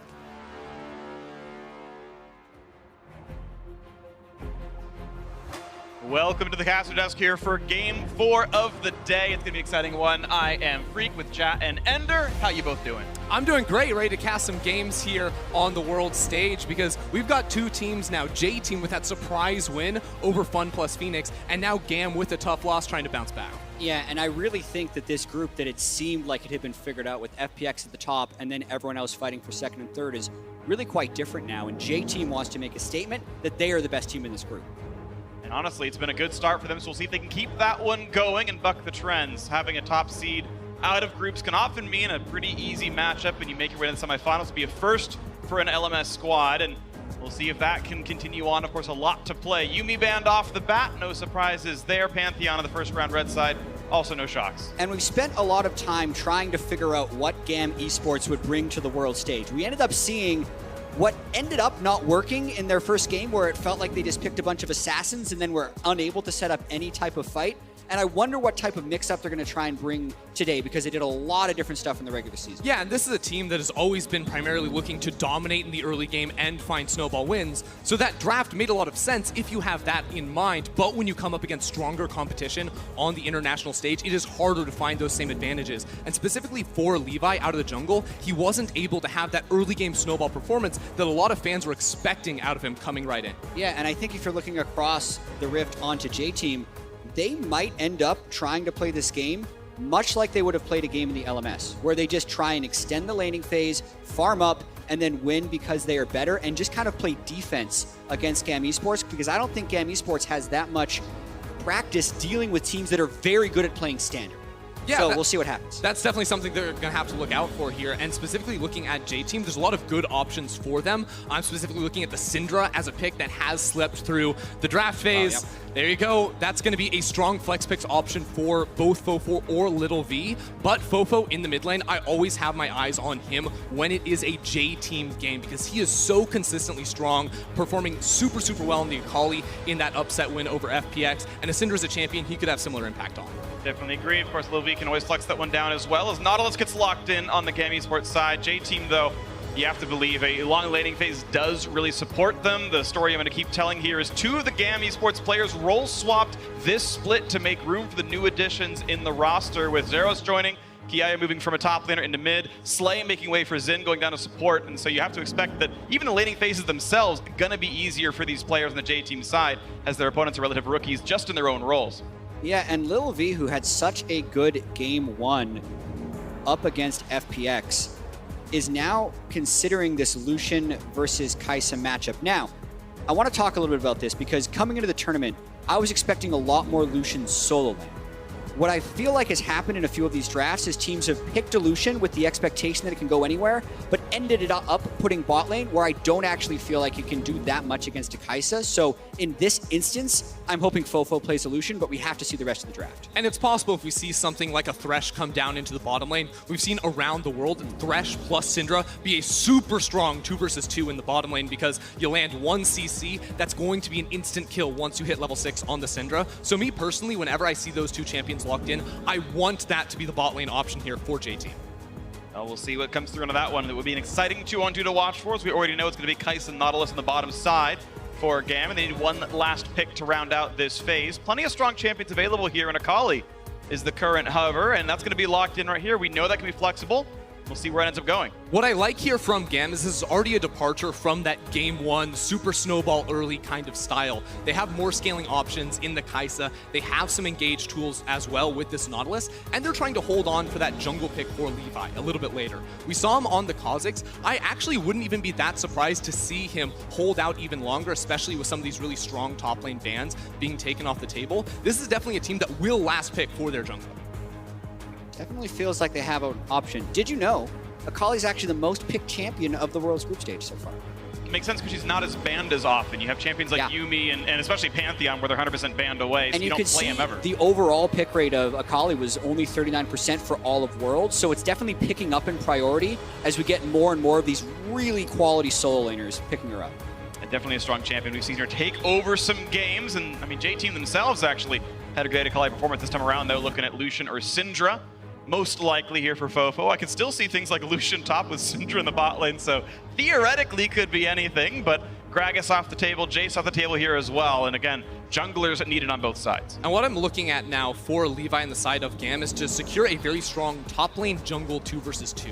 When we consider this team, GAM actually has a really weird damage distribution. They put a lot of carry power in both Zeros and Levi on the top side of the map, which isn't all that typical, but it's because Levi loves to play for the top side, so if you have the ability to dive towers, maybe play around a Renekton Elise, very strong combination, these types of tools will give you the power to find these early plays. Yeah, last I checked, Levi actually had the highest damage percentage of junglers at the World Championship and the highest CS share of junglers at the World Championship. So if they end up going with something like Nocturne, expect a very heavy farm push. Now, the bigger question will be, is this like a lane swap level 6 Nocturne at 4 minutes like we saw at the World Championship MSI?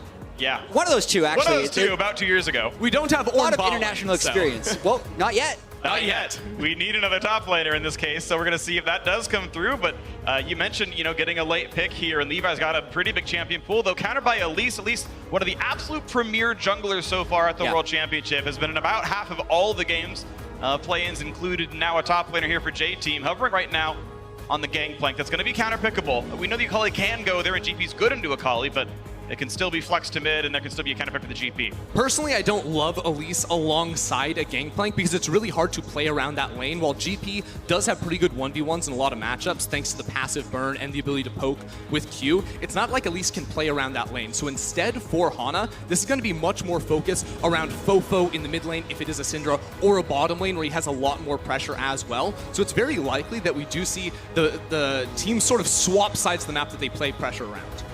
And a Kled coming in through into this one as time ticks down. This is a very aggressive GAM Esports lineup. Kled and Nocturne can both lead the charge in. The follow-through is there for the rest of this team. Level 6s for GAM Esports. Get ready for Zeros to recall. Get ready for Levi to path into the bottom lane. We are going to see them try to attack around that area of the map once the levels come through. All they have to do is survive the early laning power that J-Team have drafted. Is this going to be a Kled mid? Could well be. It definitely could be up against Illusion. It's a higher lethality matchup, actually, than the Akali if he's able to consistently land Bear Trap on a rope, but also could be very volatile early. And that's it. That's sweet. That's what we're going for. Kled mid. We just saw the Doinby game, basically the guy who felt like he invented Kled mid in pro play, now we have Kiaya picking it up. Now, I do think that this mid lane, very volatile, as we said here. The problem for Kled in this matchup is that he's not going to have the same sort of jungle support, especially in the early levels. So I don't think this is a Kled like you would see a lot in top lane, where you go for level 3 all-in trades and max out use of your W here, just because you do have to be careful of Hana's Elise. But you definitely do have power, especially around level 6, just to vacate that mid lane, go for a Tiamat, and start collapsing on these side lanes. We'll see if they can make that one happen. You got the lineups on your screen one more time right here. GAM Esports hoping to find their first win of the group stage here at Worlds 2019. J-Team found themselves topping the group so far.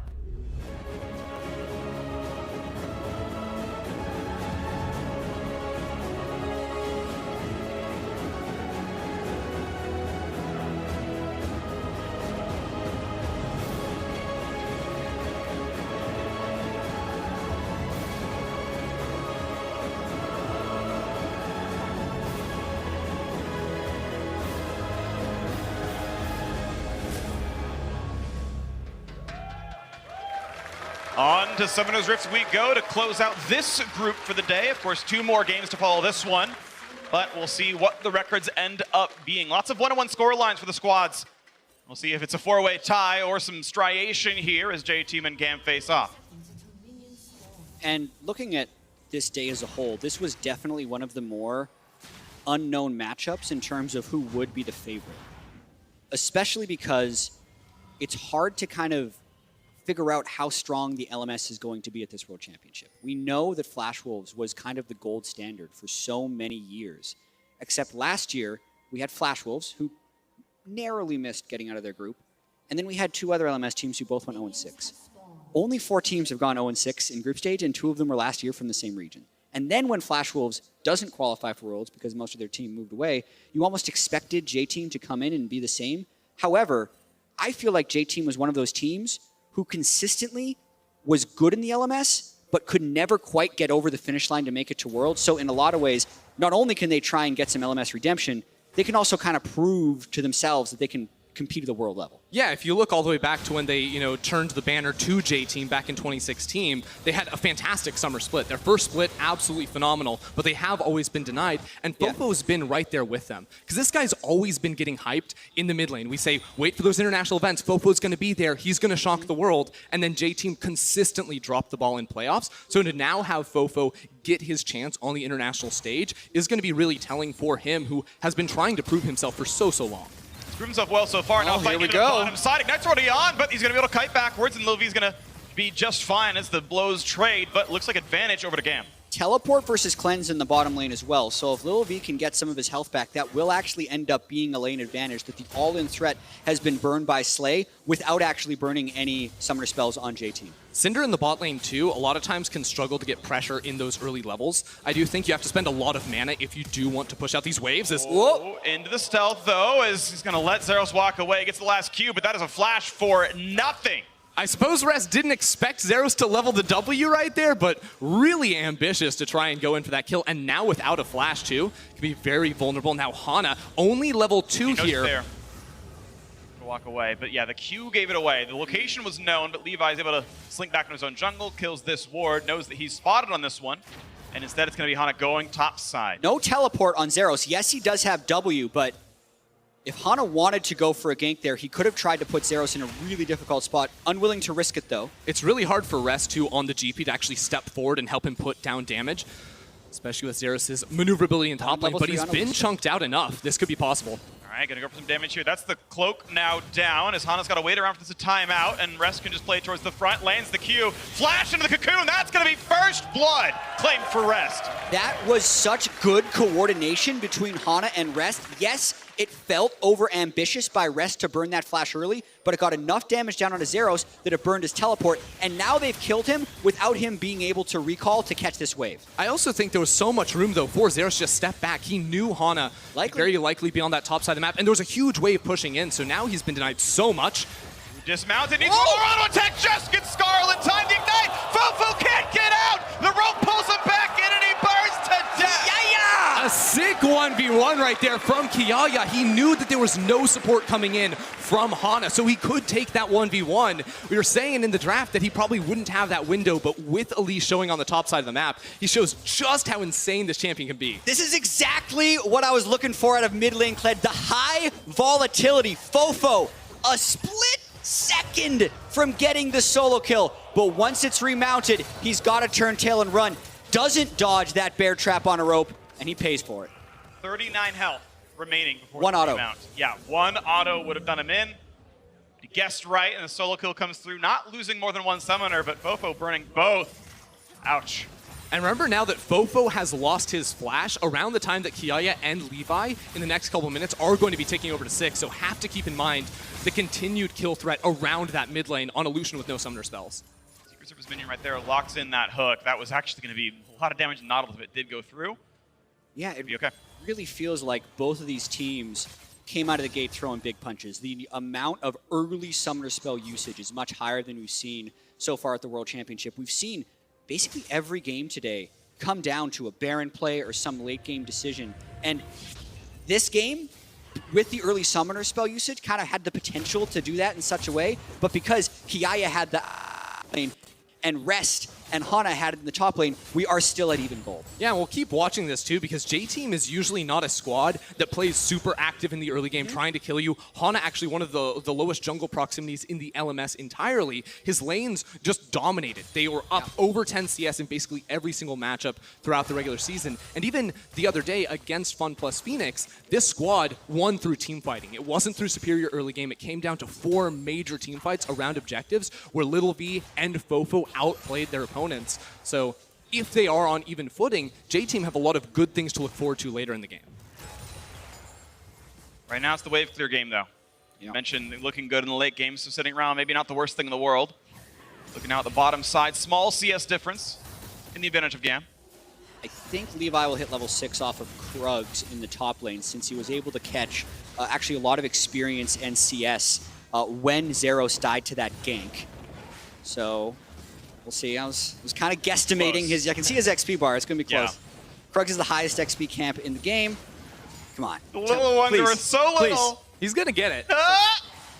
Oh! He's okay, but he's going to walk up in a range of a minion. Now, minions have less sight range than XP range, I believe. Yeah. So Levi can trying to leash the 6. There's no flash on Rest too, so he showed on that. Yep. He doesn't know for sure that he showed, but he's getting pinged. So yeah, they know. Yep. Rest knows. Rest has oranges for the fear, which is absurdly telegraphed, so we can time that perfectly. And this is where Rest is respecting the possibility for the gank. You see that giant minion wave, let it come back to your tower. He's going to try to clear the minions before they reach the tower to try and lessen the possibility of a dive here, and I think he's done a good enough job. It shouldn't really be possible. They do know he's flashed this low, and that was what happened very early on in the game. They even roamed over Kiaya a bit into the river, but I think a level 6 gangplank with the Elise being MII is good restraint by GAM to not go for the dive. Exactly, and you even saw Hana considering walking up through that lane to be there for a potential counter gank. Now they see Levi on that ward hovering around this mid lane where, again, there's no flash. So all J-Team have to do is wait out for the next, minute and a half around this mid lane, let the flashes return, and then all of a sudden the kill threat is going to be much, much reduced. If anything, I think GAM's best bet, once that flash returns for Fofo, is just to use Kiaya. He'll have his Tiamat on his next base, push out those lanes, and then look for collapses on top lane or bottom lane. As you mentioned, the junglers again, or a second ago, both of them were kind of spotted. With the blue buff was handed out to Fofo. They missing pinged the left side jungle, knew that Hana was over on the western side. Of course, now he's come down to the bot. They had his recent location, and Levi seemed to be spotted by a ward on his way through as well, but now lurking through again. Looking for that first paranoid, that first ultimate. Fofo still missing flash, but unless the ult can follow through from Kiaya, that might still not be a kill. Yeah, after the early flurry of summoner spells, I feel like everyone has definitely calmed down. Yeah. At this point, I feel like J-Team is just waiting for Levi to use his ultimate.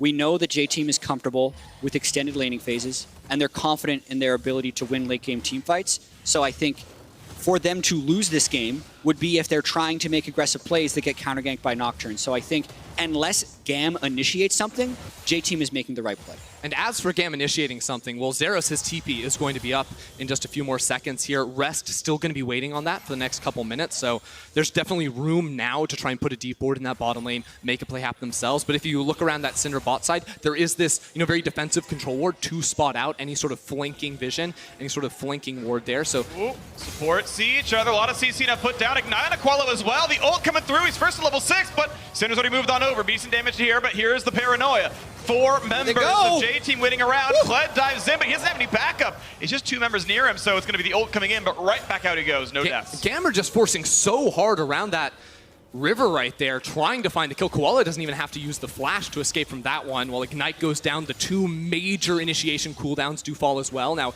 even though those spells have gone down, GAM still feel comfortable starting this up because they have TP advantage, but Rest can always support with that cannon barrage.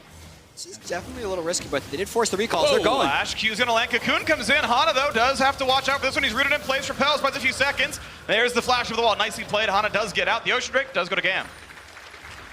Kind of an odd series of events, but overall, the aggression for GAM does give them an advantage. They were able to get Koala to recall, and that gave them the numbers advantage with which Levi to start Dragon. I think a lot of teams, after using Kled and Nocturne ult in the river unsuccessfully, would not then stay in that river, but it pays off for them. And you also consider they have a lot of, items coming through. The Warrior for Levi was the big one, and going into that fight, Hana had not actually completed the Echoes in the jungle there, so GAM were trying to force around windows where they had the teleport global, they had itemization as well. I'm a little concerned for them that it wasn't able to work out here, because as we said, it's huge cooldown windows that now it's really hard to force anything, especially on this Nocturne, without that ulti. And you mentioned itemization. Fofo's rushed Ninja Tabby here, knowing that his primary opponents are Kled, Nocturne, right? Double physical damage, plenty auto attack heavy, so it's going to be even harder to knock him down. Now, I am curious what happens in maybe 8 to 10 minutes when lanes start breaking down. Do you try to get Zeros and the Akali to be the one chasing him as your primary magic damage, and those Tabby does nothing? Well, I do think GAM have a lot of good options later on in the game. You already mentioned sort of the side lane where, Akali is going to do very well up against the likes of a Gangplank. Kled, too, with a couple items, should be able to win a lot of 1v1s in side lane. And then, even if you go further and you look, what does a 5v5 team fight look like in 10 to 20 minutes? Well, GAM have so much dive power, and I don't think J-Team's peel is super reliable. They do have the hook, they do have the flay, maybe a stun from Syndra, but when GAM can come in with so much ability to not actually be CC'd with the Nocturne ulti, with the Kled charging in as well, it definitely gives them a lot of sticking power to dive into the backline. It's going to be a Herald taken without any really awkward looks at all. J-Team grabbed that one, no problem. We got 2 minutes to summon it. They'll give 300 gold to somebody on their squad as they continue to play the slow laning phase. Equal in gold, and that's with Gangplank printing a bit of extra money for himself. But regardless, a fairly slow mid-game as you talked about. The Ocean Drake still helping GAM. The Rift Herald should break the gold a little bit towards J-Team's favor. Yeah, I do find it very interesting because what Ender just mentioned about GAM having a bunch of tools is absolutely true, right? They have so much engage potential. Which I personally want to see them use it early, only because I kind of feel like J-Team's mid and late game macro is going to be relatively strong. And with them getting this Rift Herald now, if they can break the first turret and start moving around, that's big. But here comes Levi. The flash follow already there. The Flay's still going to push him backwards, though, and this is going to be another chase in. Levy's going to drop down. Zin grabs that kill. Stopwatch here. It is. Still right on top of him. Anchor's going to find someone else, though, instead. Into the air goes Elise, but comes back down in a second. What? Right on top and wants to kill Levi, but he has a stopwatch, too. Ignite claims that kill. The shield comes in. Levi refuses to die, and it's GAM taking a 2 for 0. They're going back in. Goes in for a third. Forcing Fofo backwards. He stays alive, though. Now comes second hook. Not going to land there either, but Fofo dangerously close to death. Kiaya might be able to remount, gets away from the flay, but look at the willingness to dive. Again, Fofo low. Angle's not going to land yet again as the TPs come back in. Zeros! More for Zeros. Jumps right forward, grabs the third kill. The stopwatch for Slay keeps him alive, but the flay is going to bring him right back in. He will drop. Now Zeros ults backwards to the blast and he's going to get out. 3 for 1 GAM. Absolutely unreal there from GAM, surviving with so little HP for so long. But those are the engage tools. They used them earlier rather than later, and boy, did they make it pay off. They have like how many stopwatches do they have? Because it felt like every single stopwatch in the game got burned in that fight, aside from Rest, who was just farming in the top lane. And that is a big advantage for GAM. They have all the tools, and this was a moment when they used them. Look how far away Kled can start this fight from, as Levi ends up getting the fear that allows Kai'Sa to go in. But here, at this point, they can just keep diving and diving, and surely Ender, this was a misclick by Elise. Oh, yeah, I mean, Elise is going back and trying to find this kill on towards Levi. Maybe he thinks he can finish it off with the Q. Yeah, he's like, it's absolutely unreal. And then this whole time, Zeros was channeling Recall to come in for the teleport underneath the tower as Gam body blocked the entire culling there on towards Levi, and Slay connects hook after hook after hook. Even at the start of the fight, Slay used his hook on a wall just to close the gap so he could pop that ultimate and end up picking up all these kills. One of the most extended turret dives you're going to see. Oh, yeah. Basically, the person who died at the start of the fight got to teleport back and then force a stopwatch from the enemy support and eventually kill him. So, wow, that was ridiculous. That was fun. I want more of those, as we still have a tied game in gold right here. You know what, Freak? Yeah. That fight was so long that we saw the fight, we saw the replay, and now it can happen again. Yes! Because Nocturne Alt is back up. Perfect! And Infernal Drake just spawned as well here, so you definitely know both teams going to have an eye on that as it does spawn up. Now, one thing we do have to look at coming into this kind of Drake is who controls the bushes around the mid lane and the river, and right now that goes in favor for Gam. That makes it so much harder for J-Team to actually enter into the river, and because you look at it, they don't really have a tank. The Thresh is not really going to walk into the river by himself because you instantly get picked off by a Nocturne. It's really hard to face check into this. Hana throws a Spiderling that blows up, tries to get a bit of vision and a brush, but there's no one around. Ult's gonna come across, they're gonna land everything. This is not looking good for the poor Thresh right there. They flay and leave, but the first damage is gonna come across. 1 for 0 so far, Livy forced to run backwards. Not the Drake kill just yet. Culling means it will lead us to re-engage here. Bit of damage into Kiaya, as Rest has come down alongside Zeros. Even though they only got 1 kill onto Koala there, I feel like this is such a better team comp for Gam than what they played on day 1. Yeah. You're seeing how many tools they have and how willing they are to use them. Even though the initiations aren't necessarily clean, the ferocity with which they are trying is giving them an edge. It's just decisive, right? They see J-Team split with a couple members bot side, a couple members above that Drake, and they make the play. Now Rest in trouble. He's trying to get away, but the stopwatch gives him 2 seconds, and the auto's gonna come through regardless. A shut down to the mid lane. That's 2 unanswered kills for Gam, is an easy walk away for Slay. And they continue to control. Look at the river right now. Like, it's just absolutely dominated by Gam as they find yet another kill right here. And now all you do is wait for the cooldowns one more time, continue to force these fights, because for Gam, it's so easy to find these initiations where you have the numbers advantage. Even in that situation where 5 members of J-Team wanted to contest around the Drake, well, J-Team were split up. So it makes it very easy for Gam, just press those R keys, immediately find the initiations. We're going to see it again around bottom lane when those cooldowns come up. We're going to see it again in 4 minutes when the Infernal spawns again. This is going to be a constant thing from Gam, and it's really hard to deal with if you are J-Team playing this composition. See what comes in next time around, as Fofo's very willing to keep fighting. Chunk on a Kiaya, walks him back. This is a battle that will continue for a while. Double Drake picked up equal gold on these teams. Actually, sorry, it's broken apart since those last few kills, so about a 2,000 gold lead for Gam's side, which makes this group very exciting. The initial read coming in was Fun plus someone, you're not sure who, but the result goes this way. You've got a 4-way tie at 1-1. That'd be fun. That would be very, very fun. Fun plus, we'd have every... Please keep going, chat. Yeah, No, here comes Levi. It's my turn to talk yet again, and Slay is just that. But Hana might jump down into Levi yet again. This time he's going to take the backwards approach, and a flash into Levi gets away from the flay. And for the purpose of this game, I'm very glad that happened, because we've done the last 10 minutes talking about how the relentless aggression of Gam is giving them this advantage, and the way the J-Team fights back to that is kind of the next conversation I think we're going to have. In this instance, it was because they actually struck first, rather than waiting until they can only see 600 units in front of them because of Nocturne Ultimate wasn't working. So Hana actually found a window to go for a gank there. Yeah, and you saw the team effort there as well in the 30 seconds to a minute leading up to that play as Rest in trouble. He's being towered over right now. No flash, has a Hex Drinker though. And that might be enough to stop this push, but a 1/3 HP Gangplank can still be very much threatened. Hana forces the blast plan away, Zero stays alive, but it's still a recall force on a Gangplank without teleport. Yeah, and stops it. And J-Team, for that play in the bottom lane, I think what was so important was going as a team and clearing out vision through the river, making sure Fofo could be the first one to rotate. And now that the spells are coming back up for Gam, it's going to be about playing more defensive League of Legends here, making sure Zeros doesn't find a solo kill, but this is just painful Yeah, Rest missed, I think, literally every CS on that wave right there. The threat of the Akali dive, and look, a kill or not, that's still 100 gold denied off your opponent. Yeah, definitely some side lane pressure. You can see already itemizing Hex Drinker, but Rest without stopwatch, being the victim of that dive mid lane, definitely playing with a lot of respect. And now we're at that moment where GAM has all their ultimates up in a few seconds. There's a little bit of a tick on Levi's ultimate, and then they're probably going to run another play. Right into the mid lane, but Hana's already there. The burst damage, though, it might just take him down as Fofo falls. It's trade kill, though, as the Nocturne's dropped the flash. Keeps Kiana barely safe. Look at Splayed back. Flash says it's not going to land, though. Sure, maybe. And that means he's completely safe. Here comes the teleport. It's Zeros with ult up. Respect the Akali, he's rich. It turns into a 1-for-1 trade at the end there, but you have to believe getting all those spells out of GAM is going to be an overall win there for J-Team. I actually loved seeing Koala be the first one to move towards this middle lane as well. As we see the game sort of pick up in pace a little bit, these squads try to find more and more fights. It's going to be up to the supports and the junglers moving around the map in tandem to be able to make it happen. Picks up the blue. Walks away, no problem.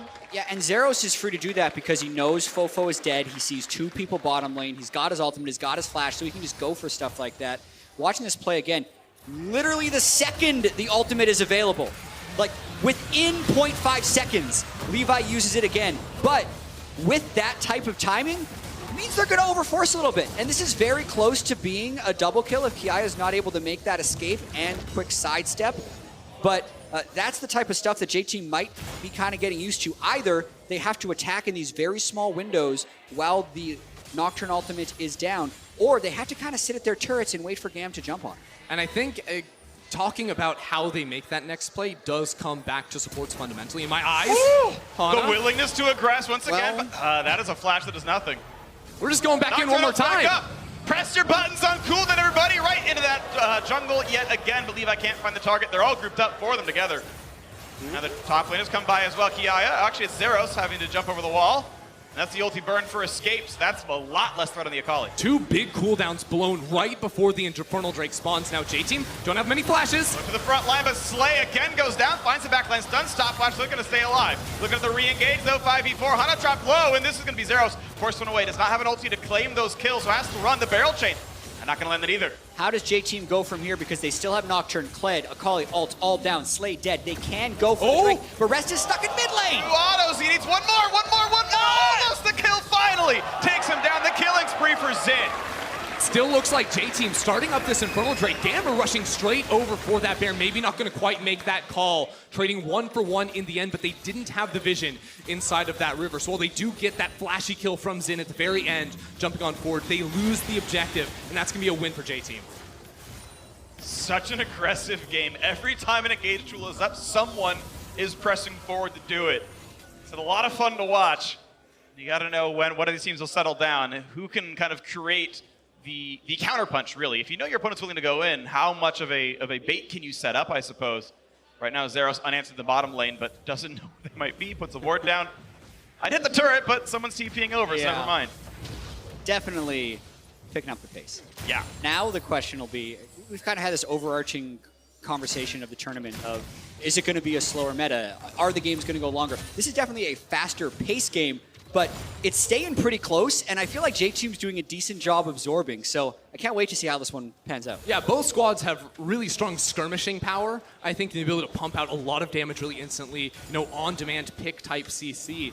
What I'm a little bit concerned with, seeing, that decision there, Rest TPing down into the bottom lane, now not having access to that global, when I think that GAM very easily can look to play 3 lanes. While this game is going to revolve around skirmishes a lot, we've seen Zeros be such a menace now bot side, and when his TP comes back up, all of a sudden he can play 2 sides of the map at the same time. Yeah, and Rest is really pivotal for J-Team in this game. And Another pivotal thing that hook is killing Slay, because he's the one that they're able to catch out as he's trying to move around for vision. He's 2/3 of their kills. They're finding the openings at the very least, or he's so willing to go forward and gets caught out for it.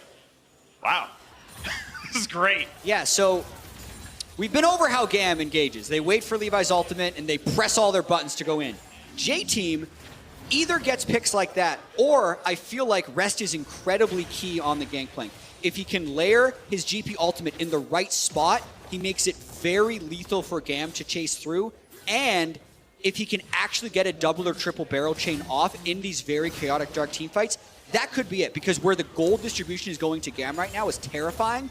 With Kai'Sa having the 302 scoreline, it does seem to favor GAM, but if GP and the rest of J-Team plays it well, they still have a chance to come back. And J-Team still do have those pick tools that we just saw, and as J-Team figure out where to assign their players inside of these lanes, I actually think Fofo should be the one going into these side lanes, you know, going up top lane, and let Little V and Koala sit around mid lane with Elise. Think of all that pick power. Whenever Slay is trying to walk into the river and put down vision, you have so many tools to try and really power forward with this 3v3 around the middle lane, and on top of that, I do think Little V is going to be superior in terms of wave clear mid lane too. So having him mid is going to be the best option here for J-Team. Right now, J-Team making their way through this top river. 2 minutes to the Cloud Drake spawns, but vision over Baron probably as or more important right now, as there are still some little pieces of wards in the back line as they drop these control wards off, and it's certainly a very blue ward jungle right now, river. TP going to be returning for Zeros in just under a minute here too. So that's when I think GAM have more tools sort of put the, you know, the foot on the gas right now. But the problem for them is that they don't really have vision around this Baron. So that needs to be their first passing to clear out all the control wards in river, which is going to be hard unless they group up as sort of 4 or 5 members around that area, just because it's so scary to try and face check into the fog of war here. So that's going to be the first pass. Second pass is applying pressure with Zeros bottom lane and trying to force J-Team into a potential 5 versus 4 round Baron. That means potentially starting up that objective and looking for the turn. All right, well, wave shove back and forth. This ward in the back of the pit.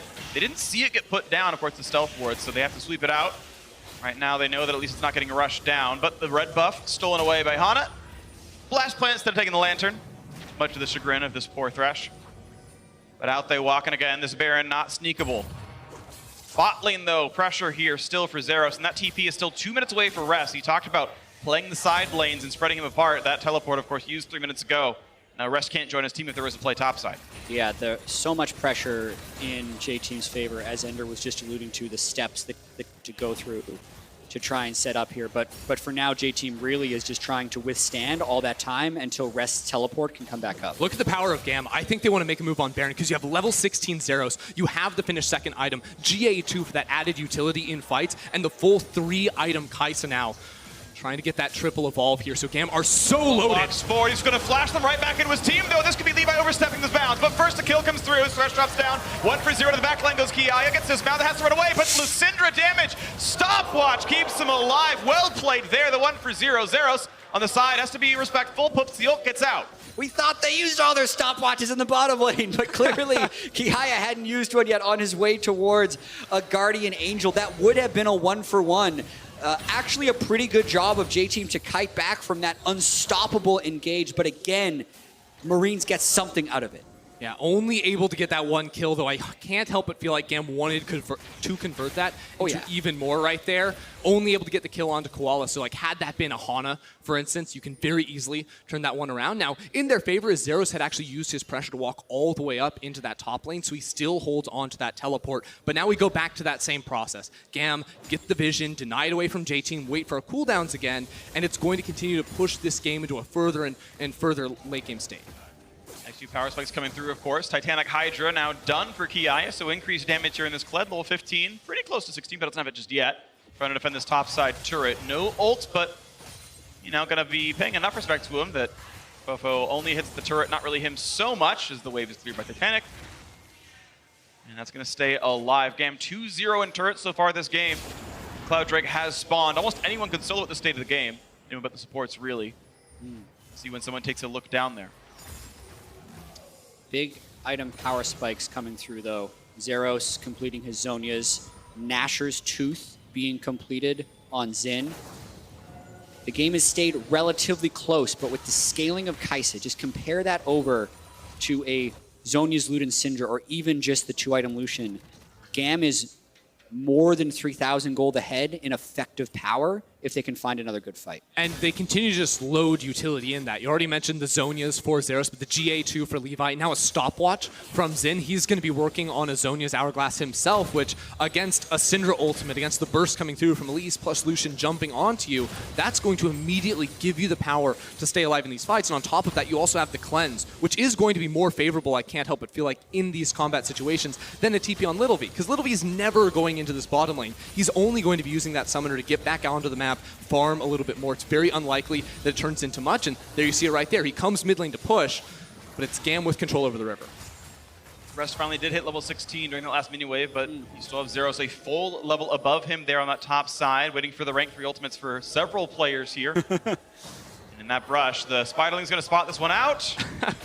Actually, quite a few of them, and once again, look at that play. Stun coming across, but here comes the dive yet again. Levi leading the charge, and it's just under the turret for J-Team. Redemption Heal staying alive. These fights are so difficult for Gam because that mid lane outer turret is still alive. If that's down, it becomes so easy. But now they're out a lot of spells. J-Team still holding on to them all, so it's J-Team in control. Traditionally, Baron setups are done through mid lane priority. That's why oftentimes people complain about ARAMs happening. That is not what's happening here.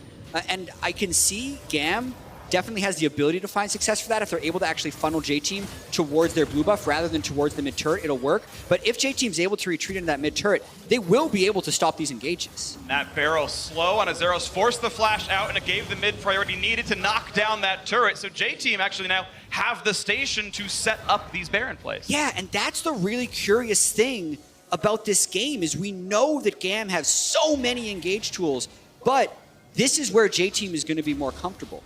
Most of Gam's games were over by now. One of those 17 Nocturne ultimates broke the game wide open. That hasn't happened yet, and I want to see how they respond to that moment. Especially because J-Team, a team that just out-team fought FPX to find that upset win back on day one. So this team, while they don't have the same team fight power, their ability to maybe play around the Fog of War, set up 4 picks, and convert that into a major objective, like the Baron that's been virtually uncontested for the last 10 minutes on the map. It's all going to come down to control over River and then punching Gam whenever they make a single mistake. This has happened before when Slay is trying to put down Vision himself, and those deep wards will give J-Team the information needed to set up those types of moves in advance.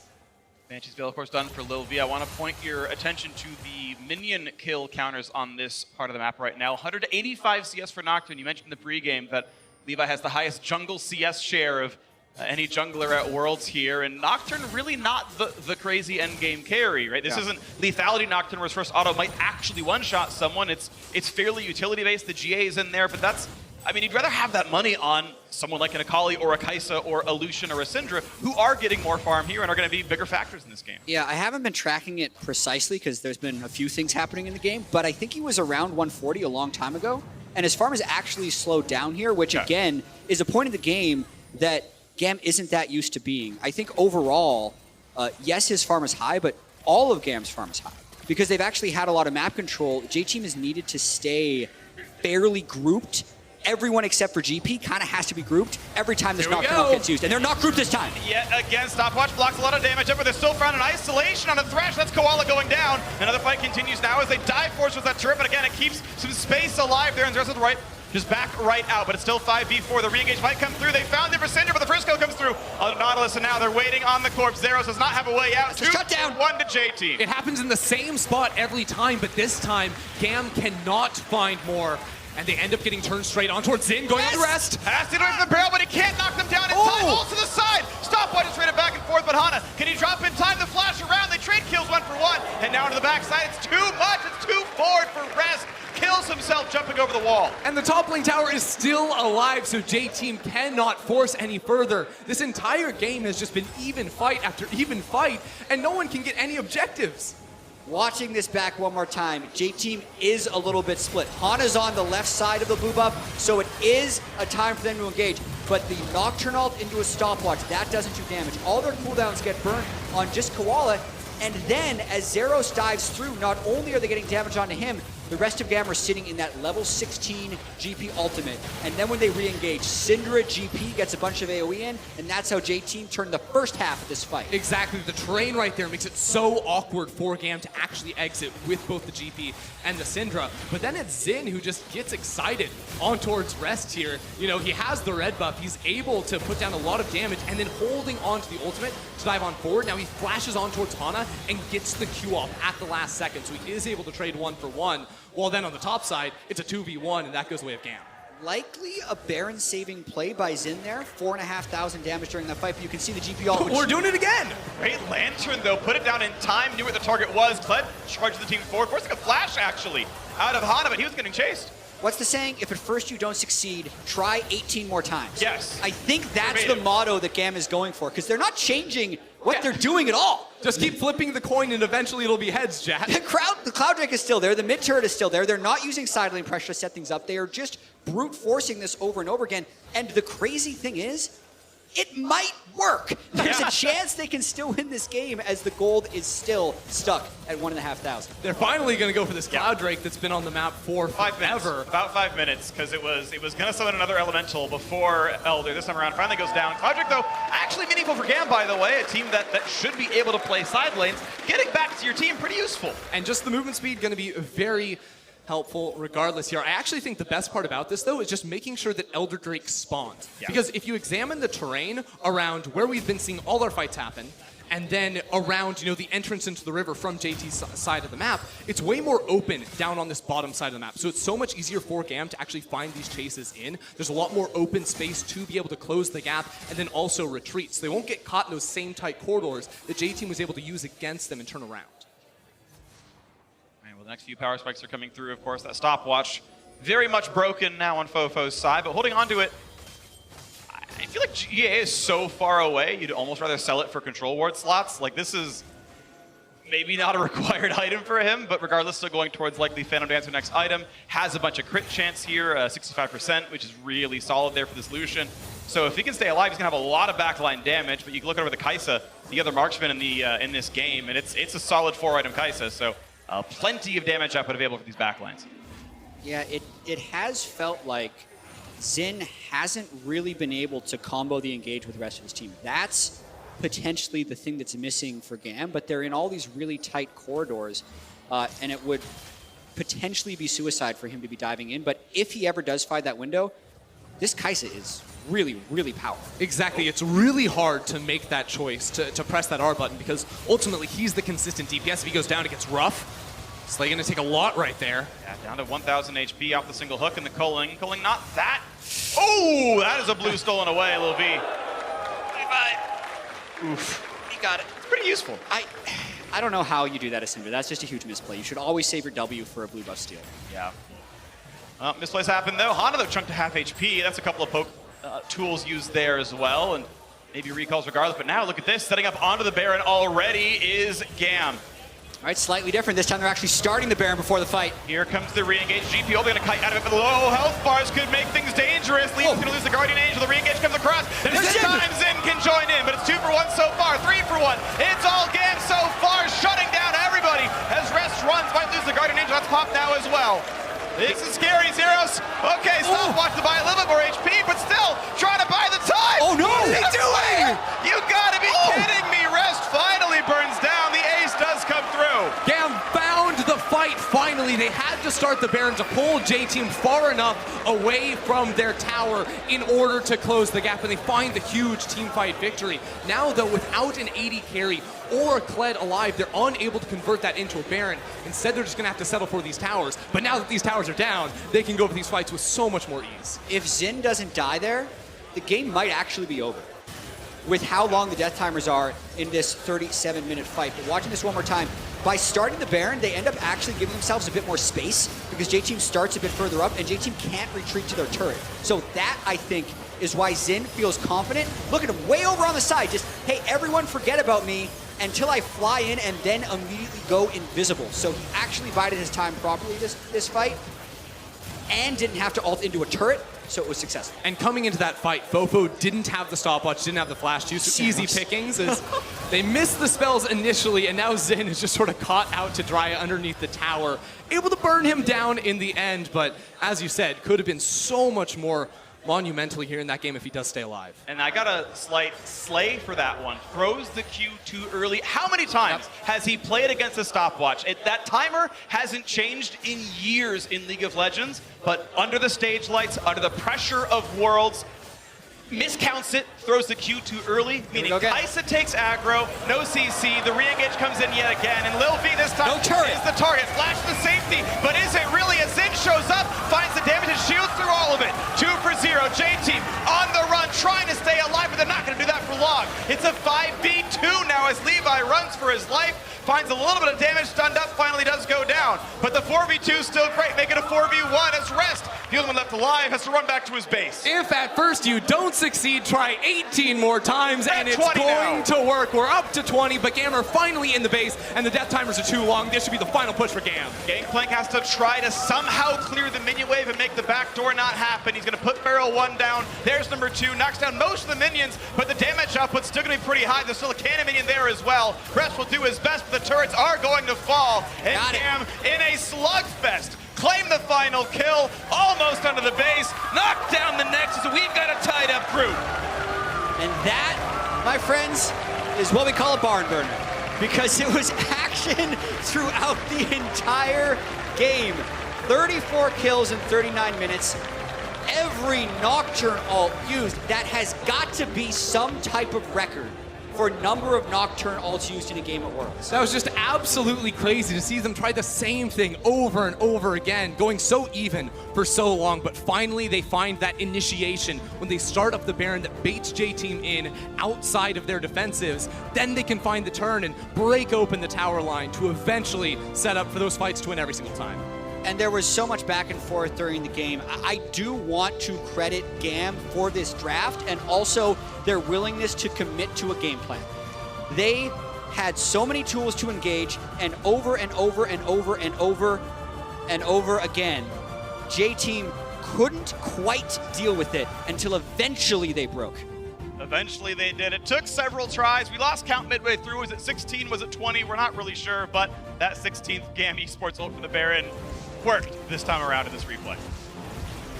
Yeah, just seeing it again, I'm not even sure if this is the game-winning fight or the fight before the game-winning fight. It's the one before, because the tower's they still all up. look the same. Based on where Xin was right here, so much of it was buying time, the GA being up, and then Zeros slicing through everyone in the corridor as the Nautilus ult ticks past, doing the most damage in the fight. It was really hard, too, for the backline of J-Team to play the game because there was so much stall mechanics on the side of Gam. You have a GA, you have a Shroud. Once the dive comes into the backline, you're effectively zoned for the rest of the fight. You're trying to win your respective 1v1, but it's just really, really hard to do against all that dive.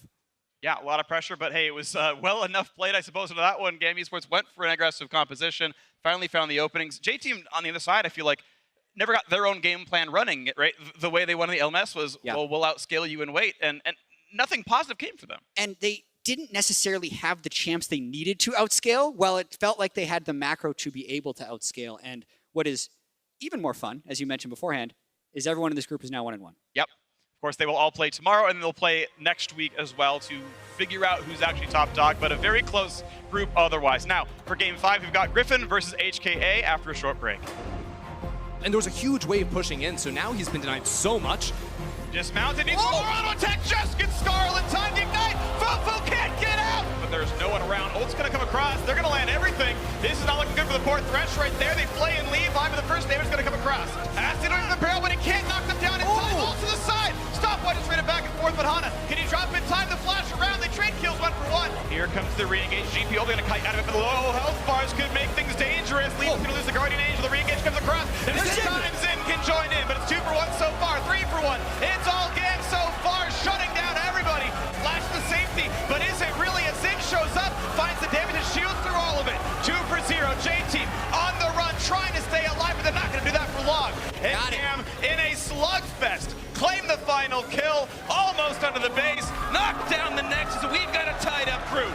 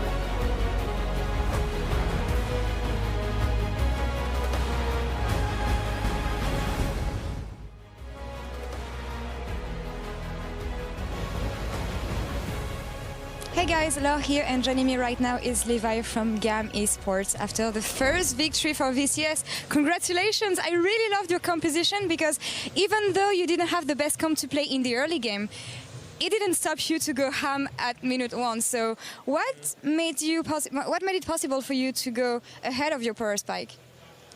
Thì đầu tiên là chúc mừng anh Levi rất là nhiều vì đã chiến thắng trận đấu đầu tiên của giải chung kết thế giới lần này ha. Thì team mình mặc dù có một đội hình khá là yếu vào giai đoạn đầu nhưng mà vẫn có thể đè lên được với đối thủ, thì anh nghĩ là lý do nào để mình làm được điều này? Như câu hỏi thì mọi người cũng nói là team mình có một cái đội hình khá là yếu ở giai đoạn đầu ấy, nhưng mà thực ra khi mà team mình đã lựa chọn cái đội hình đó ấy, thì team mình không nghĩ đó là một đội hình yếu mà team mình nghĩ đó là một đội hình mạnh và team mình có thể thắng. So, as of your question, you and maybe everyone thinks that it's a weak composition at the early game, but we actually don't think that. Okay. We think this is the perfect composition to fight even in the early games. All right, well, you used your comp perfectly then. Now, 25 to 35 minutes, you're way ahead. Kaisa is really big, but still, you're taking some time that it felt like you were scared maybe. So, what stopped you from finishing the game? Vào phút từ 25 tới 30 thì mình cũng đã có một cái lợi thế rất là lớn trước đội đối thủ, nhưng mà mình lại không thể kết thúc trận đấu được. Thì điều gì đã ngăn cản đội mình coi như là có thể kết thúc trận đấu và giành chiến thắng? Thực sự thì ở giai đoạn này nói chung cũng ở giai đoạn phút từ 20 nói riêng và ở cái trận đấu này nói chung ấy thì mình đã có một cái trận đấu khá là tệ, và kiểu mình lúc mà mình chơi thì mình cảm giác mình thi đấu như là sát đoàn vậy á. Thì nói chung là có lẽ đó là do lỗi của mình đã không mang lại được nhiều lợi thế về cho team cũng như là triển khai là cái chiến thuật của team. So at the 20-25 minutes and this game as a whole, I feel that I'm not playing so well. I feel like I'm in like Iron League. Because I have not, because although like I got resources, I cannot use it to create more resources to help the team close out the game. Lack of confidence maybe? Có phải cái lý do có phải là do kiểu mình không đủ tự tin hay là do là mình mắc lỗi cá nhân hay sao? Không phải, thực ra chỉ là do những cái lỗi cá nhân làm cho mình bị bối rối trong lúc thi đấu.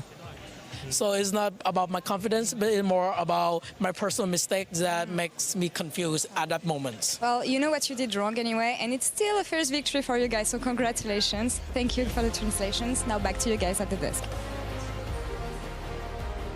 Thank you very much, Laure, and welcome back to Worlds 2019, where MasterCard is on a mission to bring all League of Legends fans together through the power of a one-of-a-kind, priceless fan experiences. And today's fans, the fans of the day rather, they are Jonathan and Corentin from France, who received those lovely Worlds scarves. Those are scarves that even Ocelot would be jealous of. They're joined by Louis from Hamburg and his red Minion plush in representing Fnatic in the audience today, while Sebastian from Nuremberg and Mark, a local here in Berlin, are also ready for the weather today, keeping warm in their new Worlds 2019 hats. There we go. They got everything. They got scarves, they got hats, and they got some great games. And there's a lot more great games to come as we are gearing up for Griffin versus Hong Kong Attitude. Now, for the LCK number 2 seed, they did come into the tournament with a lot of questions, also a lot of hype, but I am left with a little more questions after the G2 game, Papa And Smithy. that's a scary reality, is that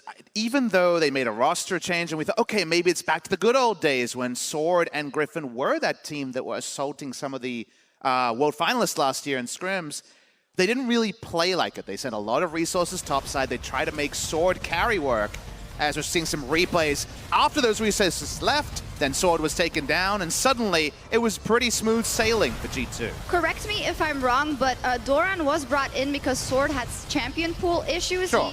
In 23 games, he played 18 games of Aatrox and Jace, and Doran had more flexibility rather.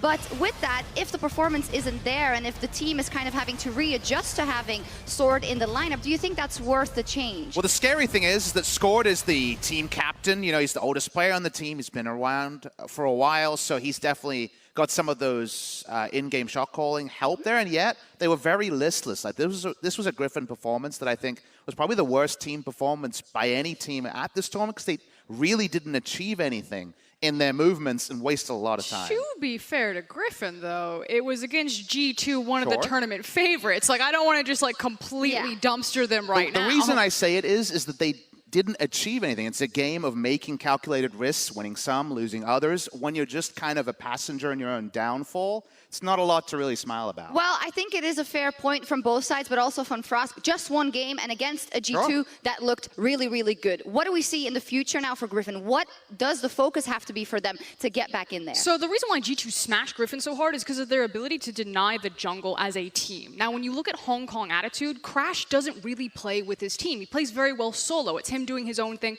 by himself, not really assisting his lanes. So it's not that Hong Kong attitude can use the same blueprint that G2 did. I actually think that Griffin will have a lot more freedom, a lot more space in their jungle, and be able to get to those team fights that they like. I think one of the big things for Hong Kong attitude is that they struggled in the early game against Cloud9 yesterday. And when you think about Griffin, something that they had going for them during the regular season was their consistency. That's why they so often finish first at the end of the regular season. And when they're allowed to just play the laning phase, play a slower style, I feel like Griffin, you get to see why they are considered such a strong team. We already saw Chovy solo killing in a 1v2 against Caps yesterday, and you know the potential of this team. So coming into this matchup, I'm a little worried largely because of what I saw from the early game from Hong Kong attitude. This absolutely should be a game where there's strong mechanics, strong laning phase to allow them to coast through. And if anything goes wrong there, then we have a different discussion. What I'll be looking for, the soul of this team with Sword in the lineup, is Tarzan playing through Chovy and then using a mid-jungle advantage to go top or bot. Not just throwing resources into Sword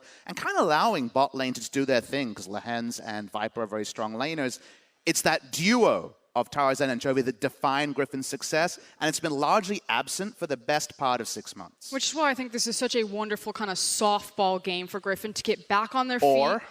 Oh, yes, it could be the burn down moment for Griffin, but I think it will be better. Again, I do not think that Crash works well enough with Mission to challenge them in that 2v2, and I think pound for pound talent-wise, Griffin just have superior mechanical players in virtually every position. And I would also say team play-wise and fundamentals, Griffin is a team that can fall back on a lot, where Hong Kong attitude does do better when they just go for those skirmishes and individual outplays. I think that the best case scenario for Hong Kong attitude is to draft more of a scaling comp, because the thing about Griffin is they're not fast. No. I feel like there's a bit of a perception that they are similar to G2 how they play, but that's not the case at all. And if you are able to get to a late game stage where you can fight, then I think that is the best case scenario, because as Frost says, pound for pound talent, I feel HK are outmatched. I think this is just a situation where if Griffin lose here, though, that's the stakes of the match. That's when you hit the emergency button and you get very scared. And my last question is, again, CV Max out, new coaching staff, Sword back in after being definitely out of favor with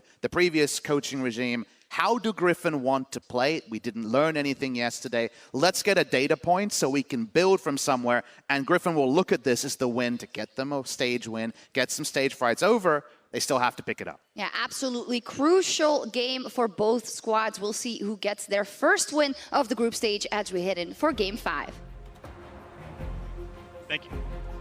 Thank you very much, Shox. Welcome to the Caster Desk once again. And as was mentioned, both these teams so far winless at Worlds. Of course, sample size of one game. We expect them to pick stuff up eventually. But this coming in, Griffin, was you could reasonably power rank them somewhere 1 through 3 in this group stage. It's a long shot to say they're over G2, and as we saw, G2 beat them pretty handily. But they're sort of standing against Cloud9, who we'll see later today. That's the battle for me that's really important here, and I want to see them convincing over HKA to show that. Right, and the desk sort of set it up for us pretty well here. Griffin lose this game, you maybe hit the emergency eject button, right? If they win this game, then you give them a chance again. You try to get some hope back towards them, because I think in that match against G2, a lot of the things that worked so well for them in the LCK summer didn't actually go their way. I think Tarzan underperformed, especially in that early game, after getting bullied around by the solo laners, but then leaving his top laner out to dry as well. I want to see him back on some confidence, come up with a much stronger performance, because a lot of people had him pegged as maybe even the best jungler in the tournament. Yeah, and I think some of the biggest overreactions is trying to say the house is on fire for Griffin after losing to G2. Yep. The house would definitely be on fire if they also lose to Hong Kong Attitude, but if they are able to right the ship and have a convincing victory, I think the rest of the group stage would be much better for Griffin, because this team, we can't forget, is consistently the best regular season team in the LCK.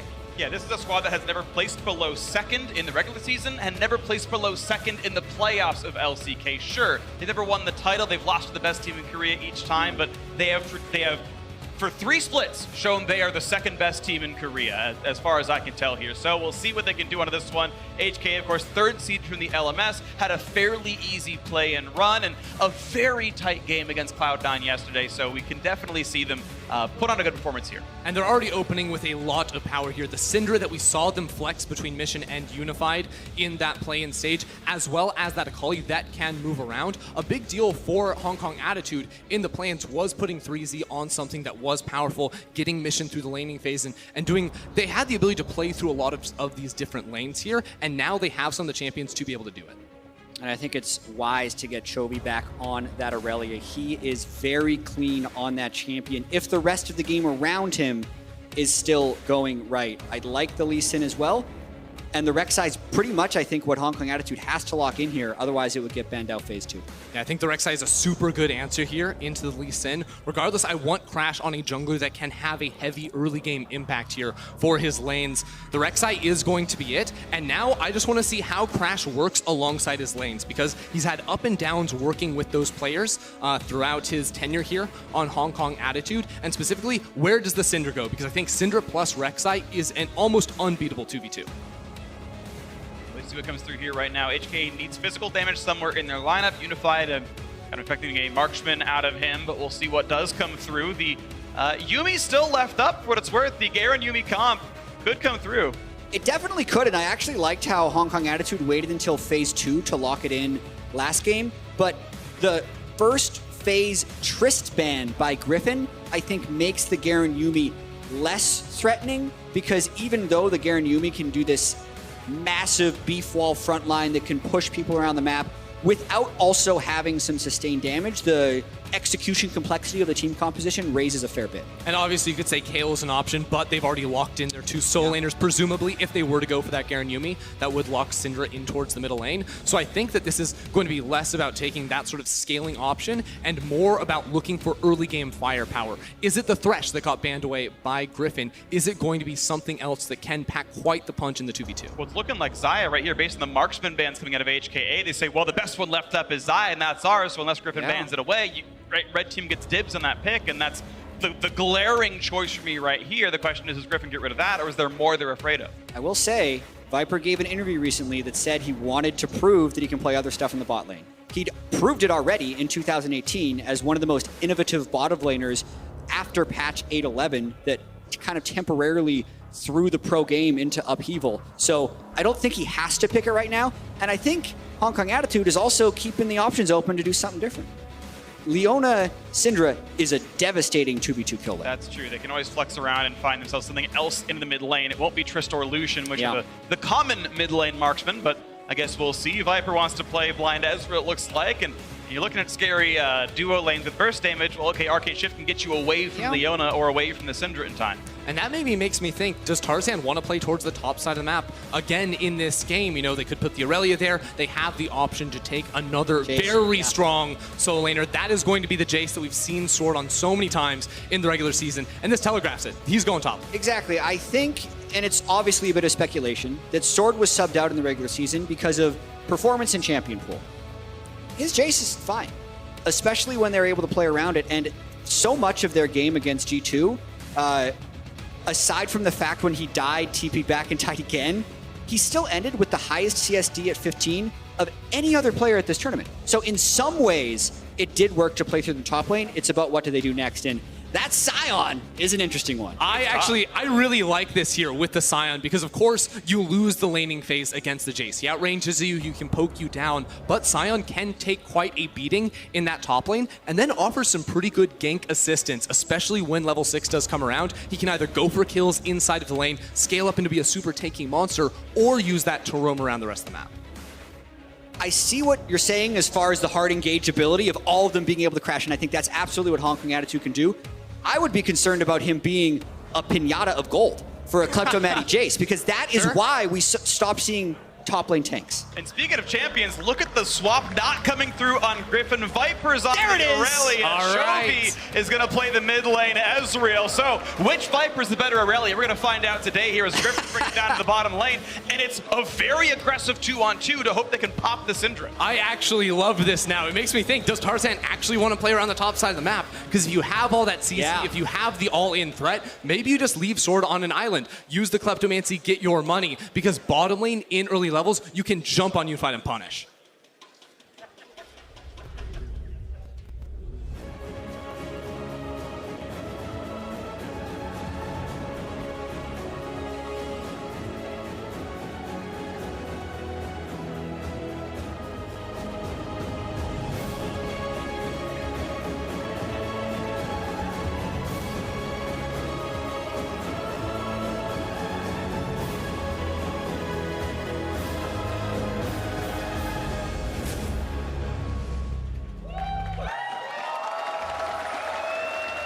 Griffin, one of the most exciting teams to come out of South Korea, kept missing Worlds, kept missing MSI. Now they are here, and it was a slow start, but they've got a shot at redemption right now.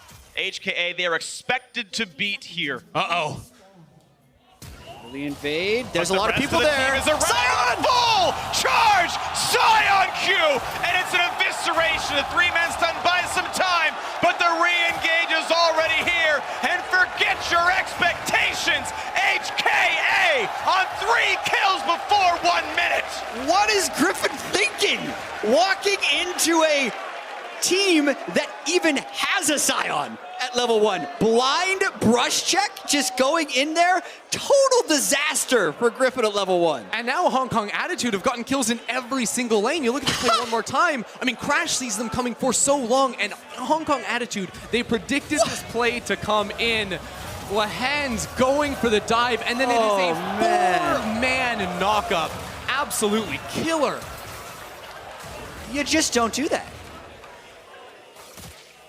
But Griffin does it anyway, just so eager to try and get Tarzan some type of early game advantage. They just, as you say, give up kills to Scion, Syndra, and Leona. And now this, makes the early game so much more explosive because both of our junglers held on to their flashes. You see a missing flash for Chovy in the mid lane on the Ezreal, maybe a little bit harder to punish, but a flashless Lahen's down bottom side on the Nautilus, all of a sudden it's a lot harder for him to go forward. When there's a Leona on the other side, both of these teams have the assistance to get their junglers involved down bot. The saving grace, at least, is those missing flashes are matched perfectly by the opposing side. So these are, those lanes are volatile, to be clear. It's an entirely flashless mid and flashless support, so we'll see what does come through. And kind of thankfully for Tarzan, it was only assists here for Crash, so he's not incredibly rich that he's going to instantly complete Warrior. So you kind of can expect a fairly equal jungle presence here. Yeah, and I actually think that it's not immediately going to mean that the early game is incredibly explosive. In fact,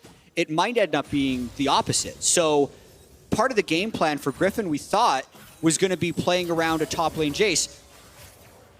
As I have to hold my very important stun by goes in.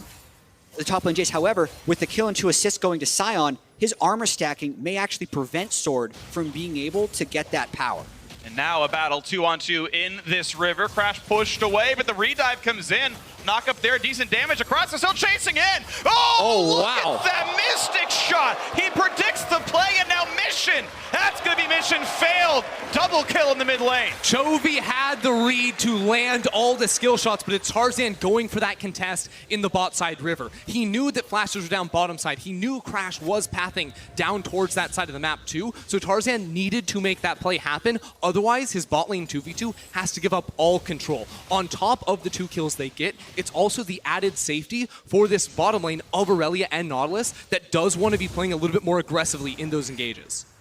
You know, I got to say, when Griffin lost those 3 kills, he felt like, okay, maybe their whole squad's in flames, but I think it was just a choice to dismiss the Cynics and just see that, hey, they can win from behind. They're already up in gold. So watch Chovy in this fight. So yes, Tarzan goes in, but the accuracy of the W shift and then right there. Full prediction. Incredible Mystic shot there by Chovy, showing off his mechanics. And then they have double red buff, so Mission has no chance of escaping. Yeah, I do also have to call out Crash at the start of that play because he used his tunnel forward without mid lane priority, and then he also unburrows to try and clear away a ward in that pixel bush. So he didn't really have the CC. He didn't have the escape tools either to try to run away from that fight when it was very obvious Chovy was going to be the first one there, ready to go for the 2v2. All right, take a breather. Check out what this game looks like right now. Mid lane's being pushed in. Early lead, very early sheen for Chovy. Yeah, and speaking of early, that was the earliest first blood since 2015 tracking in World's history. So Griffin so badly wanted to kill and give some stuff over to HKA. They just had to run right out of base to do it. They just wanted to set some records. Yep. Man.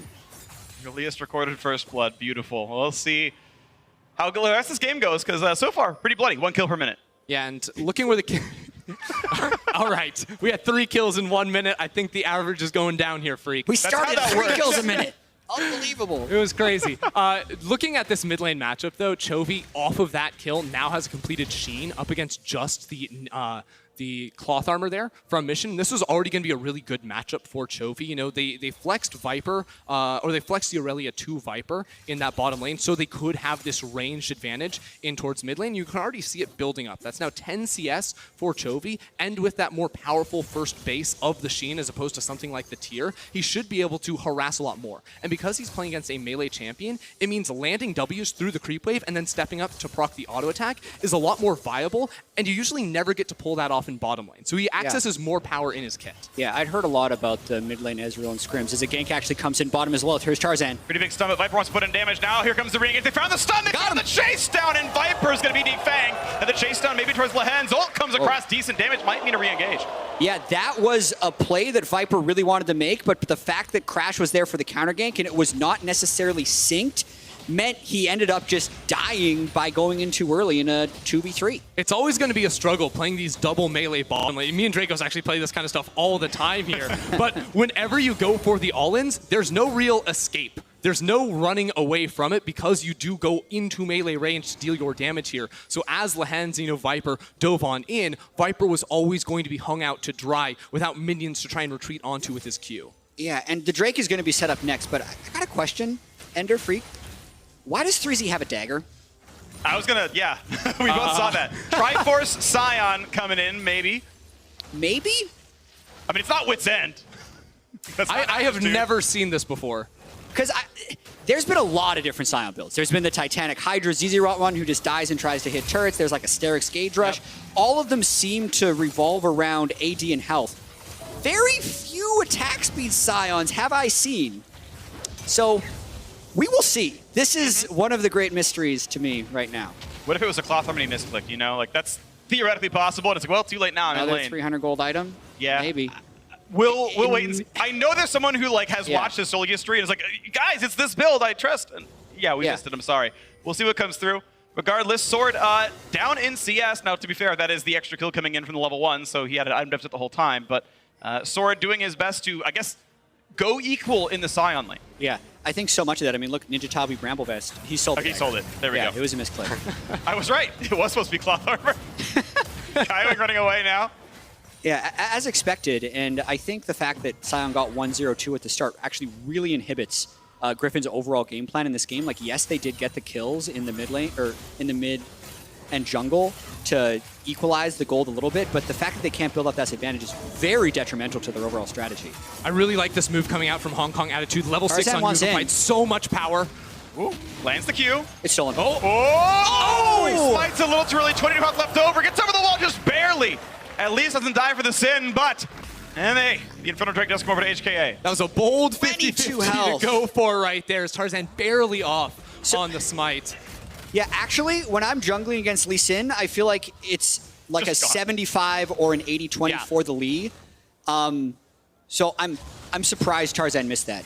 One more auto attack on the Infernal and I would have had it, but I think what happened is HKA did actually stop damage when the Lee Sin Q landed, which is good by them to communicate and say, oh crap. But most of the time when Lee Sin weaves through to get a 1,000 health Drake Sonic waved, he just gets it. So big move there for HKA to get the Infernal Drake. Yeah, there's a few of those types of champions that almost always turn those 50-50s into advantageous smite battles. The Rek'Sai, eventually, without, many points in E, doesn't do that much damage, but later on you do have that true damage as well. So when we get into these situations later on the next Infernal Drake or potentially around the Baron, it's always going to be a really high pressure moment for both these players as they try to calculate the damage in their heads and try to land that spell.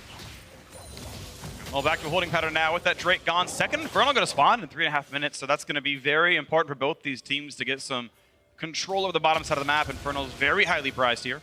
I do like the itemization coming through from Viper. Full MR right off the bat. He's going to be going for Wit's End first item, which does make a lot of sense when you're against a Syndra in the bottom lane who has a lot of single target burst damage. And now that Aurelia's W doesn't actually block magic damage anymore, you can't have that same counter effectiveness up against the like as a Syndra where you can block out a lot of that damage. Will also mean that Viper could potentially lane against Mission later on in the match. I want to point out in general, there's not a lot of physical damage on HKA. Sion, not that big of a threat, and the Rek'Sai falls off after about 15 minutes. You get the Warrior, that's nice, but it's just not the same. So MR itemization going to be very strong here for Griffin. But I also think HKA is strong right now, which is why they've sent 5 people to the Rift Herald, and they're kind of daring Griffin to come and fight them, and I don't think Griffin's going to take the bait. It'll be the Herald pickup. Second neutral objective here goes to HKA. Crash getting the better so far of Tarzan in that game. And it's going to be maybe a very early summon to the top side. Unified is going to be already up to this top side. Won't take the Herald just yet. They will summon it later. He'll get the recall first.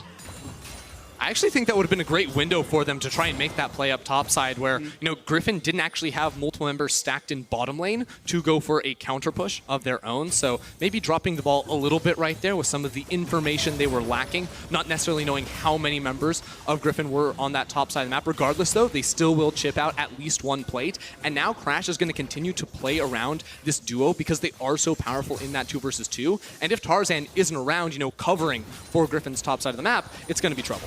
Yeah, here it is. There's not enough people here to potentially fight the Rift Herald. It's at least 3v2. 2 plates from this charge. Yep. Now there is some extra armor MR on the thing from the plates recently dropping. One auto attack comes in, make sure the gold comes through. You get basically a longer leash range on gold as long as you damage the turret in the last 15 seconds. So you saw Unified make sure to walk up, land the auto attack. Now we can play safe against the charge, guarantee the plates. Gold goes to him. I've seen so many players fail to get the local gold from plates by playing so gun shy. So one thing I like to see from how Griffin are assigning their players to these lanes is it's actually Sword going up top lane at the moment. Because look at his matchup against the Sion. He has Youmuu's Ghostblade, which gives him that lethality. But against Ninja Tabis plus, the Bramble Vest as well, it really doesn't have that much efficiency. All that armor is going to cut down the damage that Sword is going to be able to deal. So for a while there, they had Sword in the 2v2 with Lehends, and it was actually Viper going bot lane to pick up some levels for himself, because when you play these bot lane carries, you're actually going to be very under-leveled here. Level 7 on Aurelia as opposed to the 9 of these other solo lanes.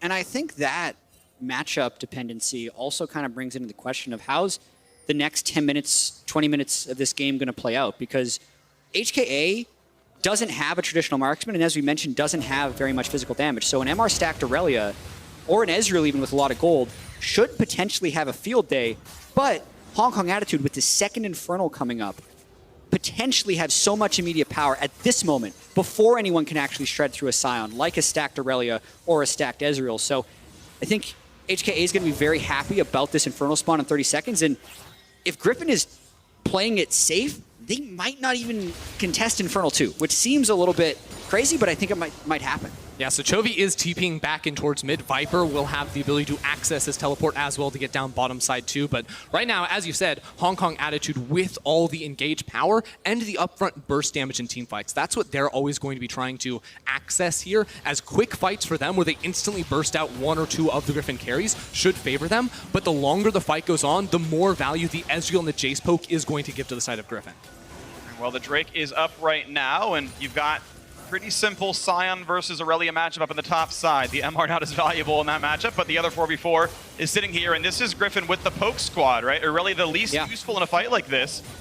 Well, but the Jace Ezreal poke looks great. Yeah, Hong Kong Attitude need to start the Drake right now because Mission has now lost priority over mid lane, so it's getting a little bit awkward for them as they're dancing around this objective without the pressure. Now that they have cleared out the mid lane, Mission can rotate on down here, and that's when we expect them to start up the objective. But you have to keep in mind, Kaiwing already taken a little bit of damage, and that's going to build up. Griffin ran out of control wards first, so they actually can't get clean vision inside the Infernal Drake pit, which will make them check a little bit. But the more poke they get, the harder it would be for Hong Kong Attitude to engage.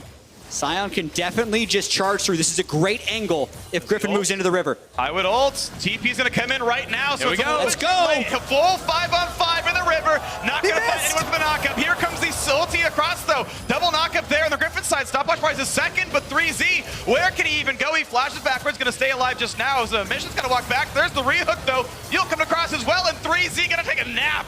Down he goes for this one. They'll knock down the passive as well, and the river control goes to Griffin. I would not let 3Z drive me anywhere right there. Whiffs completely unable to find a target. And in a moment in the game where Hong Kong Attitude had the setup, had the initiation tools onto Sword, who was TPing in and so vulnerable, it is now Griffin that bounced back and find the Infernal.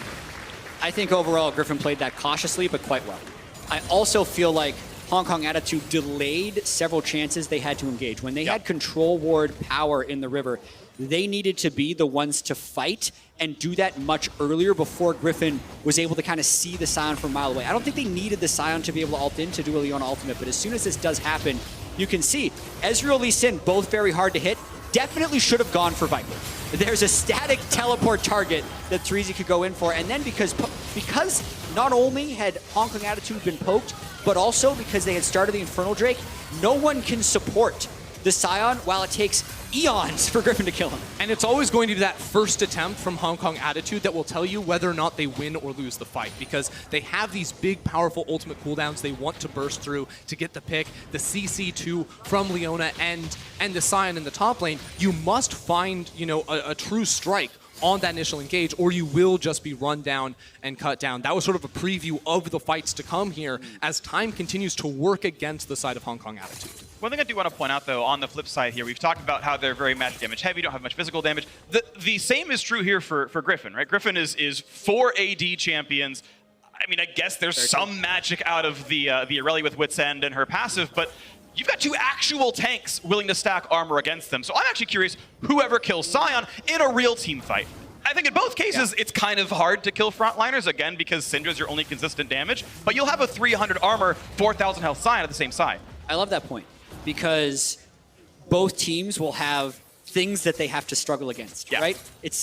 Both teams may have trouble killing each other depending on how they're fighting, which you would think would favor Griffin in a chance that they are the lowest combined kills per minute team heading into the World Championship, but more so I feel like that stat of them having low kill games is just due to their risk aversion when behind and their objective focus when they're... Look at this itemization and who benefits more from building tanky stats. I can't help but feel like Aurelia is going to be that champion, because with the Wet's End and the Mercury Treads, it's very easy to build these resistances and then stay alive super long in these later game team fights, whereas it's really hard for Mission to get armor outside of, I guess, the Zhonya's Hourglass. That's really going to be the only thing you can itemize into. Yeah, and I think if we ever get an isolated Aurelia versus Sion duel, if Viper gets, Wit's End and Trinity Force, I think the Conqueror is just going to be enough. Yeah. I feel like that's really why we've stopped seeing Sion. Sion can still be a mega tank, but he will just lose an extended fight to an Aurelia with Conqueror. people also forget that magic resistance works really well against items like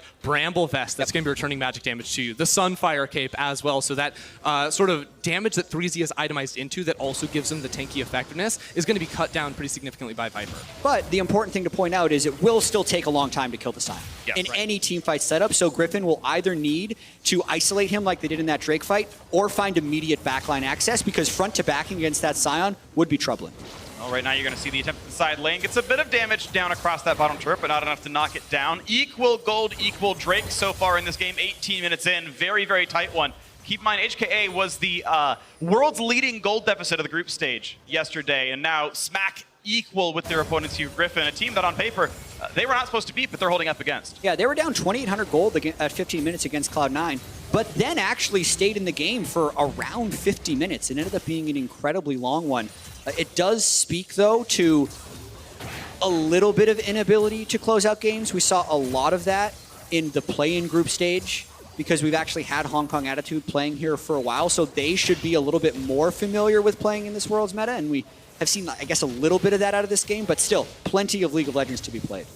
I think what we need to see coming through from Hong Kong Attitude, moving into this game is, again, it feels very similar to other games where we do have a lot of these strong pick tools where it comes down to vision and owning the river. If you can own the river and you have great scouting tools like the Rek'Sai, right, then you can set up for the Cinder Stuns, for the Leona engages, and try to work with just your river control to move 3Z towards the rest of your team. If 3Z can get a push going in a side lane and then find a window where you have a numbers advantage around mid, it becomes very easy to find those types of fights.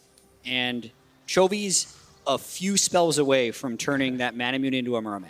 Yep. Which is, if we think back to a few years ago when we saw a lot of mid Ezreal, like such an amazing power spike, because not only does he have the same 2-item power spike bot lane Ezreal has, he has more levels for that power. So right now, setting up mid, getting mid priority, moving towards Cloud Drake, absolutely what Griffin should be doing. And now he asks, does he want to itemize into the magic damage coming through next to diversify the team's damage profile just a little bit? Right now it is Griffin with control of the river. I don't think Hong Kong Attitude are going to contest this. They don't have the same itemization coming through that Griffin do, especially, as you mentioned, around that middle lane. So it will just be a clean pickup here for Griffin. Easy one done because of their mid control. Is it simply waving from the other sides of the map? Sure, Sion is getting tanky, and that's going to be great. That's going to be useful. He's going to be a menace. The question is, can he do enough, though, across this game? As Sword just takes the rest of the farm, and made his presence known mid lane, claimed a Cloud Drake for it. 5 minutes down the line, we'll see Ocean spawn as well. That'd be great to see for HKA to help withstand some of the poke. Unlikely we're going to get it, though.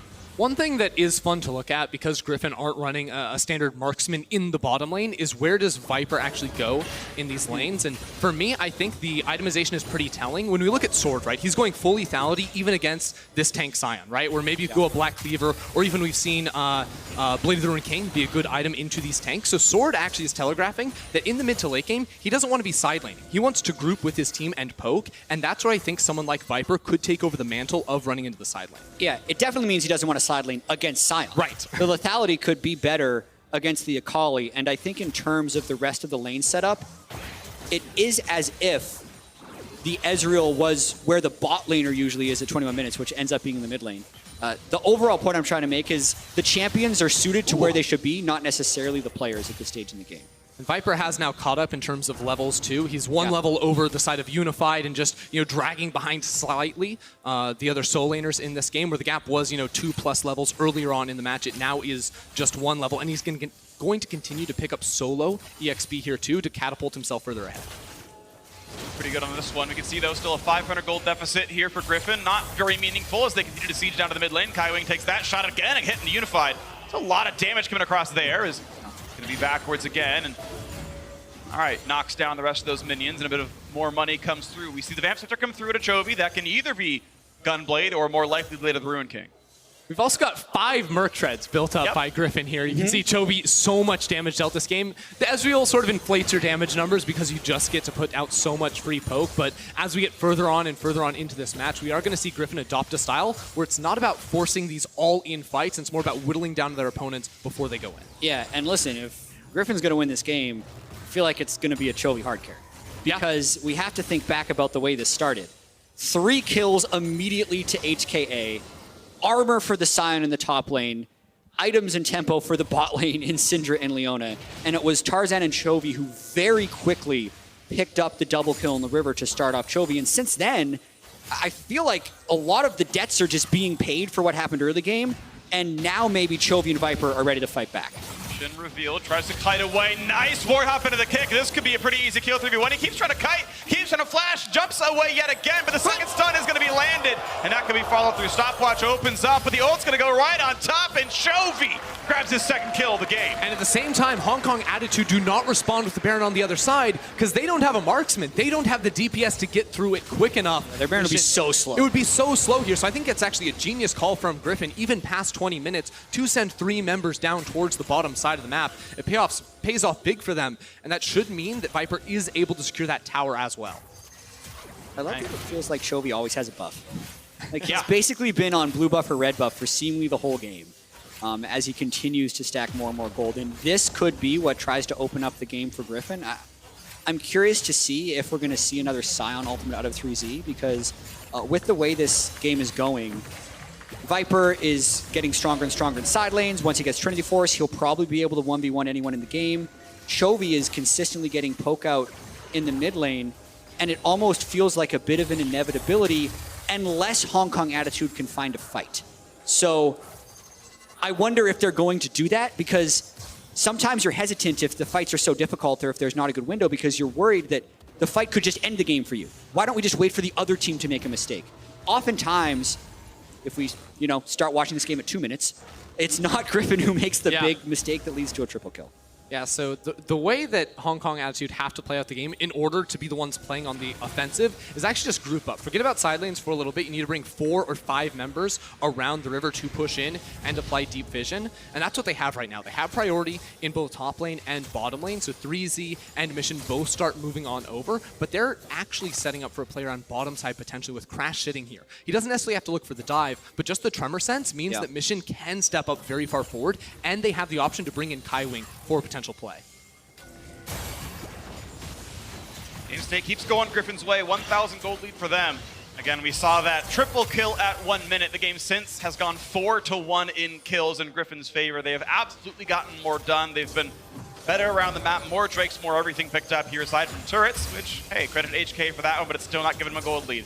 Ocean Drake has spawned, and you can see the mid lane going back and forth. Now Sword taking a fight with 3Z right here. We'll see if they can knock that one down because Lee Sin behind him as well. Ward hops over, lands the kick, and he's got a lot of armor, but he's got no support at all. The anchor comes in as well. 4v1, and Sword grabs that one. And yet again, HKA have nothing to do on the other side. They don't even go for the Drake with no one near that river. Yeah, they have to respect the potential Baron to come through from Griffin, but that call is not going to be made. It's just Griffin continuing to find these picks, continuing to edge a little bit further forward in this match and get the items coming through. Now Viper, the Trinity Force that we mentioned, has been purchased. Chovy is going to continue to scale on this Ezreal and just be more and more monstrous as the game goes on. And it feels like HK is just so scared of Chovy in the mid lane. They have no pressure in the mid lane, and that's what is allowing Griffin to kind of get 12 seconds to kill 3Z's Scion. It's not like they have the items yet to cut through him, but given enough time, as we saw in the last game, just hitting something over and over again sometimes works. And that's what they've kind of had to do to Scion, but it's because they bought themselves the space to do so with their mid and side lane pressure. It's just been full control from Griffin. You look at how they've controlled the river in terms of vision. They even see Crash on this Drake at the moment, but Tarzan's playing for the top side because no one cares about the Ocean Drake at 26 minutes into the game. Griffin, they know the next objective is going to be this top side of the map. At least they claim it. I would have thought it was pretty easy for them the last time around when the sign was going down, but at least it's still going their way. HK finally pulled the trigger onto something, but it is a team that I feel like has just not been active here, HK. They've been waiting around and getting picked off. Yeah, I know that oftentimes Ocean Drake is considered the meme Drake at 25 minutes, but Griffin's a poke comp. Yeah. Ocean Drake is exactly what HKA needs. I'm actually very surprised that Tarzan didn't prioritize trying to deny the Ocean from Hong Kong Attitude. Griffin doesn't need it, but I feel like it's important to stop HKA from having it. I think that's actually fairly substantial for Hong Kong Attitude. More poke on a 3Z. He's going to stay all right for this one, but waiting around in the mid lane, hoping they can keep this one alive. But the rest of Griffin is here. The poke still lands, and they're going to land the auto attacks. And their third turret goes down. All the outers are picked up. 3Z takes some damage, but Still hard to push down the Scion. He's pretty tanky. Meanwhile, Akali pushing the top lane. That's what becomes so interesting now is Mission does have a potential flank option on towards Griffin, but Griffin are so fluid, I feel, in their moments. They're not actually grouping up as 5 a whole lot of the time. They're staying a little bit more spread out to be able to cover their flanks like that and not actually offer themselves up as a solid initiation, because HKA would only be able to find like 1 or 2 targets, and then the rest of Griffin could very easily collapse. And now it is Viper pushing down towards that bot side of the map. Immediately as I say that, though, he does go for the recall. And I wonder if he's able to finish off his Guardian Angel off of this too, because that is a lot of power for Griffin if they want to look for the fights. Not there just yet, but they're going to find a knockup here on a sword. Finally, a sign of life and make it a sign of death. Mission grabs the kill, finally one on the board for him. HKA tie up the kill score. And I'm glad HKA finally went for Jace rather than going for the Irelia. But let's see if Griffin goes back. Tarzan's trying to go way in there. Whoa! For the kick, Flash is going to be there. Flash away from Crash, gets him away from the Irelia stun. Will there be a re-engage as Kaiwing jumps forward? He got Tarzan! Still ult Tarzan, but he's got a teammate as safeguard too. Just keeps himself alive. It's still a 5v4 in the map, but there might not be a re-engage. Keep in mind, 3Z does have the ultimate still available. If someone goes too aggressive, that's Chovy jumping right in, but they're not going to go for that play. Don't think Chovy has quite the damage to follow through, and it is a Trinity Force, so not able to slow the targets and set up for the chase. That's the Merc Treads coming in clutch right there for Tarzan. Not sure if he went for Legend Tenacity as well on the Lee Sin, but that stun did not last very long, and it ended up being that Kaiwing was unable to connect the Zenith Blade and takes away that power play, because that was a kill from Hong Kong Attitude. If they find Tarzan, that's immediately an opportunity for the Baron too. Well, it's putting us at this 3,000 gold difference, though. It's still Griffin, the ones who are doing better. And that's always been a good sign for them. Expected to be, above HKA in this group. The early loss of G2 upset people a little bit, but it's still been a very tough game between these two squads. And we know that eventually this Baron play is going to be what it comes down to. Yeah, and I think it's incredibly important for Griffin to win this game for a number of reasons beyond even just getting out of the group, but for their own confidence and thinking about the way the game started. With 3 kills going away, a team that has the label of chokers because they haven't won finals. If they can pull this one back. Double stun comes in, 3Z trying to run, pops the ult, the flash to block it from Lehens. The re-engage, he's almost burning down, and that is a kill in for Chovy yet again. Stun's not gonna land. They've pushed the Irelia away, barely staying alive. 3Z's Ghost Form, not gonna do a whole lot of damage there. Another 1-for-0 for Griffin. Chovy missed the timing right there to snipe out Unified coming out of the Zonia's Hourglass. They were unable to find that second kill right there. Still, the minion wave is coming through. Tarzan has ult. Crash again, kick back into the squad. Ults to buy a little bit of time, but he's not going to go anywhere. And a second kill comes through for Griffin. Mid lane's going to fall absolutely, and now no jungler alive means a Baron attempt is there. And an altless Leona and altless Syndra. This should be a fairly easy Baron for Griffin. We'll see if Mission tries to pull off some heroics. Flash and Akali ult up. Still pushing it down. The health bars, though, fairly high. Tarzan's not a whole lot of threat. Into the front line goes Kaiwing, but he's hitting a tank. That's not going to do a whole lot right there. Stuns aren't going to land, but they're still going to knock down the Leona, and they can turn right back over to the Baron if they really wanted to, but with the respawns coming in, they decide to kill wards instead. They're playing so low risk. That was a 5v3 with the enemy jungler dead and most of their team at full health with no ultimates on 2 of the 3 people. And they say, you know what? Better peel off and kill the support. It's because they feel so confident in fights like this, chasing down Scion, going for Unified, very close to actually picking up 3 kills. If you're going to see at the backside of this fight, the stopwatch from Unified, Chovy tries to time his WQ about a quarter second early on that one, so they only pick up 1 kill at the start. And if they get that kill onto Unified right there, that is guaranteed the Baron. They turn, they can find that same pick, but then it's going to be a 2v5 around that objective. As we track Tarzan just sitting in the bush here, held on to his ult this entire time, wasn't really involved, and finds a really nice play. Crash wasn't quite able to react fast enough with the knockup, and then can't really go anywhere after that. Really slick play. Lands the Q first to make sure he has somewhere to go out and not get chased in. Even the Void Rush puts him right at his feet. So beautifully played there by Tarzan. 1-1-6. He's gotten pretty solid run onto this game as Griffin hold a very nice lead. 5,000 gold ahead. Ocean Drake going to be an easy one here as Chovy grabs that one. And as they hear the Ocean Drake go down, this is now Hong Kong Attitude's time to get vision around this Baron, because this sort of feels like it could be the last stand for them, because if Griffin get this Baron, I think it's super easy to siege with this comp to play multiple lanes and close out the game. So we are looking at a team fight here for Hong Kong Attitude, and they must be able to find that perfect engage to snipe off a Chovy or a Sword, which is not an easy task. And I think it's just going to be so difficult against 5 copies of Mercury Treads and a QSS. And I just want to take a moment to appreciate Chovy's performance so far in this game, because it's definitely been a weird one where Griffin, the heavily favored team, gives over 3 kills right at the start of the game, and I think a lot of their plans have been delayed because of that. Sword was unable to push an advantage early on 3Z. Really, that was what they were planning on playing around for most of the early games, so they had to kind of adapt and stall, but I think they've actually been able to stall this one, grow the lead. 6,000. Chovy is probably around 12 or 13 CS per minute, which is incredibly high. He gets 400 CS at 32 minutes, and now it's about Griffin closing the deal on HKA. And Chovy's off to a great start in this tournament, even in the loss yesterday, pulling off that 1 versus 2 against Caps in that middle lane. So definitely going to be tracking his progress as the series goes on as one of those really hyped up Korean mid laners, ones that we haven't seen on the international stage before as we look forward to the rest of groups and potentially a run into playoffs. All eyes are going to be on this lineup and on players like Chovy and Tarzan in particular. Might not be too much longer now as we wait for them to finish out the Baron setup. HK got a feel for them. They were given a gift. Some of that, actually, I would say, is their preparation. They clearly set up the play and thought they could bait something in. I want to give them credit for how the level 1 went. But you're given that, right? You succeed on that plan, and the game slips away from you steadily over time. That's got to hurt a lot. HKA not out of the game, but they've been losing their grip for a while, hoping they can find some kind of opening there. And it's now a push towards Mission. A stun's going to land, but Arcane Ship builds them a bit of space. Chovy's going to be just fine. An ultimate missing now for HKA. Reattempt towards Sword. They popped the Righteous Glory, but they still cannot find that opening. If Hong Kong Attitude cannot kill Chovy at the start of the fight, I don't think they can actually win. Unified taking so much damage right there. And now picking the jungle.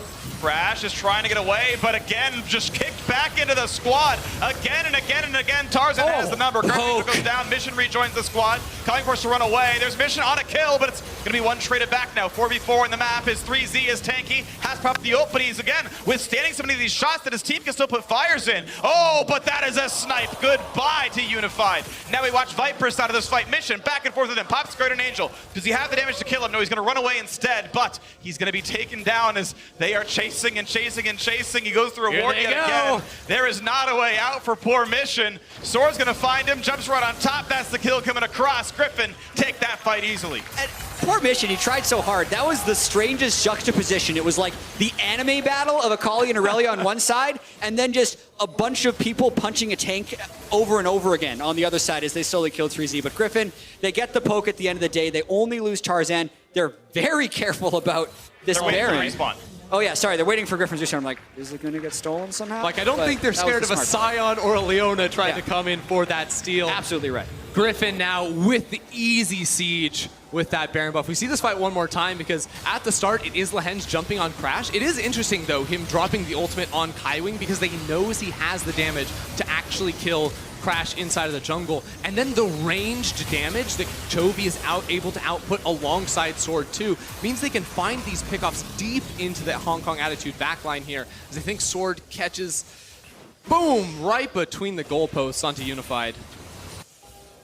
And for as much as I'm happy for Griffin to be able to come back from an early deficit, I'm a little bit disappointed and sad for Hong Kong Attitude because this is a team composition where they have a ton of engaged tools and they need to group. And they are actually the ones consistently getting spread out and picked off and have never really been able to find anything. So they will definitely have a lot to work on if Griffin is able to take advantage of this Baron and win the game. Seems like they'll be able to. Korean teams really known for their ability to, once they get Baron, just completely crack the game and say, okay, this is guaranteed ours. It's 99-1. This is our game to win. And those are some pretty high percentages. Yeah. I mean, that's just kind of the way the games are played out right here. And 5 turrets to 2, you're going to expect them to get at least 2 more, probably crack an inhibitor as well. Rebev taken away, no problem there. Sword thinks this is the last push, too. He went for the 4th serrated Dirk right there. Not going to be able to build that into anything, but will give him that extra lethality to go for this final siege right now. Griffin playing 2 lanes, ignoring top lane at the moment, knowing that if they can group up 3-2, they have a lot better chance of actually knocking onto towers. Looking at the engage, finally the Hens gets the F-Shock off, runs away, but Kami wants to re-engage, finds a stun, but again, it's only on the tank, and look at the burst damage. Mission forced out right away. A kick goes backwards, knocks up a backliner. The re-engage for 3Z finds absolutely nothing. He's thankful he's tanky. They all get away just barely. But the health bars are so low, and the re-engage is going to look good. Sword on a rampage. Shock blast the opposing down. And now it's going to be the inhibitor cracked open. Still a minute and 20 seconds on the Baron buff, and they are not slowing down. And Viper's going to go back to base, use the TP to get back and make that minion unkillable. Griffin 5v4 inside of the base, and the towers are going down. First tower drops. They can't find any stuns here in the HKA side. They're going to push forward yet again. Nice anchor comes across. Ulti up there as well, but Viper not going to yet dive. Now he finally comes in, looks to the back line. Scattered around a little bit, but still staying alive. 5v4 fight continues. A trade of kills 1-for-1 so far, but Mission's going to drop. And with 2 left alive, they cannot defend the base. In they go for that second kill. Next is going to fall as well, and Griffin come back from a triple kill death at the first minute of the game, but take care of business against Hong Kong Attitude. And aside from a level 1, which went very awry for Griffin, they do manage to control the game, go 16 kills to 6 in the subsequent 36 minutes of the game, and pick up a crucial first win for themselves at Worlds. And they really wanted that win, Jab, because they took absolutely no risks here. Multiple times they won fights and played it the safe way. They knew they had time working in their favor as Chovy and Viper continued to scale up and continued to get stronger and stronger and stronger. And as long as they sort of waited out this mid-game period where Hong Kong Attitude had power, Griffin realized that they were the team that was going to come away with the W. And I really don't know what Griffin we're going to see for the rest of Worlds. I don't either. Because, yes, it's exciting to see them at the World Championship, but they're also the lowest combined kills per minute team here. So they can win, they can get leads early game, but they're not going to play the same way as everybody else. And I do wonder if this meta continues to slow down, if somehow Griffin can find comfort and improve themselves throughout this group stage. And there are other questions we'll continue to ask, like, is Sword going to play every single game at the World Championship, or do they want to try and bring in Doran to the top lane? There are a lot of different ideas that this team can go for, and after 2 very mixed performances, I think that we still don't have a clear picture of what Griffin we're seeing. This is the team that dropped their coach between qualifying for Worlds and starting to play in it. It's going to be a lot of unanswered questions for a while. The big showdown for them is the one tomorrow. The expectation of this group is that they battle Cloud9 for 2-3, and that's the biggest question mark of this group. HKA now at 0-2. Not going to surprise many people. That was expected coming in. Their games were close, to be fair. That may be a bit of a surprise, but 0-2. Seeing Griffin versus Cloud9 tomorrow, that's going to be the real one to look at. C9, of course, we're going to see them in about 10 minutes against G2. That one's going to be fun, absolutely. But that battle at top 3 is going to be the really spicy one.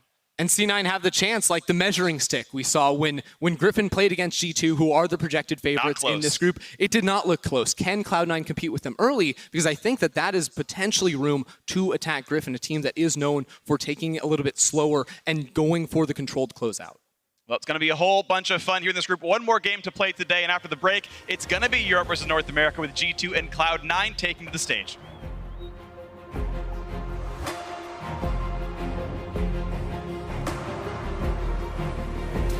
Invade. There's a lot of people there. Sion Bull! Charge! Sion Q! And it's an evisceration. 3 men stunned by some time. Knock up there, decent damage across. They're still chasing it. Oh, wow. That Mystic shot. He predicts the play, and now Mission. Still, the minion wave is coming through. Tarzan has ult. Crash again, kick back into the squad. Ults to buy a little bit of time, and he's not going to go anywhere. Crash is trying to get away, but again, just kicked back into the squad. Again and again and again. Tarzan has the number. Goes down. Mission rejoins the squad. Time forced to run away. There's Mission on a kill. Ulti up there as well, but Viper not going to yet dive. Now he finally comes in, looks to the back line. Scattered around a little bit, but still staying alive. 5v4 fight continues. A trade of kills 1-for-1 so far, but Mission's going to drop. And with 2 left alive, they cannot defend the base. In they go for that second kill. Next is going to fall as well.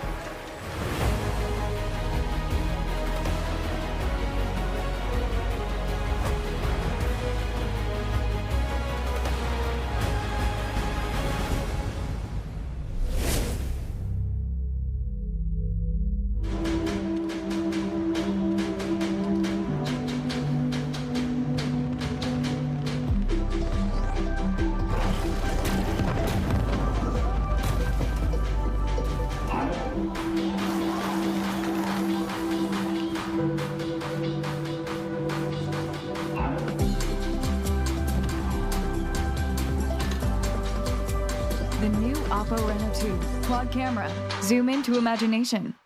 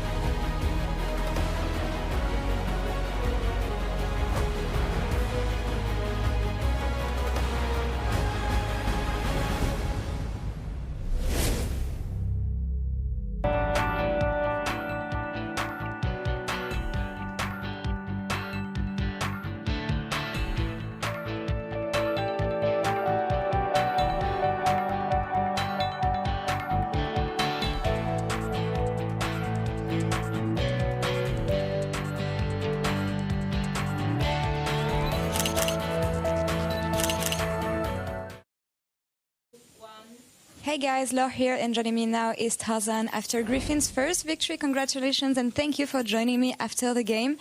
That was not easy, but before talking about your journey, I want to talk about the drafts and the lane assignments, putting Aurelia bot lane and Ezreal mid. Can you explain? 네, 우선은 첫 승 정말 축하드리고 인터뷰도 감사드립니다. 그럼 이제 픽밴에 대해서 얘기를 여쭤보고 싶은데 이제 신드라 상대로 이렐리아를 보내고 미드에 이즈를 세운 그런 라인 운영 방식에 대해서 좀 알려주세요. 일단 저희 바이퍼 선수가 워낙 B1딜 쪽으로도 잘하고 초비 선수도 이제 원거리 딜러를 좀 잘 쓰는 편이라서 이제 신드라 상대로 준비했던 카드인 것 같아요. So, well, Viper is a great non-AD carry player, and also Chovy is really good at marksman champions. So that was some sort of a counter pick for Syndra in bot lane. Okay, and that was smart in the end, so congrats on that. Now, about the first game you had in this one, I feel like it should have been easier for you based on what I've seen from you in the LCK this year. So talk me through your debut at Worlds and why is it harder than expected? 사실 LCK에서 정말 멋진 모습으로 활약해 주셨기 때문에 좀 엄청난 모습을 기대했는데 아직은 조금 힘들어 보이는 점이 있어요. 어느 점이 가장 힘드신가요?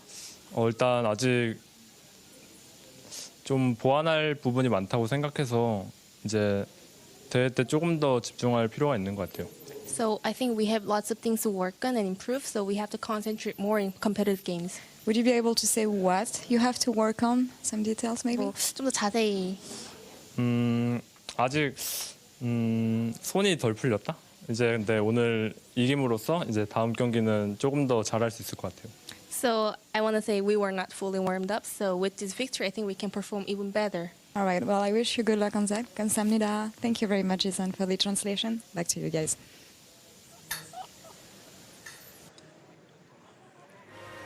Thank you very much, Laure, and welcome back to the State Farm Analyst Desk, where for a second we have handheld mics. We're just dealing with a couple of tiny audio issues, but that is not going to take anything away from the fact that C9 is taking on G2 Esports, NA versus EU, and we've got big news straight off the bat. Svenskeren is out, and Blabber is in for Cloud9. What are your reactions? It seems like a very big... Oh, maybe it doesn't. Is it working? Who knows? It seems like... How you guys? This one. Oh, there we go. All right, let's do some sharing. I love it. All right, guys.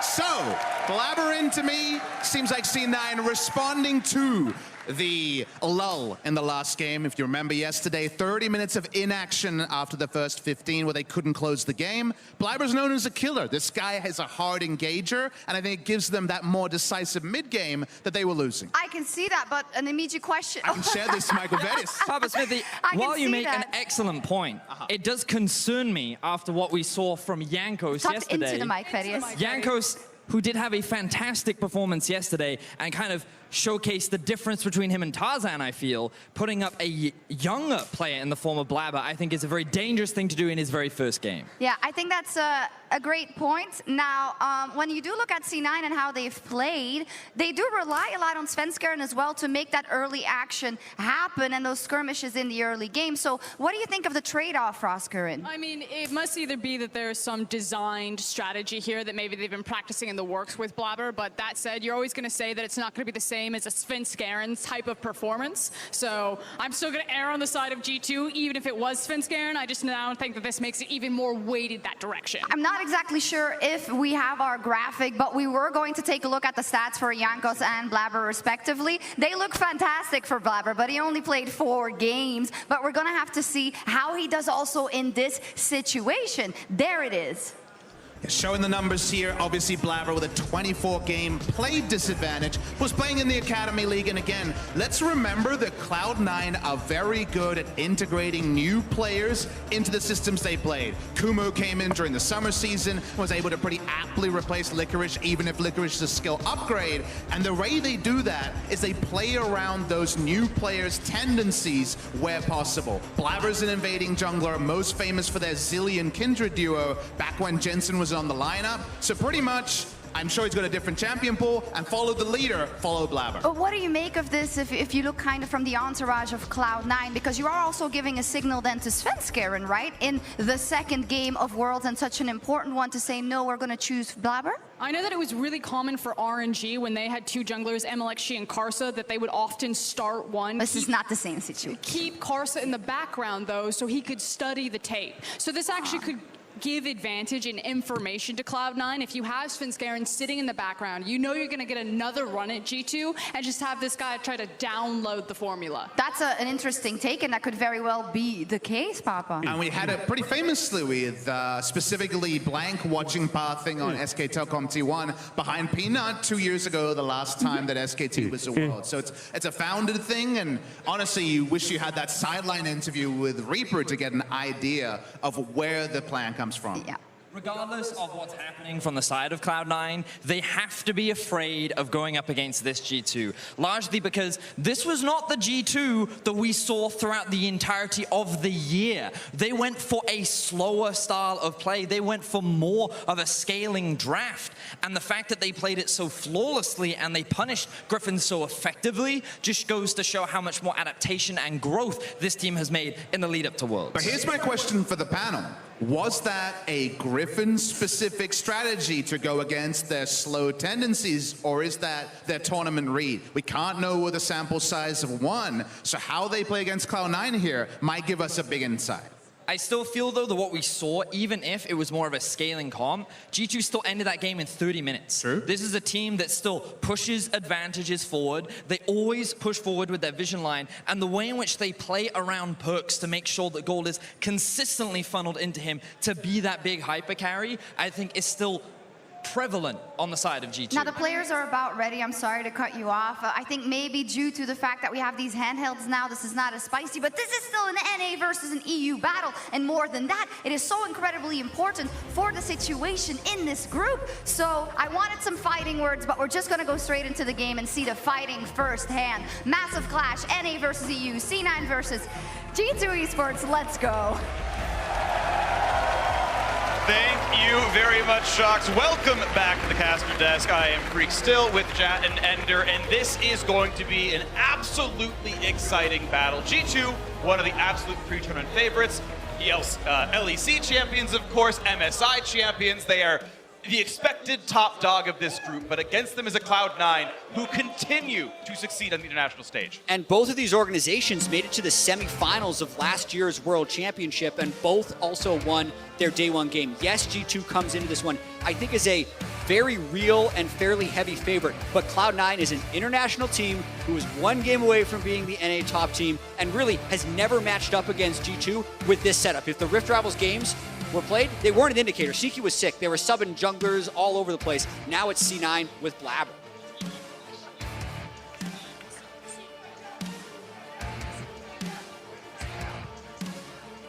All right, well, picks and bans come through. Syndra banned away from Perks. The Yasuo dropped off here as well, but they left up the Kiana. This is something that we heard from Doublelift earlier in the day. It's a risk to leave up the champion. That one nearly punished them. Team Liquid back a while ago, but this time around, Kiana comes in. Very, very strong champions. Few teams leave her up, but it goes to G2. It is a big risk to leave that up. The Pantheon has been basically 100% banned. The respect from the Syndra is big from there. And then also the Yasuo, like it's the lesser of 7 evils, right? Because of all the things you have to do against G2. All right, I think I'm back, Ender? guys. Good stuff. You're back. Welcome. All right, so Cassiopeia, What have I missed? Elise comes in as well. You're seeing Kiana get first pick here for G2, and very interesting picks though. Cloud9 get a great early aggressive jungler for Blabber. I also love every time the Xayah is available for Perks. This is one of his most comfortable champions for sure. The Zyracon power duo for these two players. And Perks plays Xayah and just marked him in a very different way. He put so much resources onto him in the mid game, farming multiple lanes, farming all the jungle camps, that he almost always has a level lead. And that's something you have to watch out for every single time you play against G2. And one thing that I feel like G2 is best at is pressing the go button at the right time, and they have given themselves so many tools to do so. The Kiana plus Zyracon, that can basically instantly delete pretty much any champion that C9 now has if they pull it off. So pretty devastating pick so far from G2. So they can get counter-engaged though. Tristana, of course, good at laning in most matchups, right? Being ranged, of course, helps. The push, of course, helps. And if someone comes in, you can bust them right back out with maybe not enough tools to reclose the gaps. That'll be fun to watch for. Tristana tends to be a mid laner nowadays, but she can still be moved around because Cassiopeia tends to be a mid laner in general. Yeah. Can be moved bot. Of course. You can definitely see a Cassiopeia bot against Rakan as well. pretty risky if you get engaged on, but the miasma could be used to his advantage. Regardless of where those two champions do go, I am personally expecting to see Qiyana flex into the jungle here for Jankos. Qiyana can sometimes struggle in these early laning phases against the all-in power of a Tristana or a Cassiopeia, so those levels 1 through 3 can be very, very volatile. So I personally would like to see Jankos pick that up for himself and then get Caps a strong matchup that can be favored in the Cassiopeia or Tristana in the mid lane. Veigar ban coming away. Pretty important one there, of course. Very good at stopping engages. G2 wanting to make sure that their engage can come through. Nautilus, no surprise into the Rakan matchup. That was almost always the expected support down there for Zeyzal as Zoe comes through. Almost certainly in the mid lane, but I've actually still seen bot lane Zoe played here before, and as the Vladimir comes in, of course, we're expecting Xayah Rakan down the bottom lane, but you never know for sure. Regardless, Qiyana and Vlad and Zoe, meaning it's the Qiyana jungling. I really like this composition coming through from G2, in particular the Zoe pick right now, because you see Cloud9 with the Cassiopeia and the Tristana, you have consistent DPS from range scaling into the late game. So now G2 with the Zoe can actually outrange that, have incredible poke to lead up into these fights, when then you have the wombo combo, all the damage of a Vladimir layering on top of a Qiyana and this Xayah. So G2 have a lot of different options here in this match. Also seeing the Aatrox coming through for Licorice. This is something that we saw impact play into Nagari's Vladimir. And even though the Vladimir farmed fairly well early, the Aatrox does have the self-healing and ability to build healing reduction later, so it can actually stand up to it in the side lanes. And we've got about 5 seconds to see whether or not Sneaky's going to be playing his second mage bot in 2 games. The case here, last second to come through, and it is going to be Cassiopeia in the bottom lane. So Miasma to stop the grand entrance and even the shield backwards, of course, from Mickey X's Rakan. It works against 2 of the abilities there. Could be a lot of power. Well, keep in mind, the miasma was changed to have a much smaller minimum cast distance. So it used to be that if Rakan would just get inside Cassiopeia's range, nothing Cassiopeia really do about it. Now, if that goes down as Rakan is entering, you absolutely block the exit. And you set up for Nautilus to put down all of his CC as well. So there's a ton of pick tools on the side of Cloud9, as well as those scaling DPS threats. This one is going to be a great one. G2 versus Cloud9. Let's get in the game.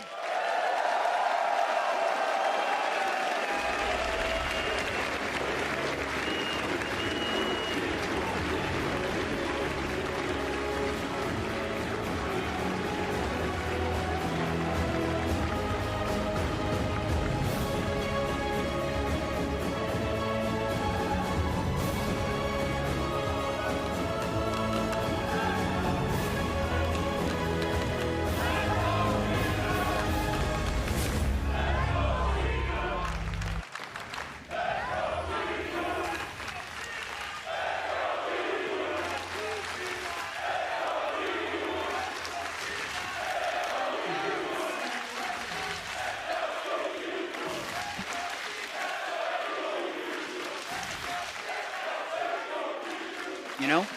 We're in Europe this year, Jat. It's fitting as well, as far as dueling fan chants, because they both have 2-syllable names. I'd say it's about 80% G2. No matter where you are, it'll always come out. So the point, we have TSM at Worlds this year. So the point I was going to make as we get into another NA-EU battle is, I think it was back in NA in 2016, people didn't know how to chant C9. They would try and do the same tempo as TSM, but it was a 2-syllable team name and they just get lost. Cloud9. Yeah, it was like C9, C9, and then they'd either run out of breath or have too long of pauses. So we settled on, let's go C9, which is what we just saw for G2, which allowed them to duel. So even though they did the TSM chants, the fact that these are both 2-syllable names makes me happy. It's a healthy duel of chants. That's nice. They're even 1 letter and 1 number. The symmetry is beautiful. But 9 is bigger than 2, but G2, meanwhile, taking their own red buff, getting the leash down there and heading into the bottom lane. There was nowhere to go with that one.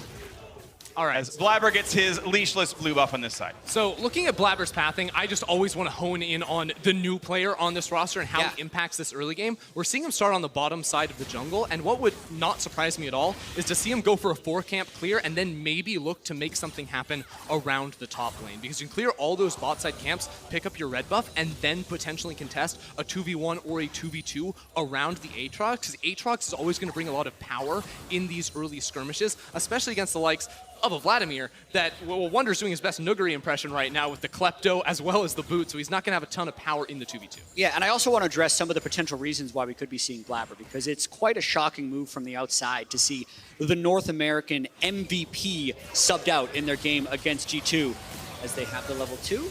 Nice timing. Before level 2 came in for C9, so not good trades there. So what I think C9 is going for is a sense of volatility in this matchup. Svenskeren was the best early game jungler in all of the LCS, as Jankos is thinking about going for Niski. Except Blabber actually had even better early games than Svenskeren did. Yet Blabber kind of fell apart between 15 and 20, and Jankos, it follows. The root! A trade of flashes Niski. Now top. Comes out now, looking at this play up there.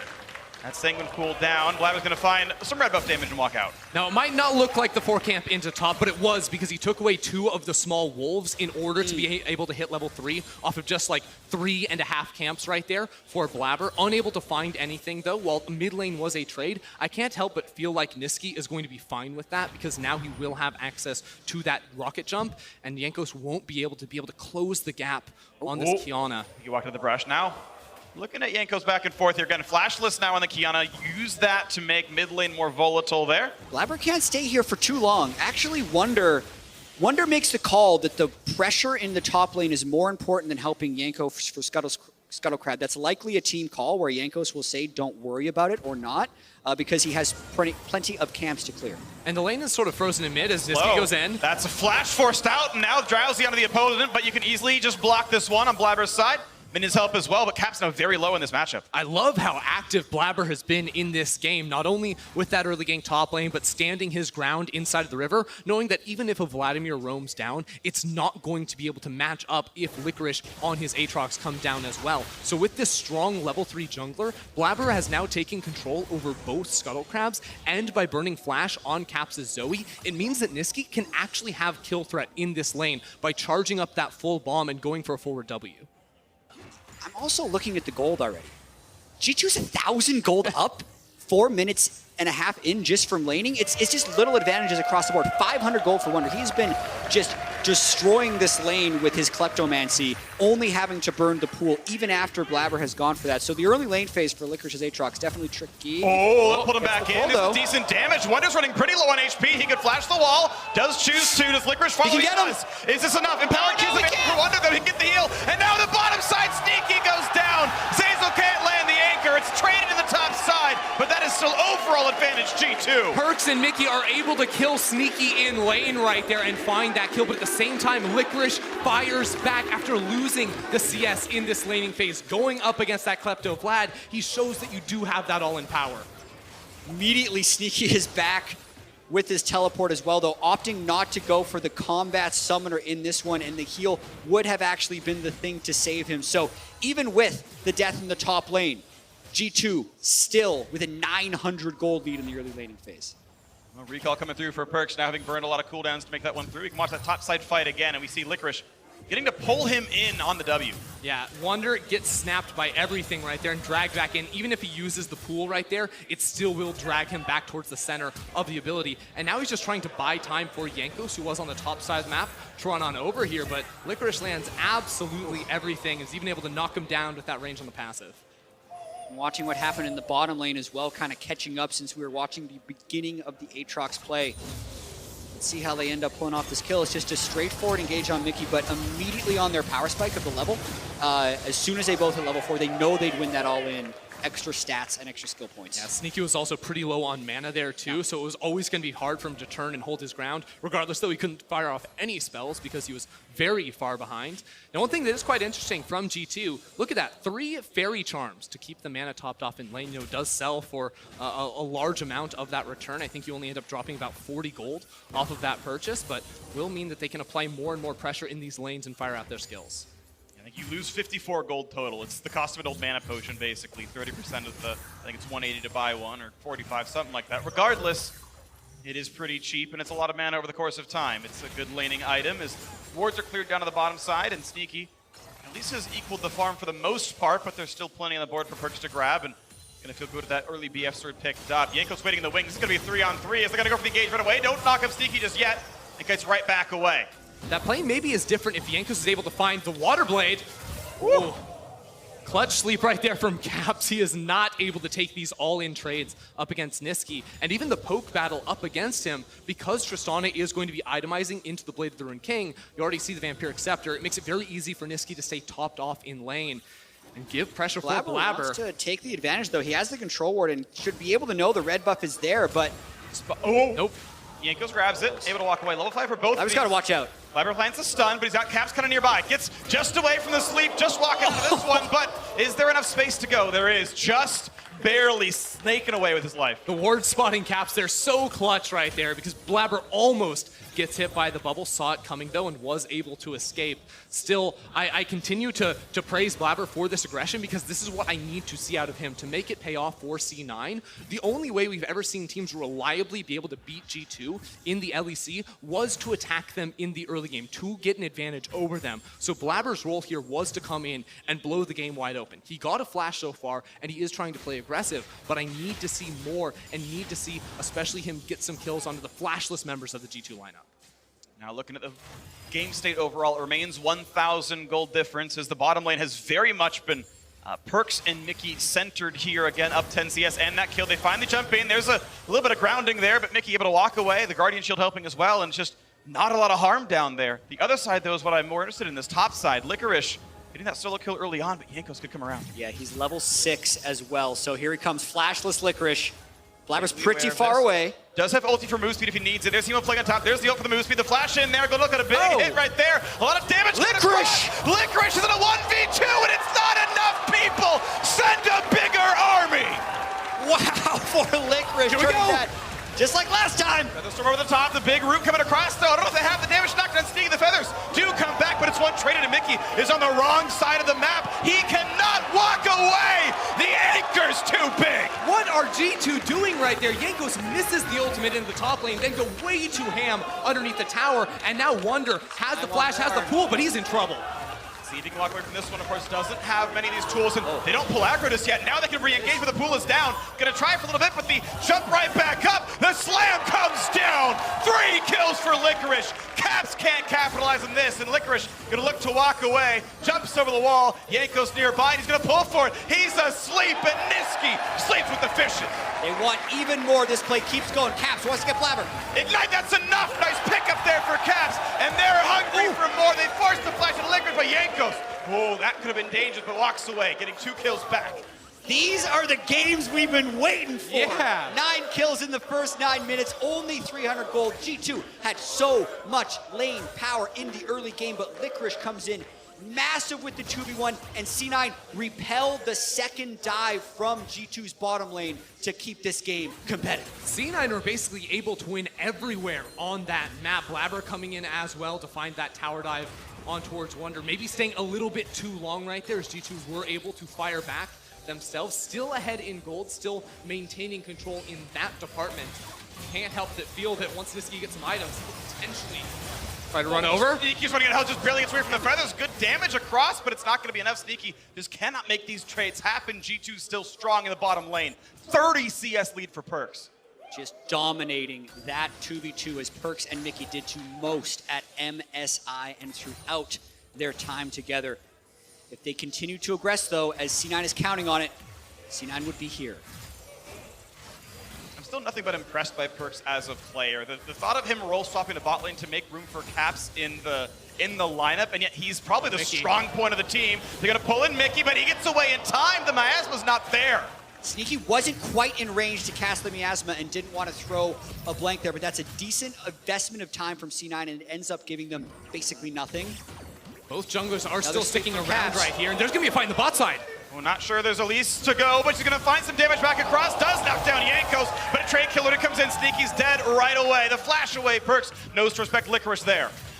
And a whole other game being played in the jungle as Caps nearly took down this is still game. going. He's got a couple flashes. Trying to find him.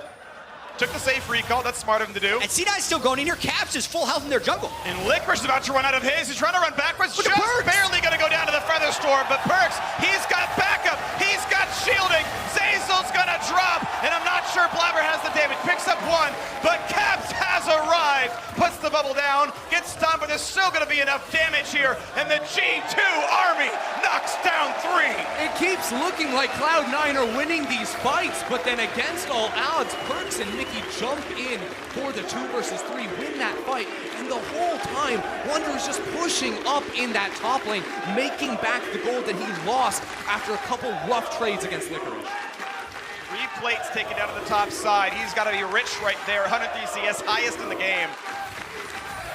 I mean, before that play, Wonder was down 500 gold. Now he's up 200 just off of laning up there against nobody. Seeing this fight one more time, it is Jankos jumping on towards Blabber, but Jankos is so squishy right now. Barely gets his ultimate off before he goes down. And now it's 2v3. This is where everything is won from C9, but Perkz did not use his ultimate in that engage. Yeah, and Perkz and Mickey, it's their time to take over this game after that fight because Perkz ended up picking a double claw on the backside. Watching this as well, Blabber is tracking Jankos extremely well, but Perkz and Caps are going to be a problem. I remember Perkz saying, I don't know, it was Perkz or Caps. One of them said, I knew if I teamed up with the other person, it was going to be nearly impossible to beat us. And in this game, they need each other, because their top lane's 0-2, their jungler's 0-3, and it's them with the huge bags of gold, and they're the ones that need to carry. And it's also C9 making some smart macro decisions right here, because bot lane is getting absolutely hammered in that 2 versus 2, so they rotate up sneaky towards that top side of the map. That allows them to pick up the Rift Herald, and then they can try to trade some plate gold. But it is Perkz solo in that bottom lane, finding 3 turret plates for himself too. So as we mentioned before,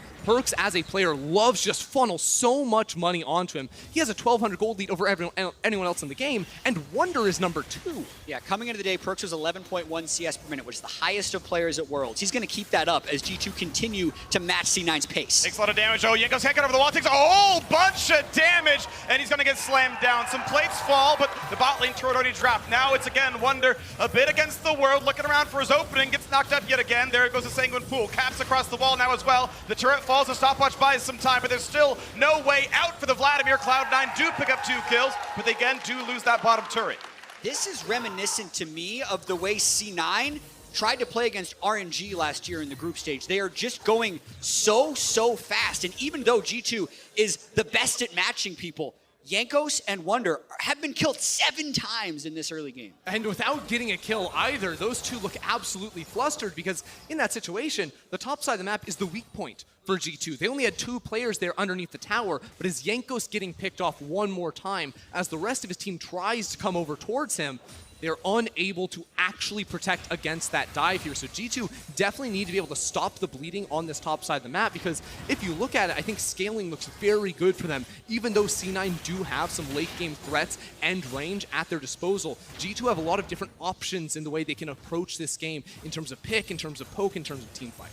Cloud9 found a small opening though. Into the mid lane they go. They trigger the demolish. 2 more autos, and they're going to knock that one down. So briefly, a turret lead for Cloud9, and it closes the gold gap to 1,600. Make no mistake, G2 still ahead in this one, and they've got a very fed Xayah, which means a lot. And also watch for Caps bubbles as C9 try and contest this next Drake. One good bubble with how squished some people on C9 are could make all the difference. And then on the flip side, see if Zayzou can get a good initiation, because G2 is also a bunch of squishy players. The one that we do need to keep our eyes on the most, though, as you say, is Perkz, the most gold on the team and the most potential damage. C9 are just going to go ahead and give this one up, though, but Drowsy. Sneaky. Well, gets a bit of this down, but the Ignite is still on him. I believe he has just enough health. Should not burn down all the way, just has enough right there. He's fine. I thought the red was going to kill him. That would have been hilarious. He did lose the ultimate, though, and now G2 can siege mid lane. Big damage. Chunk there. Blabber going to stay alive with this turret. Is losing a lot of HP, and there's still 3 turret shots left of that minion, so they're going to knock that one down.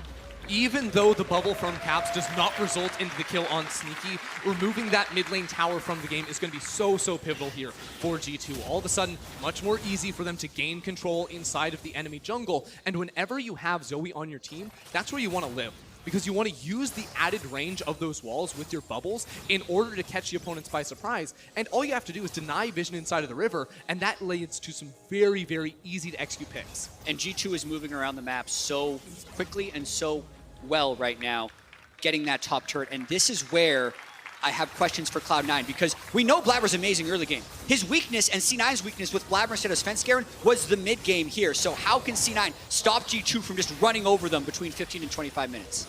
So far they haven't found the opening yet. They're going to look for it, but right now this turret's down to about 1/4 HP. And again, the poke lands into the dive. This could be so great for G2. Across the wall they go. 2 kills picked up, 1 traded back, but it's a 3-for-1. Cloud9 cannot stand up to G2. Have an answer about how C9 is going to do it. They're not. They're just going to get doped by G2 as 5-man strong, crush through them in the top lane. How many teams, though, would actually look for that dive? 17 minutes into the game, it's a 5 versus 4. That's just a 1-player advantage, but they see Licorice in mid lane, and that's where so much of the gold for Cloud9 is. Nisqy and Sneaky just do not have the firepower up to compete against it, and you see the Hemo play go down onto multiple members at the start of the fight, then the flank from Jankos. Just that damage amplification from Vladimir is devastating. And the instant the miasma expired, G2 went in.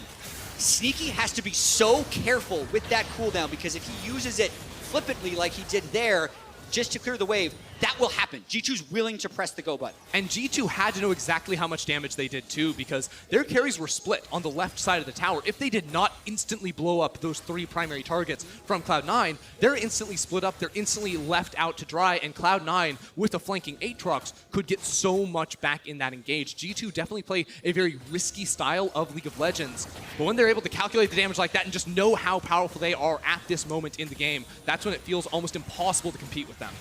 I love risk-loving League of Legends. It's exciting, and if you can calculate that right, as you're mentioning there, it makes you one of the best teams in the world. G2 are absolutely that. Looking to go 2-0 in the group stage so far. 4,000 gold lead. Looking very likely to take C9 down here. 11-11 in kills, but the farm difference, the turret difference, even the Drake lead. Yeah, it's G2 all the way. I mean, it's almost a 4,000 gold lead for Perks over Sneaky right now. That is just absolutely disgusting between those two players. Oh, there's so much done right there. He's going to run away, but the Ignite still on him. Wonder could very well burn down, and he does. That's at least something on the Cloud9 side. Sneaky will slink away with his health, but Caps could try to find this in the backside. If he can find that bubble, he's going to look for it. He's going to look over the wall, and he's going to knock down Sneaky. A second kill comes through his Blabber, drops, making a 3rd kill. Perks does so much damage, chases in, finds the triple, and Licorice is alone. He's got no team left. G2 surrounds him, and they're going to push in for the damage. Look for the kill. The turret gives him a little bit of space, and he will clear the wave. Perks is taking over this game, and G2 are not slowing down. Licorice tries to stay alive, but he gets slept. He's going down. And there it is. The ace comes through. 2 kills for Caps, 3 for Perks. That's where all the kills go. Those carries doing so much work.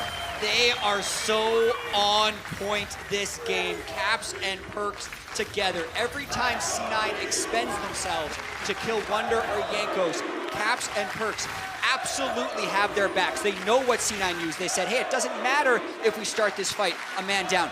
We have so much power in what is now a full 3-item Saya 20 minutes into the game. Watch this again. Yes, Wonder is dead, but that doesn't stop G2. Caps keeps going for it. He takes Sneaky down at the start of this fight, and they say, hey, you know what? Sneaky can't participate. It's 4v4.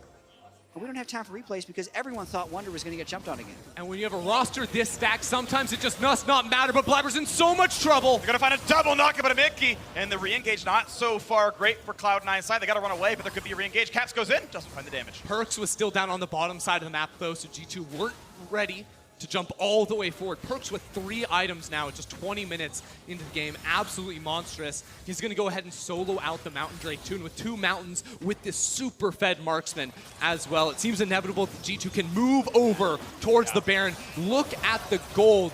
I mean, you compare him to Sneaky. That is 4,500 gold. That's like an Infinity Edge and then some. I mean, I got to point out the fact that Nisqy is behind Mickey in gold. This is a pick. They saw first pick Kiana and said, okay, maybe it's going to be a good pick for us here on this Tristana against it. Zoe comes in later. And just in general, Nisqy's always been down in CS. He's gotten very little done for himself. And 131's a pretty appalling count there for him.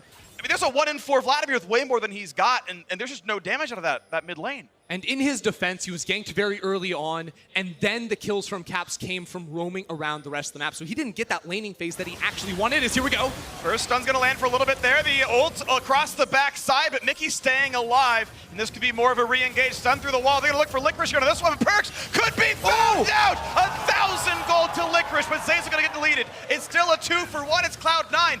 still forced to run. Sneaky does not have a way out. He finds a stun, but he doesn't have the damage just yet. There's a double kill in for the Vladimir. It's 4, it's 5, it's an ace for G2. G2 come up huge right there. Perks goes down, but it still does not matter. And now they're going to turn their eyes towards the Baron. All 5 members of Cloud9 have been felled.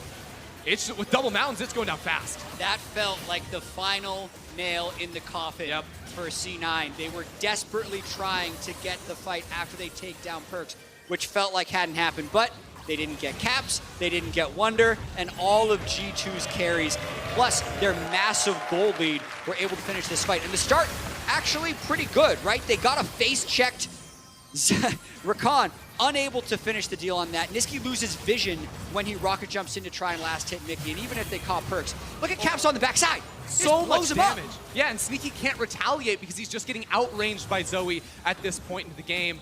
Misses the spells right there, but the zoning does enough. Now Wonder can do his duty, as Blabber does come in to try and assassinate on the backside, but there's still a stopwatch up for Caps. The odds are just so stacked against Cloud9. Even when the abilities landed, even when they did kill Perks, it just wasn't enough. Yeah, the most deaths by Sneaky in a game here, 6. He had max of 5 deaths in any summer split game. And look at that. And Perks, he died at the start of the fight. He still did the most damage in the fight right there too with all the feathers. That is just absolutely ridiculous. Now the siege is where it becomes real scary for Cloud9 because with the Zoe, with Xayah's safety, Xayah can walk up and free hit those towers. Zoe can poke and land for bubbles. It becomes very hard to pull the trigger and find the pick, especially when the skill shots do not connect. Oh my! Sneaky just almost deleted. Featherstorm comes in to keep Perks safe, but that's still a couple of forced recalls out, which means the mid is open, and the turret's going to fall. Inhibitor will follow as well. G2 play without fear right there. Perks, we've seen this from him in the LEC, but he's level 14, the highest level in the game, going underneath towers, going deep towards the Nexus. Blabber is going to get down very low, and here go G2, the final push. Snowflake might just kill it by himself, barely stays alive, looking for a re-engage now. Can C9 do anything to stop their base from falling? 24 minutes in. Baron buff on the squad. G2 do not know how to slow down into this one. And here they go, on to turret number 1. 5v5 to close the game right now. Sneaky out of hell, 2 for 0-3. Already picked up, make it a 4th. There is no chance at all. Cloud9 are deleted. G2 with 2 stompy wins so far in the group stage. And one of the tournament favorites takes care of business. And before the tournament, we were mentioning 3 main favorites, G2, SKT, and FPX. And of those 3, G2 have looked the best by far. And we know in G2 wins, they always look so incredibly dominant. But even in this game, while the top side of the map is falling behind, it is Perks and Caps able to step up. When Perks falls down in the fights, it flip-flops the other way. With the roster so seeped with talent here for G2, it seems like you can look to literally anywhere, and there's going to be a player ready to carry the game. I'm very curious if we get a 6-0 G2 here, because 6-0 rarely happens in the World's group stage. No matter how many favorites you see, no matter how easy their groups often look, 6-0 is a rarity. G2 look the most poised to do it here. The last time we saw a 6-0 was Longju in the 2017 World Championship in terms of group stage. Only 2 games so far for G2, but their 3rd is against a 0-2 member of their group. So looking poised heading into tomorrow and looking pretty stacked. Looking absolutely stacked. European super team, MSI champions, and they have taken care of business. Fast wins, dominant wins. Perks has been, I would say, huge in both of those. Again, moved to bot lane this year, and he's one of their best members. And it's just the 2v2. They're getting the kills in that lane. Misstep one time, but that's just not enough because they go up 30 CS in this lane. It is really just so incredibly just oppressive as a team that G2 can do this even without jungle assistance. Yeah, because what, like 1 in 5 in that game, really not offering much. It was just solo lane prowess and Caps roaming that got this team the win. And meanwhile, I do want to give some props over to Licorice here. We've seen a lot coming out well for NA top laners, but I think back to Licorice at Worlds last year, where he did well in Afrika, he withstood Keen, and then he got honestly demolished by Bwipo. That was one of the biggest weak points in C9 versus Fnatic. Here, he got, I think, 2 solo kills against Wonder, who is just an absurdly good top laner, to be clear. That man is amazing. And Licorice is going toe-to-toe with some of the world's best up in that lane. That is huge for me in his second trip to Worlds. He's one of their absolute strengths. And that's one of the miraculous things about this game, is because it's not like C9 didn't do some big-time stuff in the early game. We got to see Blabber make Jankos 0-4. Yeah. Almost no one can do that. And it didn't matter. They still lost in 25 minutes, so G2 is pretty fearsome. G2 is stacked. Well played by them. 2-0 in the group stage. Now it's time to hand it over to Worlds Cooldown.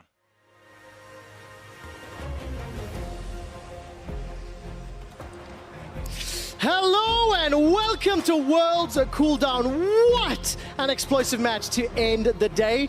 But it was just one in a long line of very exciting games all day long. We're going to dive in later. No, it is all about this match. And just to echo the casters, that's because you can shut down one member of G2, but you cannot shut down all 5 superstars. That is the power of that team. It doesn't matter if Jankos looks like he's inching into towers. It doesn't matter if Licorice is 2v1 topside against Wonder, because Perkz stepped up today and showed that he is the best member of G2 on this international stage. With a little bit of luck, we'll get your microphone turned on in just a second, Spawn. I can't hear you over your non-G2 friends. Yeah, apparently non-Europeans don't get microphones on cooldown either, which is an interesting tactic. However, what I was going to say is we've been talking all day about, can IG bring a third member to the table? Who else does Damwon have here? And then, G2 as a team just has 5 members that, inconsistent sometimes in their showing up. But today, I think, really demonstrated the power of the bottom side of the map. And coming into MSI, it was all about the strength of the top side of the map and just showing their versatility as a squad. And of course, you guys know how much I love my little quick stats, right? This was the fastest game in groups. 24 minutes or 37 seconds, roughly 3 minutes quicker than the next quickest game. Isn't this all about scaling? Isn't this all about playing slow? Isn't this all about the things like the Kales? There was a Xayah in that game. Hey, look, when you have 30 kills in 15 minutes, technically the scaling happens extra because of the gold. Look, let's dive through some of the nuances. Let's start in the draft. What do we think of the picks and bans and how it turned out? Well, what I was going to say is actually when it comes to scaling, it kind of takes 2 to tango. And if Cloud9 are just going to throw down the way they did, especially in such an explosive draft, I think it's no surprise that this game went so quickly. As soon as you sub in Blabber, you give him something like an Elise, you expect the pace of the game to be quite quick.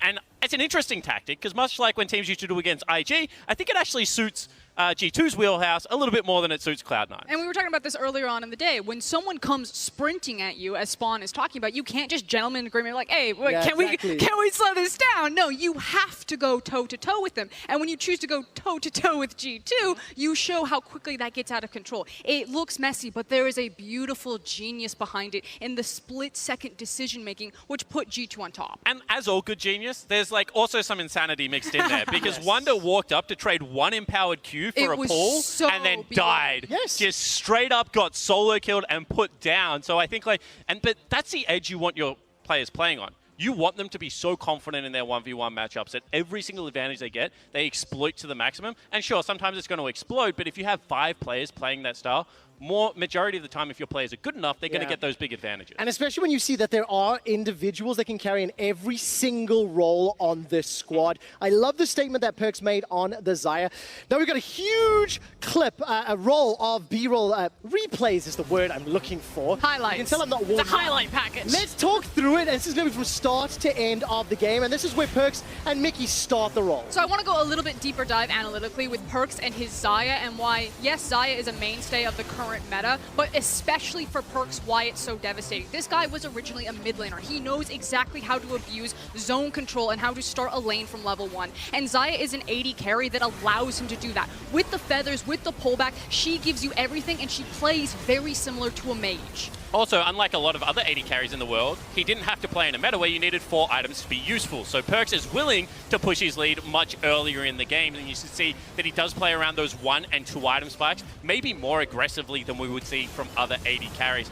This is an example of one of those plays I'm talking about, however. This is pure insanity. He's not even going to clear the wave. He probably just wants to walk home and go back to base. And yet the G2 dive continued. That was a really great outplay on the back end by Caps. And I think that was really those 2 members, the 2 mid lane / carry players that were able to continue to push their leads and advantages and draw other people back into advantageous positions. And I know it sounds so G2 heavy because they are heavy hitters here, but I do want to take a moment to put a spotlight on Cloud9. You can see it in the gold graph right there. At that 10-minute mark, Cloud9 held their own, and for a split second, you could see the hope for North American fans, particularly in the top side of that map. It was longer than a split second there, Frosco. I think it was really the Licorice nervous. 2v1. Ah, come on. Yes. And whilst it might not seem much to North American fans, that was nearly half the game. So, I mean, for half the game, you were nearly in this game. I absolutely want to take a deeper dive, though, on Licorice in particular, because the Freak was definitely talking about it right at the end. This is an individual that is coming out of the LCS that continues to just impress on the international stage.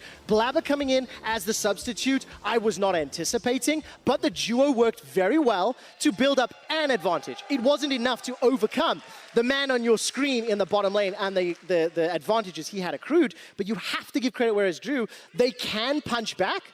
They just couldn't find the knockout is what they were looking for. Yeah, absolutely. And I think this is the area that North America has actually improved the most on the international stage. Yeah. Top lane used to be a liability for this region. They didn't have anyone to be able to go Impact with the looks likes. Great. Yeah. Licorice is looking fantastic. Exactly right. Now all of a sudden you got Huni, Impact, and Licorice. And that's why these teams look much more competitive on the global scene. And I think that the fact that, you know, Licorice is the North American talent in that and has been able to go toe-to-toe and really make his mark as one of the great world top laners now is just testament to the young man, because he is still learning. He's only his second year and blah, blah, blah, blah, blah, all the other good things to say. But he is certainly still not at the level where he can solo carry that game. Not just yet. All right, we'll get some closing thoughts after the interview. I believe that Perks is here to chat.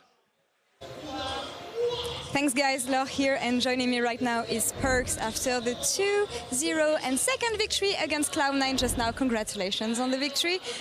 Was it special for you that so many people were cheering for you for this specific NA versus EU clash? Yeah, it's pretty nice. Usually, like I've never played in Europe before internationally, so getting so many cheers and like people screaming my name every time I go on stage is very nice. I appreciate that a lot. So yeah, it feels good. Talking about the game, it got bloody very early, and that was not surprising, obviously, but you were in control through this chaos. So can you talk me through why you can remain calm as a team through all this chaos, and if it's good for you? Well, I think for me personally, I'm very experienced at this point already, so I'm not thrown off by any situations in the game. I've experienced so many situations that basically I don't think anything can throw me off, so I will always stay calm. As for the game being bloody, I think my top and jungle were just running it down, so the game was like a bit like 5 minutes longer than it should have been, but yeah, other than that, it was nice. Okay, let's review your teammates. You said they were running it down. Who threw the most, according to you? Well, it will probably have to be Jankos. Okay. He was probably trolling the hardest. He always says how Kiana is, just pick me Kiana, I'll 1v9, and he didn't 1v9. So, yeah, Wunder was also having his share part of dying 1v1 top. So, yeah, I mean, it's just them. I think Caps and Mickey played phenomenally, so, yeah, I'm grateful that they at least. All right, time for some praise. Everybody has so much expectations from you guys. You are the favorites, I guess, to win the whole championship this year. So, time for some praise for your teammates. Why will you win this year? Well, I think everyone is individually like up to par or better than anyone else in the world. So I think that we have individual talent and we also have good team play. Also, we have really good atmosphere, which helps us growing as a team and not stagnating, let's say, in a way. So it's not easy always, but I think we have the ball it takes. Yeah.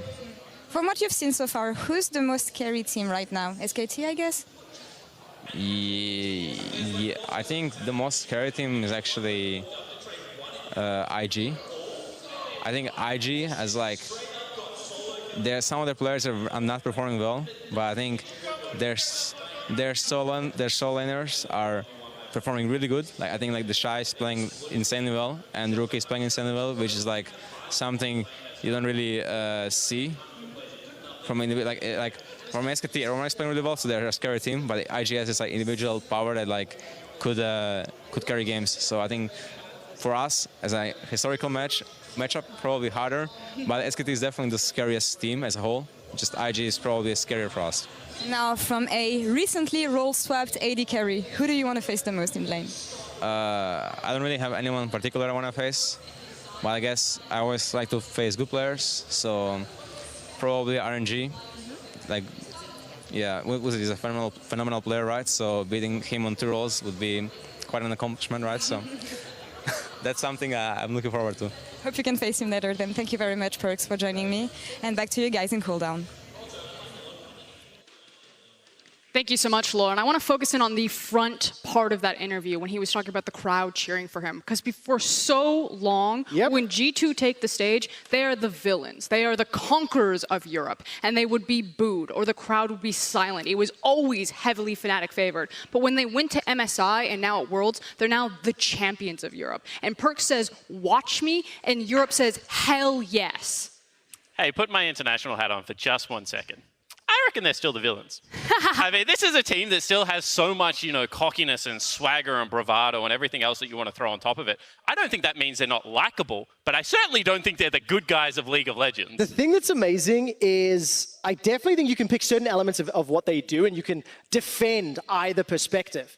But hearing Perks in that interview, there was a seriousness and a stoicness to his answers that you rarely hear. He was not the overconfident, cocky guy you hear in LEC. He was respectful, he was direct and blunt, and I absolutely think all of those feelings are underneath, right? But that man means business, and when I see that interview, I actually have more confidence in G2 than I did beforehand. But here's the thing, like, I understand where you're coming from. They still have that bravado around them, but it's not necessarily on G2, it's on the crowd. It's on actually hearing people lose their mind over G2 and have G2 chance. When I first came to Europe, that was non-existent. I'm just saying, take them to China and see how many people cheer for G2 there, because I think that there is still mixed emotions about this team, and that's why I actually think they're such a great team to watch and spectate. They're one of my favorite teams to watch on the international stage because of all the things I've just described about them.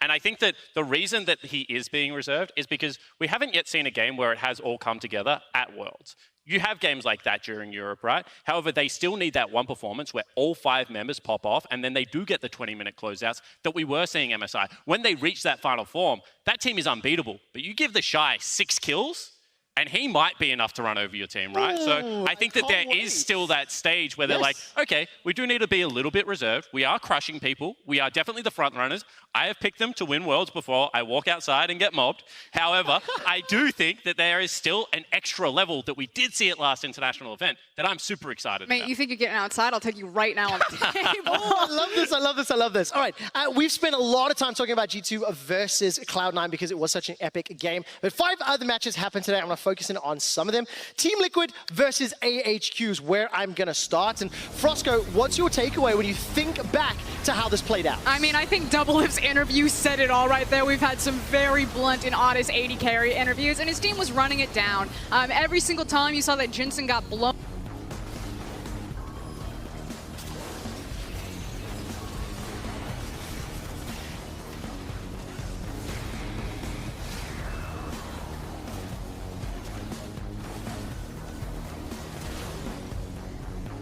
Have a little.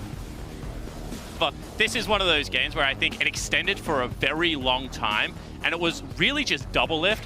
Then Smithy came along for the ride, and then finally Impact got involved, and it was enough to drag TL over that line, but it certainly was a very rough game. I also do want to throw a bone to the LMS representatives at this tournament. You know, last year they went 3-15. Even though it's not necessarily showing up in the scoreboard, there is a lot more life. There is a pulse from this region right now, and that is really comforting to see because I thought it was just all done and dusted for the LMS. And they're willing to buck the trend, right? We keep talking about scaling in these compositions. They're one of the few regions that are playing things like the Kiana, the Rumble, you know, the ability to be able to flex things around. I think Mission's had a pretty good tournament so far as well. So I think the LMS as a whole is showing individual flair and talent, if not necessarily, you know, cohesive teamwork. Exactly, and of course, don't forget that J-Team took down FPX. The next game I want to talk about is going to be FPX versus Splyce. We don't have to talk about this one. I really thought Splyce were going to have this one in the bag, and it just fell to pieces at the end, Spawn. Yeah, it certainly did, and I think that you have to really credit Splyce for their researched and well-prepared early game and their ability to cut off FPX's play before it really even began. They beat them to the punch multiple times, and I do credit Humanoid and Xerxes for the ability to be able to do that in the early game. However, Humanoid is completely lost in the mid game right now, in my opinion. This guy has the second highest isolated deaths out of any person currently at Worlds. And I think that this game was a great demonstration of the fact that against a great team, you cannot let an area of your game fall down because you will be punished and you will lose games because of it. There's a wonderful article that Kelsey Moser put out where she talks about the vision game and the vision holes that Splice have, and a credit to that to kind of where their mid-game holes fall down. I also think that it's compounded on the fact that if you look at Humanoid and Norscarin, normally in the mid-game, kind of your two most important pieces are going to be your mid laner and your support for your vision control and your pressure game. And when these are kind of the most inconsistent members of your team, that's also where a lot of the magnifying glass needs to be put on Splice. But to my understanding, they're also the youngest members of the team. So there is terrific upside to Splice. They're coming in as Europe's third seed, and it would be great if they did make it out of groups and did start crushing people. But I do think people are very, very harsh on this lineup because from what I've seen, they have brilliant moments, not good moments. And sure, there is something missing, but they are still a very classy lineup, and I'm excited about them for the future. Spawn, before we had seen the group stage games, it would have been a much more unbelievable statement that Splice are going to make it. Now, after we've seen the games, and we've seen not only how well Splice are playing, but how their opponents are not necessarily performing to the expectations, it gives a little bit more hope. Let's take a quick look at the standings and we can continue discussing the bigger picture of Worlds. And one of the things I absolutely want to dive into is this discussion around scaling and whatnot. I don't think it was locked down. It's not about scaling. It's about the blind picks. Exactly. And one of the things that I really love, yesterday on Cooldown, I think Jats and I were discussing it, specifically around like first game jitters, you know, day one, day two of group nerves. You see G2 yesterday, you see G2 today, and there's like proof in the pudding.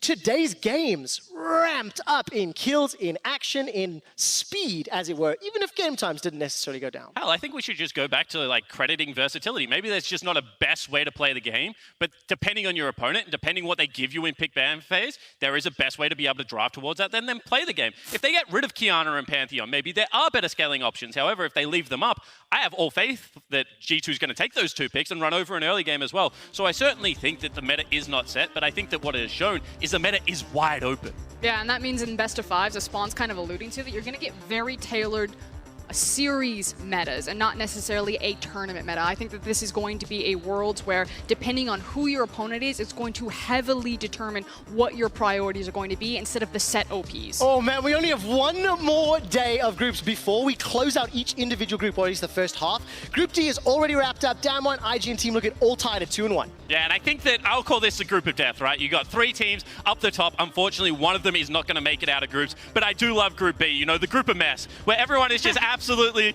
all over the place. 1-1 for everyone. And I think that, you know, we've seen now a great game from probably each of these teams, and then a shocker to just round it out as well. Yeah, I'm looking at the Group A, the group of free, the group of mess.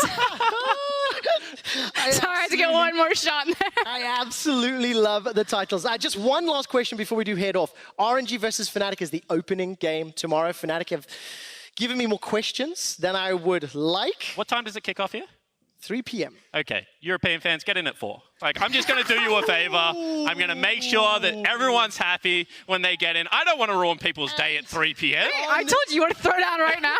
On that bombshell, before these two get into some fisticuffs, let's head off. If you missed any of the action today, make sure you stay right here for the rebroadcast starting as soon as we head off. Good night, goodbye, and we'll see you tomorrow. Europe, I love you. You wouldn't know. You've done so.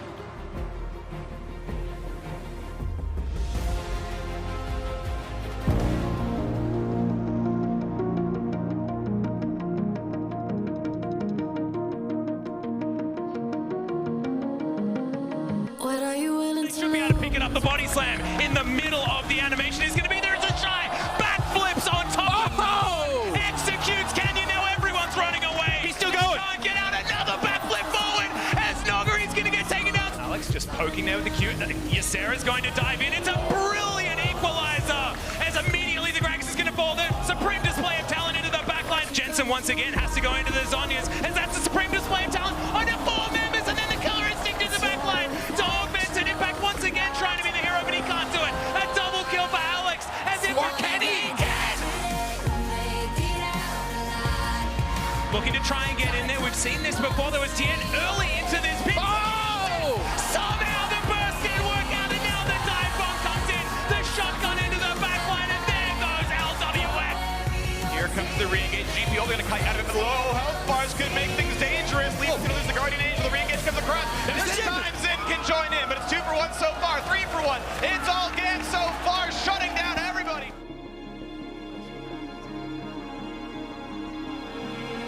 Invade. There's a lot of people there. Sion full charge, Sion Q, and it's an evisceration. The 3 men stunned by some time. It's still a 2 for 1. It's Cloud9, still forced to run. Sneaky does not have a way out. He finds a stun, but he doesn't have damage just yet. There's a double kill in for the Vladimir. It's 4, it's 5. It's an ace for G2. In here they go on to turret number 1. 5v5 to close the game right now. Sneaky out of hell. 2 for 0. 3 already picked up, making a 4th. There